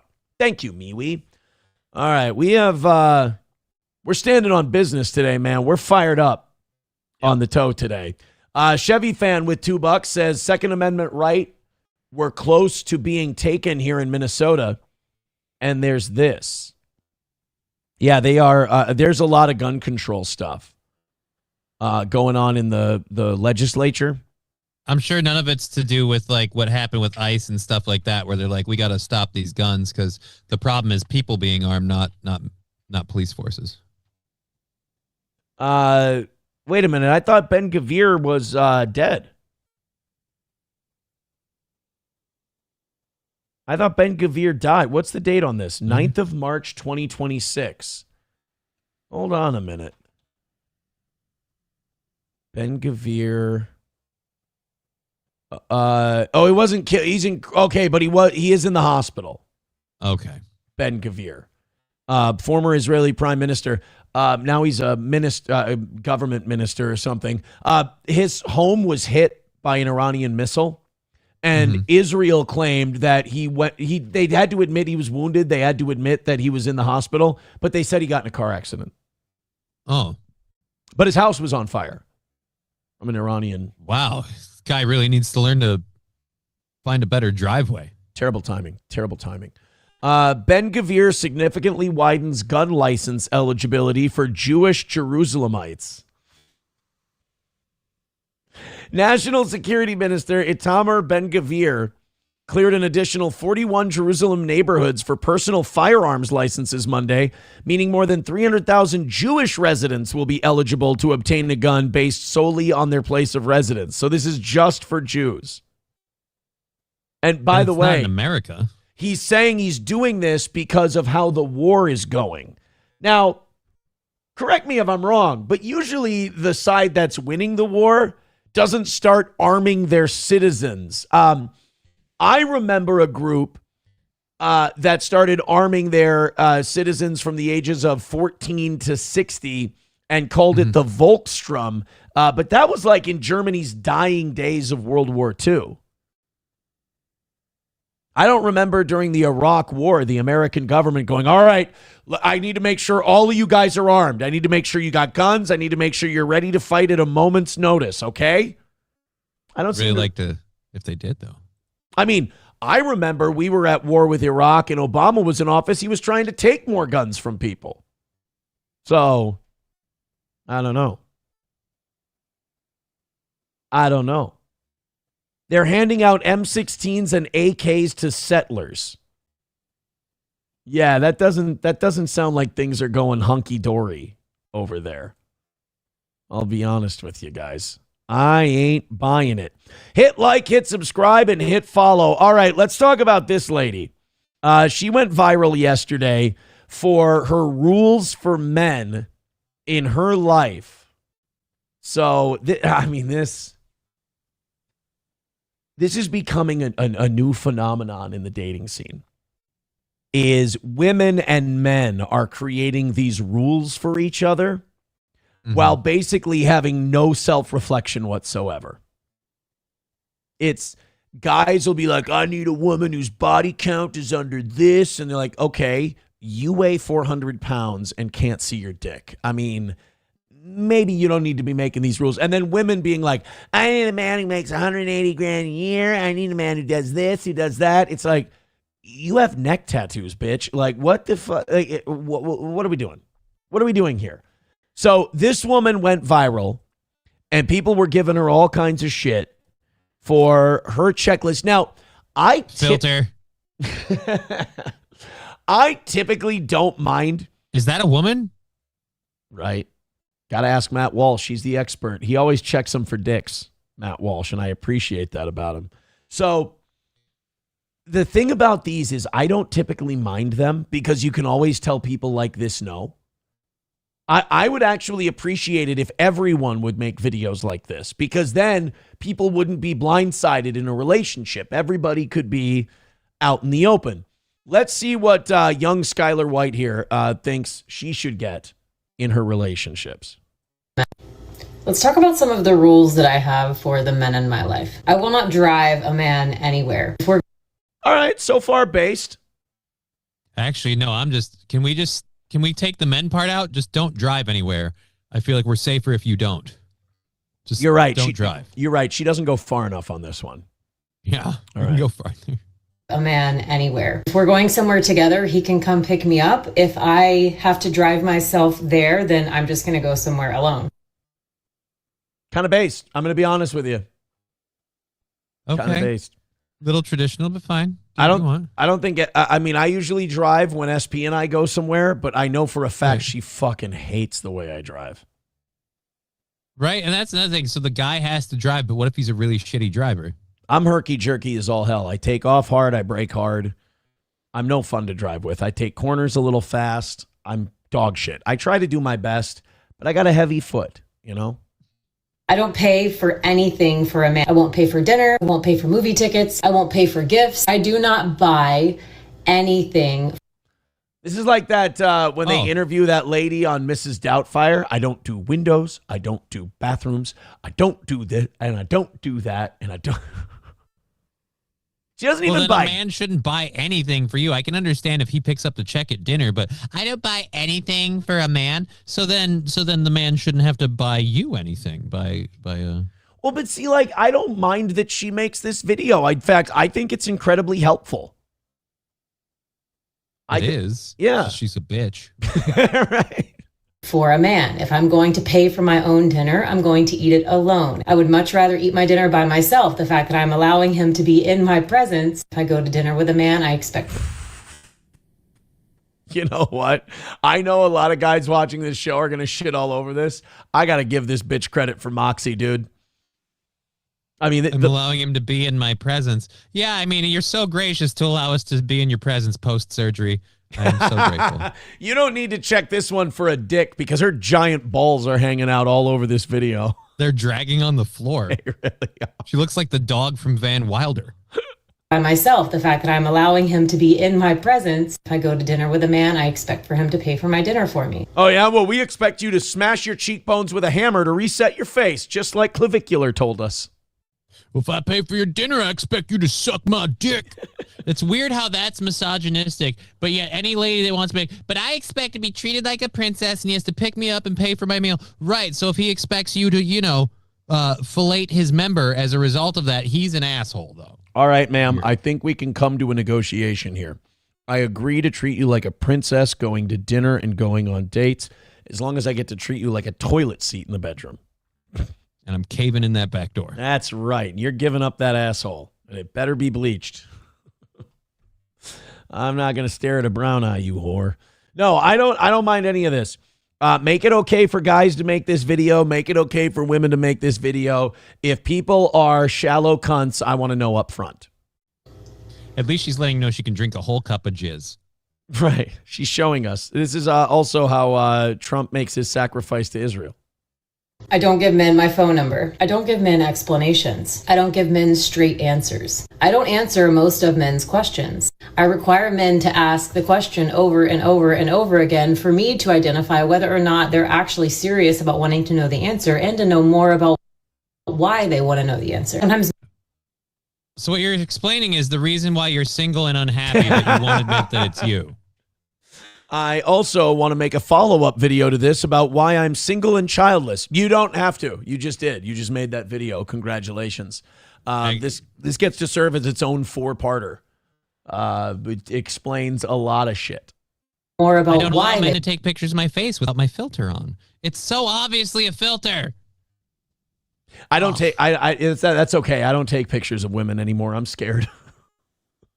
Yeah, I don't blame you, man. You got your hand slapped once. I don't take pictures of women anymore.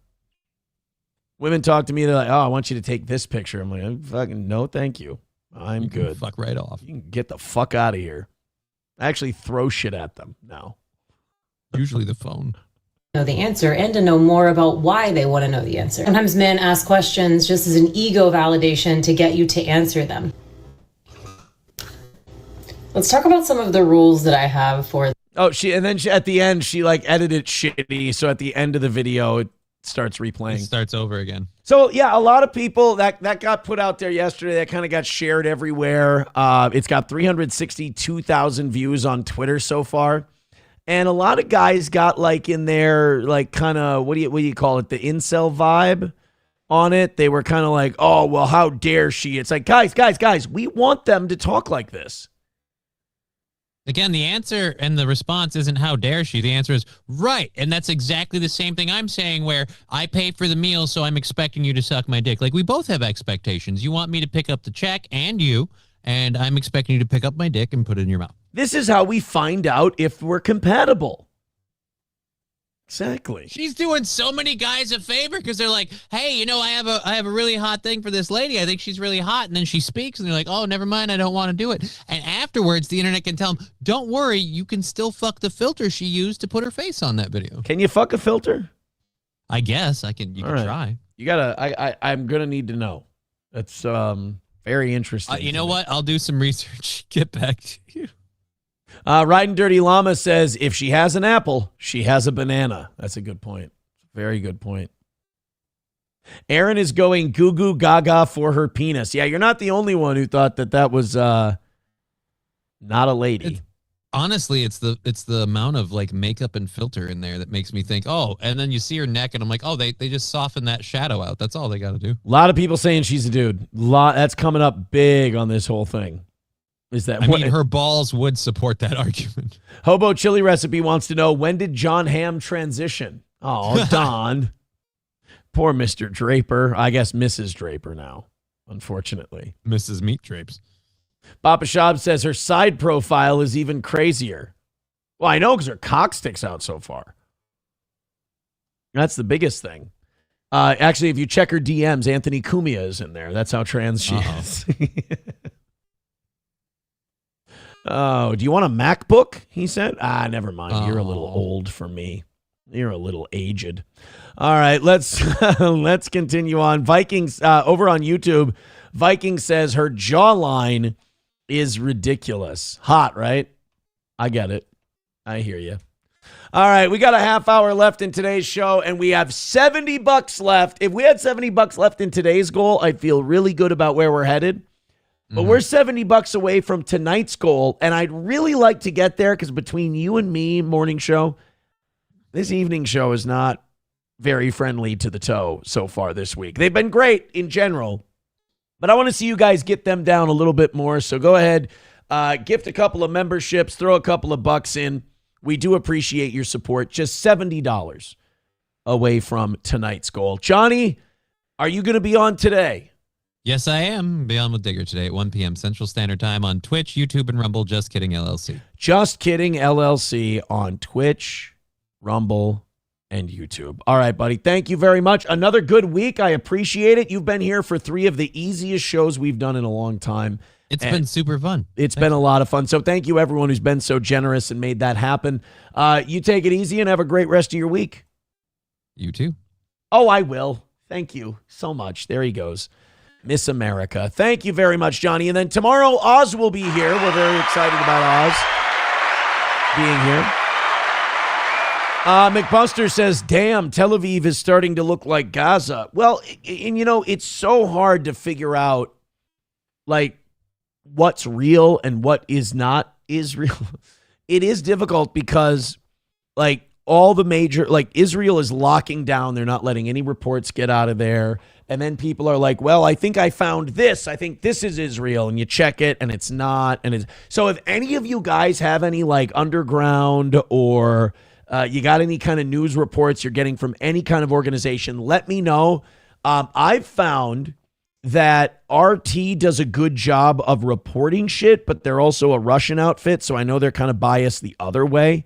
The BBC is a little better than our media, but they're also MI6, so they're compromised. It's hard. Al Jazeera does okay, but they're also Al Jazeera. Like, you can't call out how corrupt and crooked and fixed and rigged our media is without calling out the obvious biases in the other. Pate says, what was Oz sick with, and is he doing better? Years ago, Oz had a stroke, but no, he's fully recovered. He's doing great.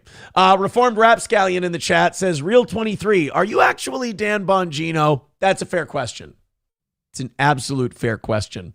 Hey, guys, I got great news. Minnesota is going to do something about Somali fraud. And I know you've heard that before. I know you're saying, Aaron, you are not falling for this shit. They keep saying they're going to do something about Somali fraud. It's not just that they say they're going to do something about Somali fraud. It's who says they're going to do something about Somali fraud. And I think you guys are going to like this. Governor Tim Walz says that we've got a plan. Let's go ahead and check it out. Let's take a look at what Governor Walz had to say. Remember, this is his last year. He's not running for re-election. Let's see what old Tim Walz wants to do about Somali fraud. Busy day over at the state capitol. Governor Tim Walz announcing changes surrounding the Department of Human Services. Yeah, meanwhile, other law. But I thought we were good. Wasn't it Tim Walz who told us that we're fine because the fact that you're hearing about Somali fraud means that we're prosecuting it? So doesn't that mean why do we need to change anything? This is your Department of Human Services, Tim. We must be kicking ass and taking names, buddy. Lawmakers are debating an end to daylight saving time for Minnesota. Hey, that one, you know what? See, now that one we can fix. Somali fraud, probably not. But daylight savings time, maybe we can handle. Here's what sucks about that, though. If we say no to daylight savings time and other states say yes to daylight savings time, when the fuck do I do my show? I don't know. I have no idea when we do the show now. Oh, by the way, 3 more memberships came in earlier today. I'm sorry I haven't been keeping count. 26 memberships away from 500. So technically, if you guys want me to go to 11 today, I guess 26 memberships would be the cost. Live in St. Paul with what's happening today at the Capitol. Good morning. Good morning, Shanu and Tom. Well, at issue is the Minnesota Department of Human Services. That's the state agency in charge of distributing billions in Medicaid funding, everything from food and housing services to medical assistance. Later this morning, Governor Tim Walz will introduce a proposal to transform that beleaguered agency to strengthen. Beleaguered, but again, we watched a clip yesterday where Tim Walz said, we're prosecuting the fraud. We're doing great. I'm starting to think this guy might not be honest with us. Program integrity and improve how services are delivered to Minnesotans. The governor was just in Washington, D.C. last week where he was grilled over the Medicaid fraud. I wish literally.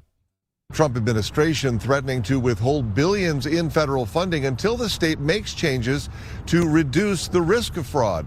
In fact, the Minnesota Department of Human Services recently identifying 14 programs that are at high risk for fraud, and they are starting to freeze enrollment.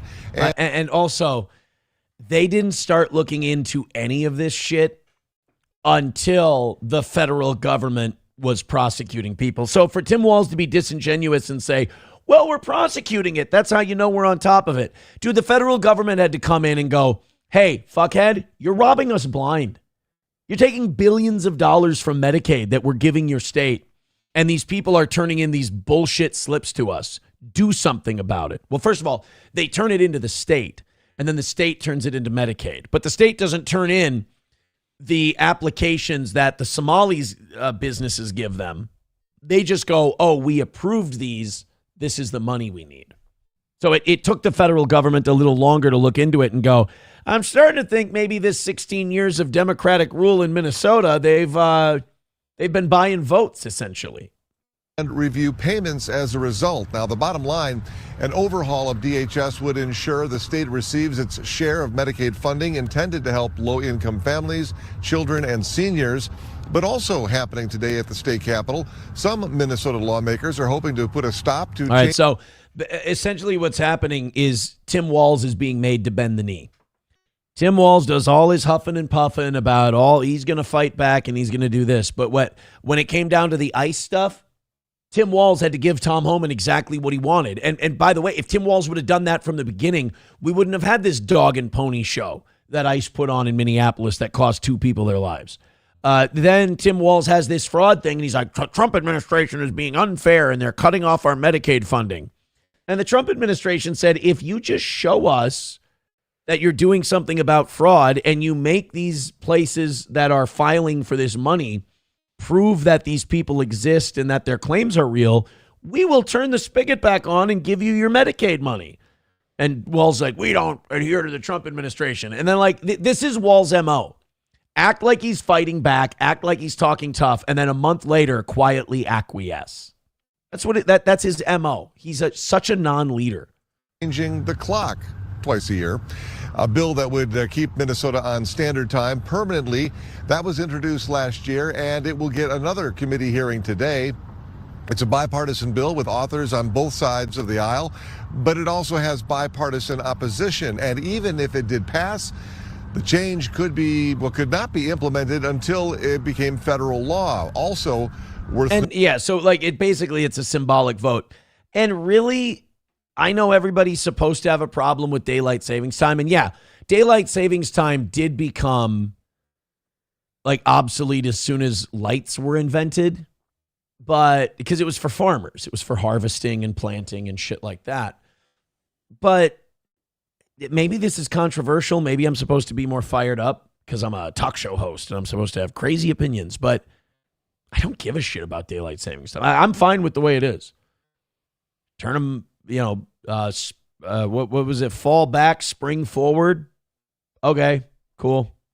Twice a year we do the shit. Fine. I've never been real passionate about the daylight savings thing. My position's always kind of been, let me know when I turn them forward. Let me know when I turn them back. I got to change it on my car. I got to change it on my stove. I got to change it on my microwave. Everything else just does it automatically. So, again, I don't really give a shit. Sam Show says, because you don't have a job. Dude, I got to get up at 5:15 every morning. So, yeah, it does. It does affect me. That's for sure. Let's go ahead and let's do a little bit of I'm going to be very clear with the morning show audience. We have 20 minutes left in the show, and you're going to think this is insane. I don't feel comfortable going into tonight's evening show at $70. I don't know if they can hit that. I'm going to be honest with you. I'm not sure. I want to leave. No, I'm not saying you guys got to knock it down all out. That's not fair. Get us inside of 50. And then I'll feel a little bit better about tonight. Thursdays, I don't give a shit. Oz is money. Oz is the man. You guys love Oz. You're so generous. I appreciate it.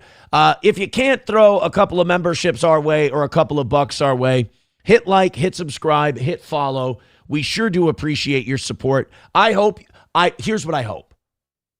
I hope you guys have really enjoyed goal-free shows all week. I hope you've liked them because I love doing them, and I hope you've enjoyed the show. And I have to say to our chat, I really like what you guys have been doing today. I really do. I like that you guys, whenever I go into the chat, everybody's just debating the shit that's been talked about on the show today. It's literally a show that's running parallel to the show.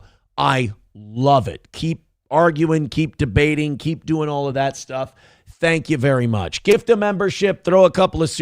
Matter of fact, I don't think we've made any money on YouTube today. I'm not saying that as a bad thing. I think that's, in a way... Oh, no, Shuli Madoff gave us $5. But I think that's it. I think we've made all of our money on Rumble today and a little bit on PayPal. So thank you guys very much for your contributions. This next clip, I don't know how to feel about it because on one hand, Gene Simmons annoys the shit out of me. On the other hand, I don't want to shoot the messenger because I think he's right. The only problem is when people say what we're about to play Gene Simmons saying, they usually only mean one side. Viking with $2 says, you need to make steel toe merch. Oh my God. Thank you very much for the $2. I appreciate it, but we do have steel toe merch. Hold on. We're going to put the link in the chat. Viking, there you go. I'm going to pin that to the top of the YouTube page. I'm going to put it in the Rumble thing too. We absolutely do have merch on Streamlabs. Go check it out. I've got a big merch order I have to fill on Friday. A new VIP and a couple of VIPs claiming their annual gift. Thank you for mentioning that. And thank you for the $2. A bunch of you do that. I love the $2 drop-ins. Thank you. All right, so Gene Simmons was being interviewed about celebrities giving their opinion on politics. And I agree with him. I don't give a shit. Don't ruin your good movies. Don't ruin my opinion of you by saying dumb shit. Conservative. Like, I don't want to hear from Kelsey Grammer. I don't want to hear from Ben Stiller. I don't care what your opinion is. I don't want to hear from Chris Pratt. I don't want to hear from Robert Downey Jr. and Mark Ruffalo. You know?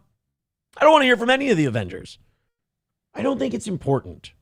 But I think a lot of people, when they say, yeah, tell celebrities not to give their opinions, it's usually conservatives who mean that about liberals or liberals who mean that about conservatives. I think you got to be consistent. This is Gene, who is a Republican. He is a conservative, talking about Ben Stiller. Now, Ben Stiller, I don't think was unfair. He asked the White House not to use clips of Tropic Thunder in promoting the Iran war. If anything, that's a celebrity trying to stay non-political. And this has happened before. I mean, Theo Vaughn has told the Trump administration not to use his shit for deporting Mexicans. So I don't think that Ben Stiller was being political at all. If anything, he was trying to keep his movies out of politics. But let's see what Gene has to say. I know right now Ben Stiller is calling out the president saying, I got to ask, guys, what's the hair dye budget for old Gene these days? I mean, it's comical how black his hair is. He's starting to look like Trump a little bit, too. Well, they're both Jewish. he doesn't want him to use his movie clips for war propaganda. I mean, it sounds like a lot of people are kind of, criticizing Trump, like Hollywood right now, over this war thing. Is that fair? Yeah, because everybody in the world should listen what actors and comedians say because they're so qualified. Basically, shut the f*** up. Do your art and shut up. I mean, I technically agree with him. You can say whatever the fuck you want. I just think for your own, for the business of things, you should probably keep it to yourself. Like Michael Jordan always said, Republicans buy sneakers too. I don't want to alienate my audience if I do that, Nobody's interested in your opinions. That includes me, who I vote for, who I like. Who the f*** do you think you are? People in America work hard for their living and they don't want to be lectured to by people who live in mansions and drive Rolls. That's right. I want to hear from Pete Hegseth as a taxpayer who spends billions of dollars on lobster and steaks. That's who I want to hear from, my America First guys. It's time for everybody in the entertainment industry to shut their pie hole and just do your art. Gene, we don't say pie hole anymore. We say N-word lips. We should do that. That's a fun trick we should play on senior citizens. We should tell them that we don't say certain things anymore and then just make up a really racist alternative and tell them that's what we say now. That's the politically correct thing. Nobody cares what you think. I don't. Okay. We don't say wet the cigar tip. We say lip it, Grandma. So please. Hey, what will Mark Ruffalo, however the he pronounces his name. Mark Ruffalo, yeah. Ruffalo, Buffalo. I love that Mark Ruffalo is like the go-to when you need a gay liberal. If you're in Hollywood and you need a pussy liberal opinion, you're like, Mark Ruffalo. There's a lot of liberal celebrities out there. So for you to be everybody's go-to for what's a faggy opinion? Mark Ruffalo. he pronounces his Mark name. Ruffalo, yeah. Well, good. Ruffalo, Buffalo. What does Mark think about politics? Mark Ruffalo should change his name to Ruffalo Buffalo. Like, just drop the Mark, move Ruffalo up to your first name, and then Buffalo. Ruffalo Buffalo I would go watch his movies all day. I don't care. So you think celebrities should stay out of the politic talk? Well, we just both don't- agree. Okay. Yeah. I know. Or go to Kylie Jenner and ask her what she thinks of the war so far. I did. Gene is a smug dick, but that is funny. Go ask Kylie Jenner. Well, actually, it's funny you mentioned Kylie Jenner because Kylie Jenner famously drank a Pepsi once and solved race riots. So shut the fuck up, Gene. How about that? Rusty Grammer becoming a member for 46 months. Oh my God, I'm too old. He says, here's my bare minimum for YouTube. I want everybody's bare minimum. That sounded gay. Sounded really gay. Thank you very much, Abel Graham, for gifting a membership. Hey, guys, let's golden shower the shit out of this thing before we go today. What do you say? $5 drops on Rumble or 5 different gifted memberships before we go. And we'll end today's show with a golden shower. Abel Graham says also Rumble rants are actually broken, Aaron. No shit. Maybe Rumble rants aren't broken. I think you just got to try sending $20 ones. I think that's what the problem is. If you send 20s, they'll go through. Like, everybody give it a shot right now. Try sending in a $20 Rumble rant. I bet you it works. Or, try send. Rumble rants might be broken, but I bet you gifted memberships work. How about that? Chevy fan says, I just sent my bare minimum to the text line. I don't see it. Oh, I get it, you little Dinkelhofer, you little goofball berry. Butt Cheese was gifted a membership by Abel Graham. Thank you very much. Yeah, let's put that to the test. Let's see if the Rumble rants are truly broken. That would be my question. Abel Graham says, why can't I Rumble rant? Put a regular 6-panel Velcro hat on the store, please. I can't stand mesh backs and snapbacks. I'll see what Streamlabs has to offer, and I'll go ahead. Honeybee's Photo says they do. Membership is always work. No. Honeybee's Photo, you're missing the grift. I'm saying we should test it. No, you didn't. You don't think that we should? One man's opinion. Real 23 is still, dude, you got to give this guy respect. He's been going on 4.5 hours now of debating. He says, no, I am not Bongino. He lied about George Floyd, knee to the neck crap. That was a lie. Wait a minute. So, Real 23, like, we all think Dan Bongino's a piece of shit here too, but it's mostly the whole covering for elite satanic Jewish pedophiles thing. You're mad at Dan Bongino because of George Floyd? Dude, I'm sorry. George Floyd, that's gay now. We don't worry about George Floyd. We're on so much other shit now. We don't worry about George Floyd anymore. Honeybee's Photo says, I tried to send $20 once, so I had to send memberships. I mean, hey, you know what, guys? Test them both. Test them both. Chips and Diff says, $20. Did this work? No. Try sending 5 memberships. I think that might work. Aaron 9999999 says it's Bongina, not Bongino. Nobody ever sends me shit. Nobody ever tells me. Nobody ever tells me when we change shit. I always got to find out the hard way. Real 23 says, you liars are Tampon Tim. You love that terrorist fraud crap. This POD is a fraud liars. What's a POD? A piece of dick? Chips and Diff says 5 memberships. There. That didn't work. That's too bad.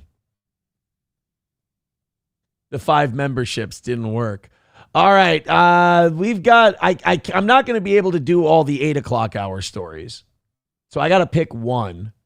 Oh, you want to do the Harvey Weinstein got the shit beat out of him in jail story? That's fun. I like that.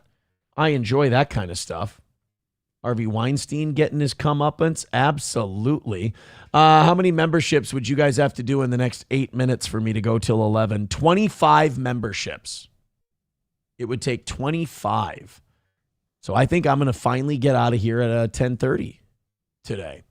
Harvey Weinstein says that he was punched at Rikers Island and it left him a bloody mess. I tell you, that is just, that's really too bad that they couldn't take his eyesight. Harvey Weinstein says prison life has been brutal so far. Okay, so according to our plans, claiming he's already taken a beating behind bars, hopefully in the ass, including one attack that left him bloodied on the floor, hopefully in the ass.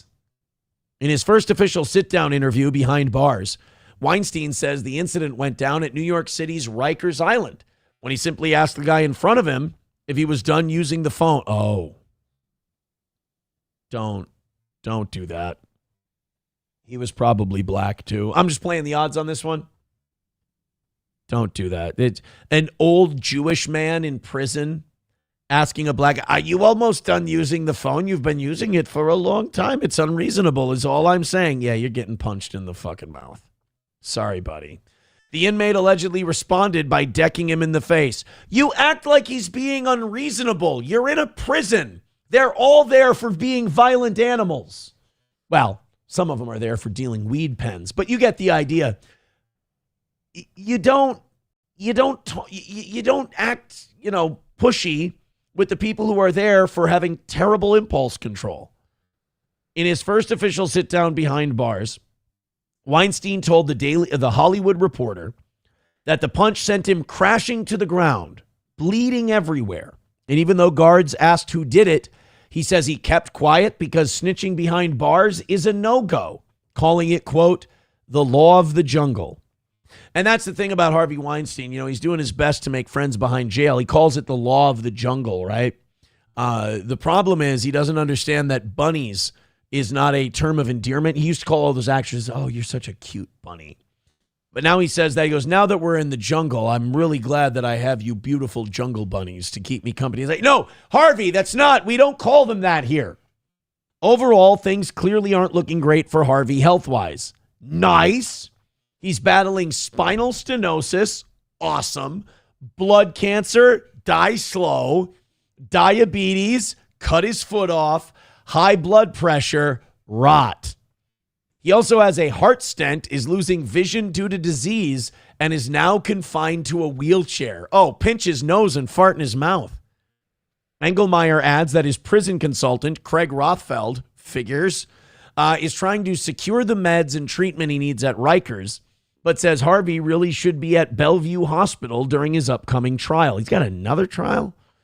Warning the constant trips between the Manhattan courthouse and the Queens jail will take a brutal toll on his body. Well, I'm sure all the fucking you had to do to give women roles took a toll on their body and mind. This is called justice. Harvey believes if he doesn't get the care he needs, he might not make it. Okay? Problem? Anybody? Problem? Are you guys cool with that? I'm cool with that. We're cool with that, Harvey. Just, hang in there, buddy. They should put him on the casting couch in jail. I think it's only fair. I think that should be part of his punishment. I love that I love that TMZ is reporting this. Like, look at all these terrible things that are happening to Harvey. Hey, Harvey Levin, I know he's your buddy, all right? You're never going to make any of us feel sorry for this complete piece of shit, all right? All of the negative things you're saying he's going through right now, we're just hoping the list is longer. The disgraced movie mogul, now 73, was convicted of rape and other charges in L.A. in 22 and is currently serving a 16-year sentence. Oh, I bet he never makes it out again. He's also awaiting yet another rape trial in New York after his 2020 conviction and 23-year sentence for rape and criminal sexual acts were overturned in 2024. So even if he wins that 2021, he's still got the conviction for the 2022 one. Make him keep going through it. Now, Weinstein still insists he's innocent of the allegations against him, admitting he may have been arrogant and a bully with his power, but claiming he's ultimately the victim in the whole saga. Well, you see, I'm actually the one who's the real victim if you think about it. Some of that pussy was subpar and their acting was terrible. I actually sacrificed my reputation with the Academy in vouching for some of them. Never forget, guys, Harvey Weinstein is the real victim here. I just want to make sure we understand that. Thank you to Chris Reese for gifting a membership. Very nice. Hey, 2 more memberships before we go in 3 minutes. I'm going to feel a lot better if that evening show is at 50 for tonight, because even at 60, and you guys have done amazing. Thank you so much for the 100 or so bucks that we made this morning on a No Goal Wednesday. That is awesome. It is great. Wait, $5 from You Need Me More says, fun show, fun chat, happy hump day, Toe. You guys, I got to say, this was a really good show, and you guys helped make it that. 55 away from tonight. Thank you very much. You guys, awesome work. Unbelievable work. I'm so, this audience has been incredible this week. I mean, just really one of your finest weeks ever. I can't take credit. You guys have just decided to be insanely generous. Punished Ahab says, dude, can you stop wearing those retarded collared shirts? All right. Can you give me a second? I'm going to change my wardrobe. Just going to change my wardrobe before we leave for the day. Going to give you something new, something different. I figure I owe that to you. Punished Ahab wants me to stop wearing the collared shirts. Can we, let me just, you know what I think we should do for the end of the show? I think a little mood music here, I think is what we should do. Guys, I'm sorry. I'm trying to get my new wardrobe on. Give me a little music bed. Here we go. All right. That's what I mean, you piece of shit. Is this good enough for you? I took off my collared shirt for you. Yeah. I took off my collared shirt for you, you piece of shit. You're a bitch. Punished Ahab, you're a bitch in this world. And you're going after my livelihood. And I'm supposed to sit here and take it? I'm not gonna take it. You piece of shit. But I digress. You know, and that's the thing with all you guys. All you guys come here and you're trying to fuck with me, and I'm trying to do my stream. And I got this Haley and this Pat Dixon and this Chad Zumach and all these other pieces of shit. And they're trying to tell me that I can't do my stream. And they're trying to take mine away from me. That piece of shit. And Dixon's a shithead. He's a bitch.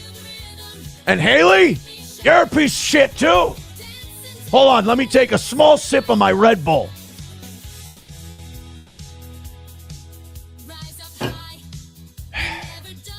But I digress. All right. Are we done? Oh my, I went to 10:30 doing I'm sorry. I saw a window to do a little Karmic before the end of the show. Oh, fuck. Trucker 18-wheeler with $1 says, if I cover the rest of the evening goal, can we go till 11? Yes. If you throw in $50, I will go till 11. I think that's only fair. I think it's only fair. All right, Punished Ahab like that one. He says LMAO. Beans and Mice says zipper jumpsuit time. Punished Ahab says, sorry, I didn't mean to do you dirty. Smoke break incoming. Oh, yeah, I got to get like candy cigarettes or something if I'm going to do Karmic. I think that's only fair. All right, I am going to head out, though. So, Trucker, if you do want to do that, I'll just, you know what? I tell you what. You don't have to. I can just take off now. Not a big deal. I was going to bring it in for a landing here after the Karmic thing, so it's fine. Just, you know what? Save it for tonight. Whatever you want to do. Not a big. If it comes in while I'm wrapping up, I'll go till 11. If not, I have zero complaints about today. Thank you. Oh, never mind. Thank you very much. Thank you, Trucker 18-Wheeler with $50. Wanna fuck? Let's fuck! There we go. Thank you for the $50. That's very kind of you. We are good. And now what does that mean? Now we're working on Oz's day. So it's Wednesday, and we're already working on Oz's day tomorrow. So the rest of today's show and tonight's show is all going towards Oz's show. What a great week. Thank you guys so much. I feel like Trucker should also get to dictate what the content is as well. I really do. Let's go to, I'll open up a couple of my 8 o'clock hour stories here that I wasn't going to open up. But I think I think these couple are good. Oh, yeah, I'm going to love both of these. Honeybee's photo says Fauci's pangolin said check Venmo. Yeah, no, don't do that to me. I checked it. Don't you do that to me. Don't say check Venmo when there's no Venmo there. You lying so-and-sos. I did fall for the banana in the tailpipe because Fauci's pangolin is usually he's a straight shooter. But you know what? He wanted to get me. And guess what? He got me. All right, guys. Hit like, hit subscribe, hit follow. I appreciate you. I just want to point out, when I play this clip, I had nothing to do with this. I didn't say this. Bapa Shab didn't say this. Sam Show didn't say this. This was nobody being anti-Semitic. This was nobody disliking Jews. As a matter of fact, this is trans person Laverne Cox talking about trans issues on MSNBC. I had nothing to do with this. I just want to play this Laverne Cox clip. I'm not going to pause it. I'm not going to comment until after it's done. I just want to point out that Sam Show, Bapa Shab, and myself had nothing to do with this clip. And there's been a rise in anti-Semitism all over the country right now, and it's disgusting and it's horrible. People should know that one of the first things that the Nazis did, and I think it was in 1933, was they burned Magnus Hirschfeld's gender for sexuality. Magnus Hirschfeld was studying trans people, LGBTQ people. Yeah. Lily Elby, who the Danish Girl, the film Danish Girl was about, she had her first gender-affirming procedure at Magnus Hirschfeld's clinic. The Nazis burned it down. All of this research. And that's the end of the clip. I didn't say it. She said it. She's the one who said this anti-Semitism makes me sick because it's the Jews who propagated trans ideology and got us going on the trans stuff. I didn't say that. Laverne Cox said it, which, by the way, how funny is it that someone who's trans has a last name Cox? I mean, the shit writes itself. But she's the one who said, in Germany in the 1930s, she's too dumb to know what she said, by the way. She's like, in Germany in the 1930s, Jews were promoting transgender ideology. They were even taking German people and performing trans surgeries on them at Hirschfeld's clinic. And the Nazis burned those clinics down and shut them down. Right. So what you're saying is that the Nazis felt like their culture and their traditions were being fucked with, and they targeted the. You know what? I think it's best if I just leave that one as it is. I think I should. Honeybee's photo says, "Wait a minute, they stopped pedos." I mean, Bapa Shab says, "Yes, sir." Oh, hold on. That's yeah. Let's check in with Real 23. Tin Tool Man Taylor says, this dude's spitting. Whatever that is, it is spitting. Real 23 says, another lie. Every time you open your mouth, shit come out. I do worry about liars like you. Stop lying to these chatters. Guys, if you think I'm lying to you, please hit one in the chat. Siegkreutz says, this is why MAGA hates Hitler. They love the trans. I mean, are we allowed to criticize Charlie Kirk yet? Has it been long enough? One thing that I think Charlie Kirk did, and I want to believe it's because of his donors. I want to believe it's because of the people who gave him money. But one of the things that Charlie Kirk did was he was Mr. Trad, he was Mr. Christian, he was Mr., all this stuff. But on a lot of his speaking tours and stuff, he'd bring trans conservatives in, cross-dressers, shake dancers, what do you call them? Not burlesque, drag queens. He'd bring in drag queens like Lady MAGA and be like, yeah, this is our trad conservative movement that we're building. And it's like, Charlie, do you not know what these people are fucking doing to you? Do you not understand? Like, I wish that Charlie would have been a little more street smart and maybe he could have survived. He got killed for thinking he was in charge. That's what Charlie Kirk died for. If you really think that Tyler Robinson guy acted alone and killed Charlie Kirk by himself because shit he said about trans people, I'm sorry. That story is just not believable. But when it comes to Charlie Kirk taking a shitload of money from neocons and Zionists, and as long as he was doing the disruptive shit that kept people divided, they were fine with Charlie. You're bringing in cross dresses. Well, that's good, Charlie. We want a diverse tent here in the conservative movement because that's what I am. I'm totally conservative. And then Charlie would bring that on and he would be like, look at the big tent we have. It's like, whoa, I'm confused. Are we supposed to be traditional and getting back to our moral roots and Christianity? Or do we want a big tent because you can't have both? And then Charlie, towards the end, he wanted to call some of the shots. He didn't like what Israel was doing in Gaza. In fact, he wrote Benjamin Netanyahu a complaint letter. They didn't like that. He also said we shouldn't be going to war with Iran. We did not vote for war with Iran. And he was also, what was the other thing? Oh, he wanted Tucker Carlson and Candace Owens to speak at America Fest.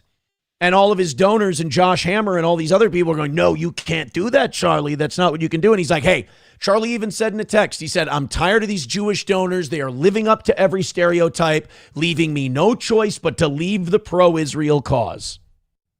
2 weeks later, he was dead.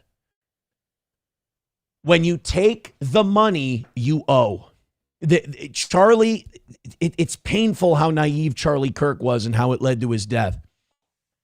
Charlie Kirk did not know. He thought that those people were giving him those millions and millions and millions in donations because they liked him. They gave him the millions and millions in donations. And this is the real crime of this. Charlie didn't realize that he would have kept growing and he would have gotten big on his own. He didn't need that money. The money would have been there. Charlie had the right message. These people saw Charlie getting popular and they said, we have to neutralize this thing and we have to make sure that we can steer it and guide it. And we can do that with cold, hard cash. We'll play on his greed. And Charlie was of the mind that, well, they must really like me. No, they need you to push a certain message. I mean, why would a guy who loves trans people wait until late 2025 to shoot Charlie Kirk? If it was about trans people, they would have shot him 5 years ago. They would have shot him 9 years ago. He was talking a bunch of cash money trans shit back in 2016 was Charlie Kirk. I mean, really? Some crazy guy who loves trans people decided to wait until Charlie Kirk broke from the pro-Israel cause and stopped supporting foreign wars and wanted to get more traditional. Then all of a sudden, all the pro-trans people wanted to kill him. I'm sorry, but in order to buy the Charlie Kirk, Tyler Robinson story, you have to ask me to be stupid and not notice anything. I can't do it. I can't. Honeybee's photo says Charlie Kirk was gay. There's another side of it. There's another opinion. The other story I wanted to do from the 8 o'clock hour here was this one. I thought this one was funny. Guys, on your way out today, by the way, please hit the thumbs up button. We appreciate that. Hit the heart button if you're on Twitter. I kind of like this guy. I think this guy is really, really based. A man, I don't even know where this is. They don't say. This is from Clown World on Twitter. I love that account. Some guy was stealing his neighbor's electricity by plugging in an extension cord. This is based. This is awesome. And I mean, God, if you do it right, you can totally get away with it. I mean, who's checking out what's plugged in outside? I mean, my kids left the hose running for like 3 months in the wintertime, and I did not notice it. I did. I looked out the window one day, and my hose is rolled up. There's fucking water pouring out all over into the yard, and I see that there's like an ice rink in between mine and my neighbor's house. And I'm just walking by the dining room one day. I look out the window. I'm like, what the fuck is all that ice doing there? And I look down. I'm like, fucking water's running. Now, I don't know if they left it running for 3 months. I have no idea how long it was running. But I know that I had a giant flooded, icy area between the two houses. So there's a lot of stuff that happens outside of your home that, you know, you just walk in the front door every day. You got the same routine. You don't even notice it. But this neighbor did end up catching his neighbor trying to steal his electricity. There's the power cord that is plugged into our rental house. This is a vacant rental house. And that power cord runs across, runs down here, and goes into the house right here. Bro, all you had to do was like cover that shit up, do a little camouflage, maybe not a bright green cord, you know? You weren't exactly trying to hide it, pal. Also, when that property owner got an electric bill for a vacant apartment, I'm sure he probably thought something was up. The police have been called. They are on the way. Yeah. We are going to have these folks brought up on charges. Here's where it's going in the window. And y'all think I make this stuff up. I mean, it's really stupid. It's a great idea. Like, in theory, I'll steal the power from that unit. I'll get it into my unit. And then that way I won't have to pay the bill. It'll be, but it's a vacant home. You do this, like you try to do this to your neighbor who lives there. You try to do this to a rental unit that has someone in it. Yeah, their electric bill will go high and then they'll get really fucking pissed and they'll try to figure out what's going on. You will eventually get caught. But a vacant unit and then the owner of the property gets the bill, he's going to know something's up right away. A few moments later. The police are here investigating. So they can document everything too.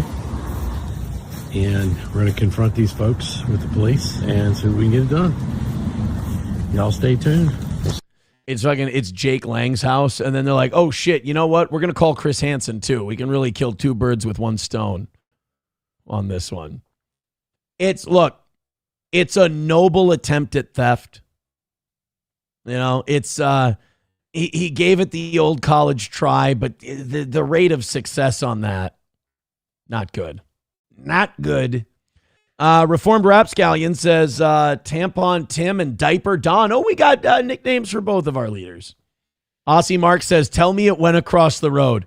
It went across the road. Not only did it go across the road, he did not use a subtle extension cord. It was bright green. It's the one extension cord that was going to stand out no matter where you put it. Chips and Diff says, Aaron, you sure your water line didn't break if it was cold out? No. The water was coming out of the hose. I looked at it. I saw it. I turned the hose off. I turned the water off. The hose shut off. The water problem went away. No, it wasn't a water line break. I looked out my window. I saw the hose running. And I went and caught it. No, I saw the hose running and I went, oh, fuck. And it was so weird to me because it was like in November or December. And I'm like, what the hell are the kids doing turning on the hose? That's why I was worried it was like 3 months. Because like you look at your water bill and surprisingly, if you leave your hose run every day, it doesn't jack up the monthly bill that much. You're like, oh, maybe I took a lot of shits this week. Maybe I took more showers than normal. Maybe I ran the dishwasher more, the washer more. I don't know. So I didn't catch it right away. I had to walk by and go. And I never walked down the side of my house in the wintertime, so I never would have caught the ice rink that was building up. No way. Abel Graham says Meme Copium uses his neighbor's Wi-Fi. Yeah, see, I think that's kind of cool. You know? I think if you can do it, maybe throw him a couple of bucks. You can split the Wi-Fi. Why not? Or does he do it without the neighbor knowing? That is kind of a shitheel move. 09 Canyon says, give Aaron a grown-up man's beard. No, I didn't have time. I meant to shave this morning, but I woke up late. That's on me. Chips and Diff says, call it different cultural norms. Now that, wait a minute. Why did we decide to start? I'm catching up with the chat now from that last segment. Why did we decide to go after my facial hair? Why? I'm vulnerable.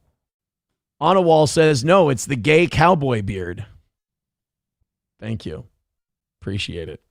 MSO says, did SP fix it for you? No, I fixed it myself. I went outside and turned the hose off.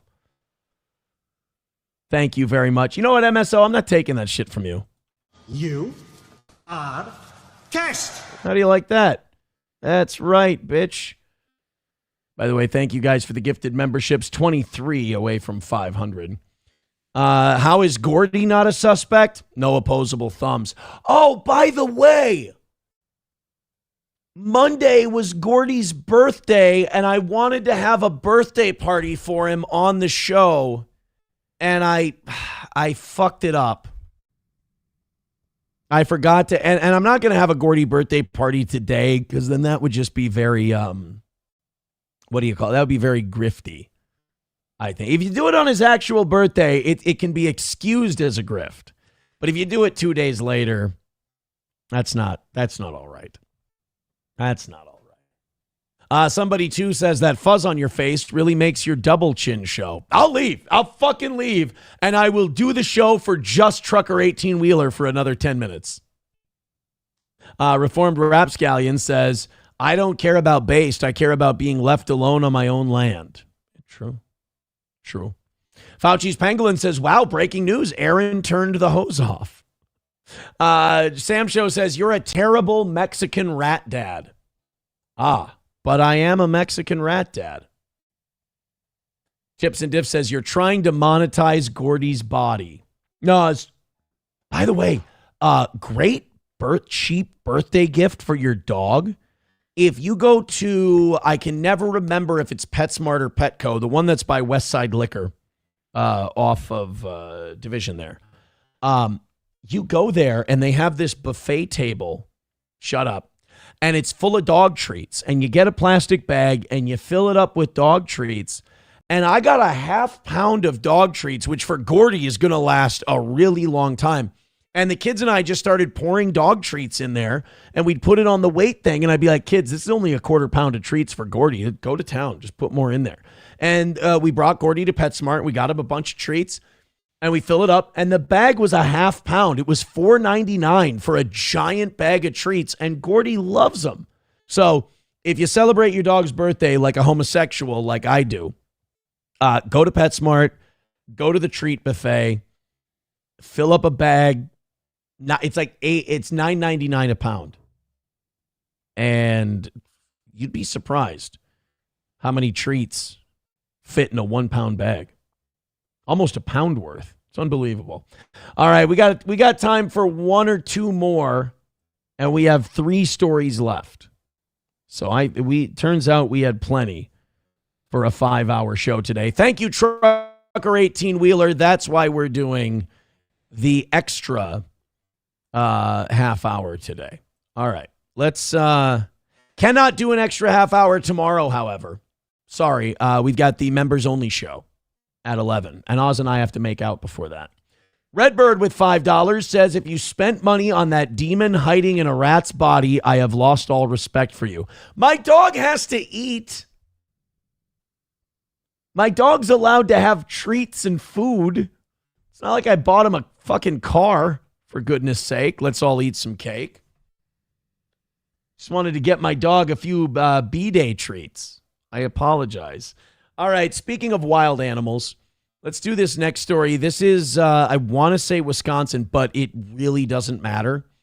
A priest there is being fined $500,000, a priest, because he wanted to help the area's homeless population. And we're getting the spinning wheel. I wanted to play the video version of the story for you, but they wanted to. Oh, wow, whatever site this is. They have just completely fucking buried my the computer speed here. All right, now we can do it. This is, I mean, you want to talk about government overreach. Here you go. $1 in fines for feeding the homeless in Oakland Park. The city says the soup kitchen. I love how even California is like, no. We don't want to feed the homeless because then they'll keep coming back. Like, I love how even like liberal California is like treating the homeless like zoo animals. I remember a few years ago, probably about 15 years ago, there was a Republican legislator here in Minnesota named Mary Franzen. And she got in a lot of trouble locally for saying we shouldn't have welfare. We shouldn't be giving poor people all these benefits because it's like feeding the zoo animals. They'll keep coming back and become dependent. And everyone's like, that's the most offensive, terrible thing. Now even liberal communities are going like, guys, stop feeding the homeless. They're like fucking zoo animals. A priest says he has more than $500,000 in fines for feeding the homeless in Oakland Park. The city says the soup kitchen he's running is illegal. CBS News Miami's Ted Scouten is your reporter in Oakland Park with why the priest says he's still not stopping. Isn't that weird? A soup kitchen is illegal. We've all volunteered at soup kitchens before. I did when I was a teenager. No, it was not court ordered. But like worked at soup kitchens. We volunteered our time. How can they be illegal? Hey, I want to feed hungry people. You would think if anything, that's taken a load off the government's mind. No. If the churches feed needy people, the needy people might not need government anymore, and then we can't have welfare programs, and then we can't buy their votes. This church is facing $500,000 in fines for operating a soup kitchen in an area not zoned for it. That's right. You got to be zoned to help people and be charitable. I forgot about that. A power line in Northwest 35th Street in Oakland Park. The priest in charge says that despite the fines, he'll continue feeding the hungry. Pray, O Lord, that they will help us to win this case. For 36 years, Father Bob Cadill has been feeding the homeless at All Saints Catholic Mission in Oakland Park. For the last 12, he's been locked. The fuck is that? Is that a trans homeless person? Or is that just a guy wearing a deep V? I don't know. That look, God, the homeless are getting weirder every year. In a standoff with the city, which alleges he's operating a non-permitted soup kitchen. It'd be funny, you're running a soup kitchen, you're doing a wonderful thing, you're doing a nice thing for people. That thing comes up to get its food, you put the tray up there and just, like, you don't mean to be mean, but instinctively you just go, oh, ew. I'm sorry. No, you're fine. I was thinking about something else. 2014, they decided to rezone Powerline. And they told me fallaciously that you have to stop feeding. You're not fitting into the new zoning. Father Bob. So wait, they rezoned everything. You were running a soup kitchen. You were feeding homeless people. But because they decided to pull a rezoning out of their ass, now you have to stop? Yeah, no, sorry. Kept feeding the homeless, offering them showers and giving spiritual guidance. There's a price to that. Long and short of it is the case, we are suing them to stop the harassment because it's over $500,000. It's $125 a day since 2014. Holy and shit. they put a lien on our building. He already took the city. I fucking dare them. I mean, I dare them. What's, whoa. Father, as a fellow Catholic, I implore you, what the shit is this? We got to do something about Vatican II. We went soft. What is going on here, Padre? I'm going to tell Leo on you. I'm telling Leo. By the way, approval ratings came out of all public figures in the United States. Trump, everybody else. Pope Leo with the highest approval rating. Nice. 57%. How sad is it that we're so polarized that 57% is the highest American approval rating of any official? He's got a 94% approval rating amongst Catholics. I like Pope Leo, but I'm also biased because he's American. To court in January, but Oakland Park's attorney successfully got the case tossed because of a missed deadline. Currently homeless. So what, did you just sleep? Yeah, I sleep outside. Jeremiah Williams is unhoused. He's been coming here for the past few months. I love how the homeless people will use the term homeless. Homeless people will go, yeah, I'm fucking homeless right now. But the news will be like, he's currently unhoused. He's experiencing housing insecurity. And even the bums are like, no, we're homeless. As he works to get a license to drive a semi. I'll come here to take showers. I'll come here to eat breakfast and lunch. I use my SNAP card to go purchase other items. I go to the park. I exercise there. By the way, I want to point something out. You think that illegal immigration or immigration in general doesn't have an impact? This guy's getting his CDL. This guy's getting his trucker's license. Meanwhile, illegal immigrants and even legal immigrants are getting pushed to the front of the line. They're getting CDLs. They're getting licenses to drive 18-wheelers. And this guy's fucking homeless and he wants to work. And I even come to mass here. He depends on the help to give him a hand up. I don't know any other church or any other pastor that will help us the way that he has. So Christ was very clear about us helping his people, and it doesn't matter what stage of life or who you are. Everybody's just a child of God, point blank, right? Father Bob plans to continue his mission to give food to the hungry as he prepares to head back to court for round 2. Pray for us. Help us win this trial. Amen. So he's 500 grand in the hole. They put a lien on the church. Gavin Newsom wants to run for president. Do you really want this story to be brought up in a debate? Do you really think that during the debate you're going to be able to go, oh, no, there's some intricacies to the case that the rest of you really don't understand. This is you guys don't, it's fine. It's actually totally great that we're shutting down this Catholic church for feeding homeless people. You might want to step in and stop this, dude. I'm sorry. Some Soper says it's probably because of all the regulations. Yes. Larry Schulte says this is about a Christian entity feeding the homeless. Yeah, they want to shut him down. They want to shut him down. Papa Shop says Father Lindsey Graham, that you're gay. Look, I picked up on the unfortunate lisp as well. I'm not going to cast aspersions on the father. All right, guys, thank you very much. You banged out tonight for that evening show. They can't complain about you guys. Thank you very much, Trucker 18-Wheeler. Everyone else thank Trucker 18-Wheeler. He's the reason we went till 11 today. I'll be back tonight at 6 p.m., and then it's Oz and I tomorrow morning. The show starts at 6. Our clips have been doing very well lately. Go check them out. Hit like, hit subscribe, hit follow, and we will see you again very, very soon.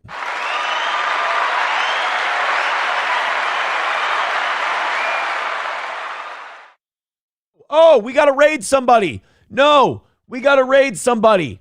We got to do a raid. Let's go raid a channel smaller than us. Shit. I'm sorry, guys. Everybody's probably gone by. I'm talking to nobody because I told everybody we out this bitch. Yeah, they're dropping like flies. All right.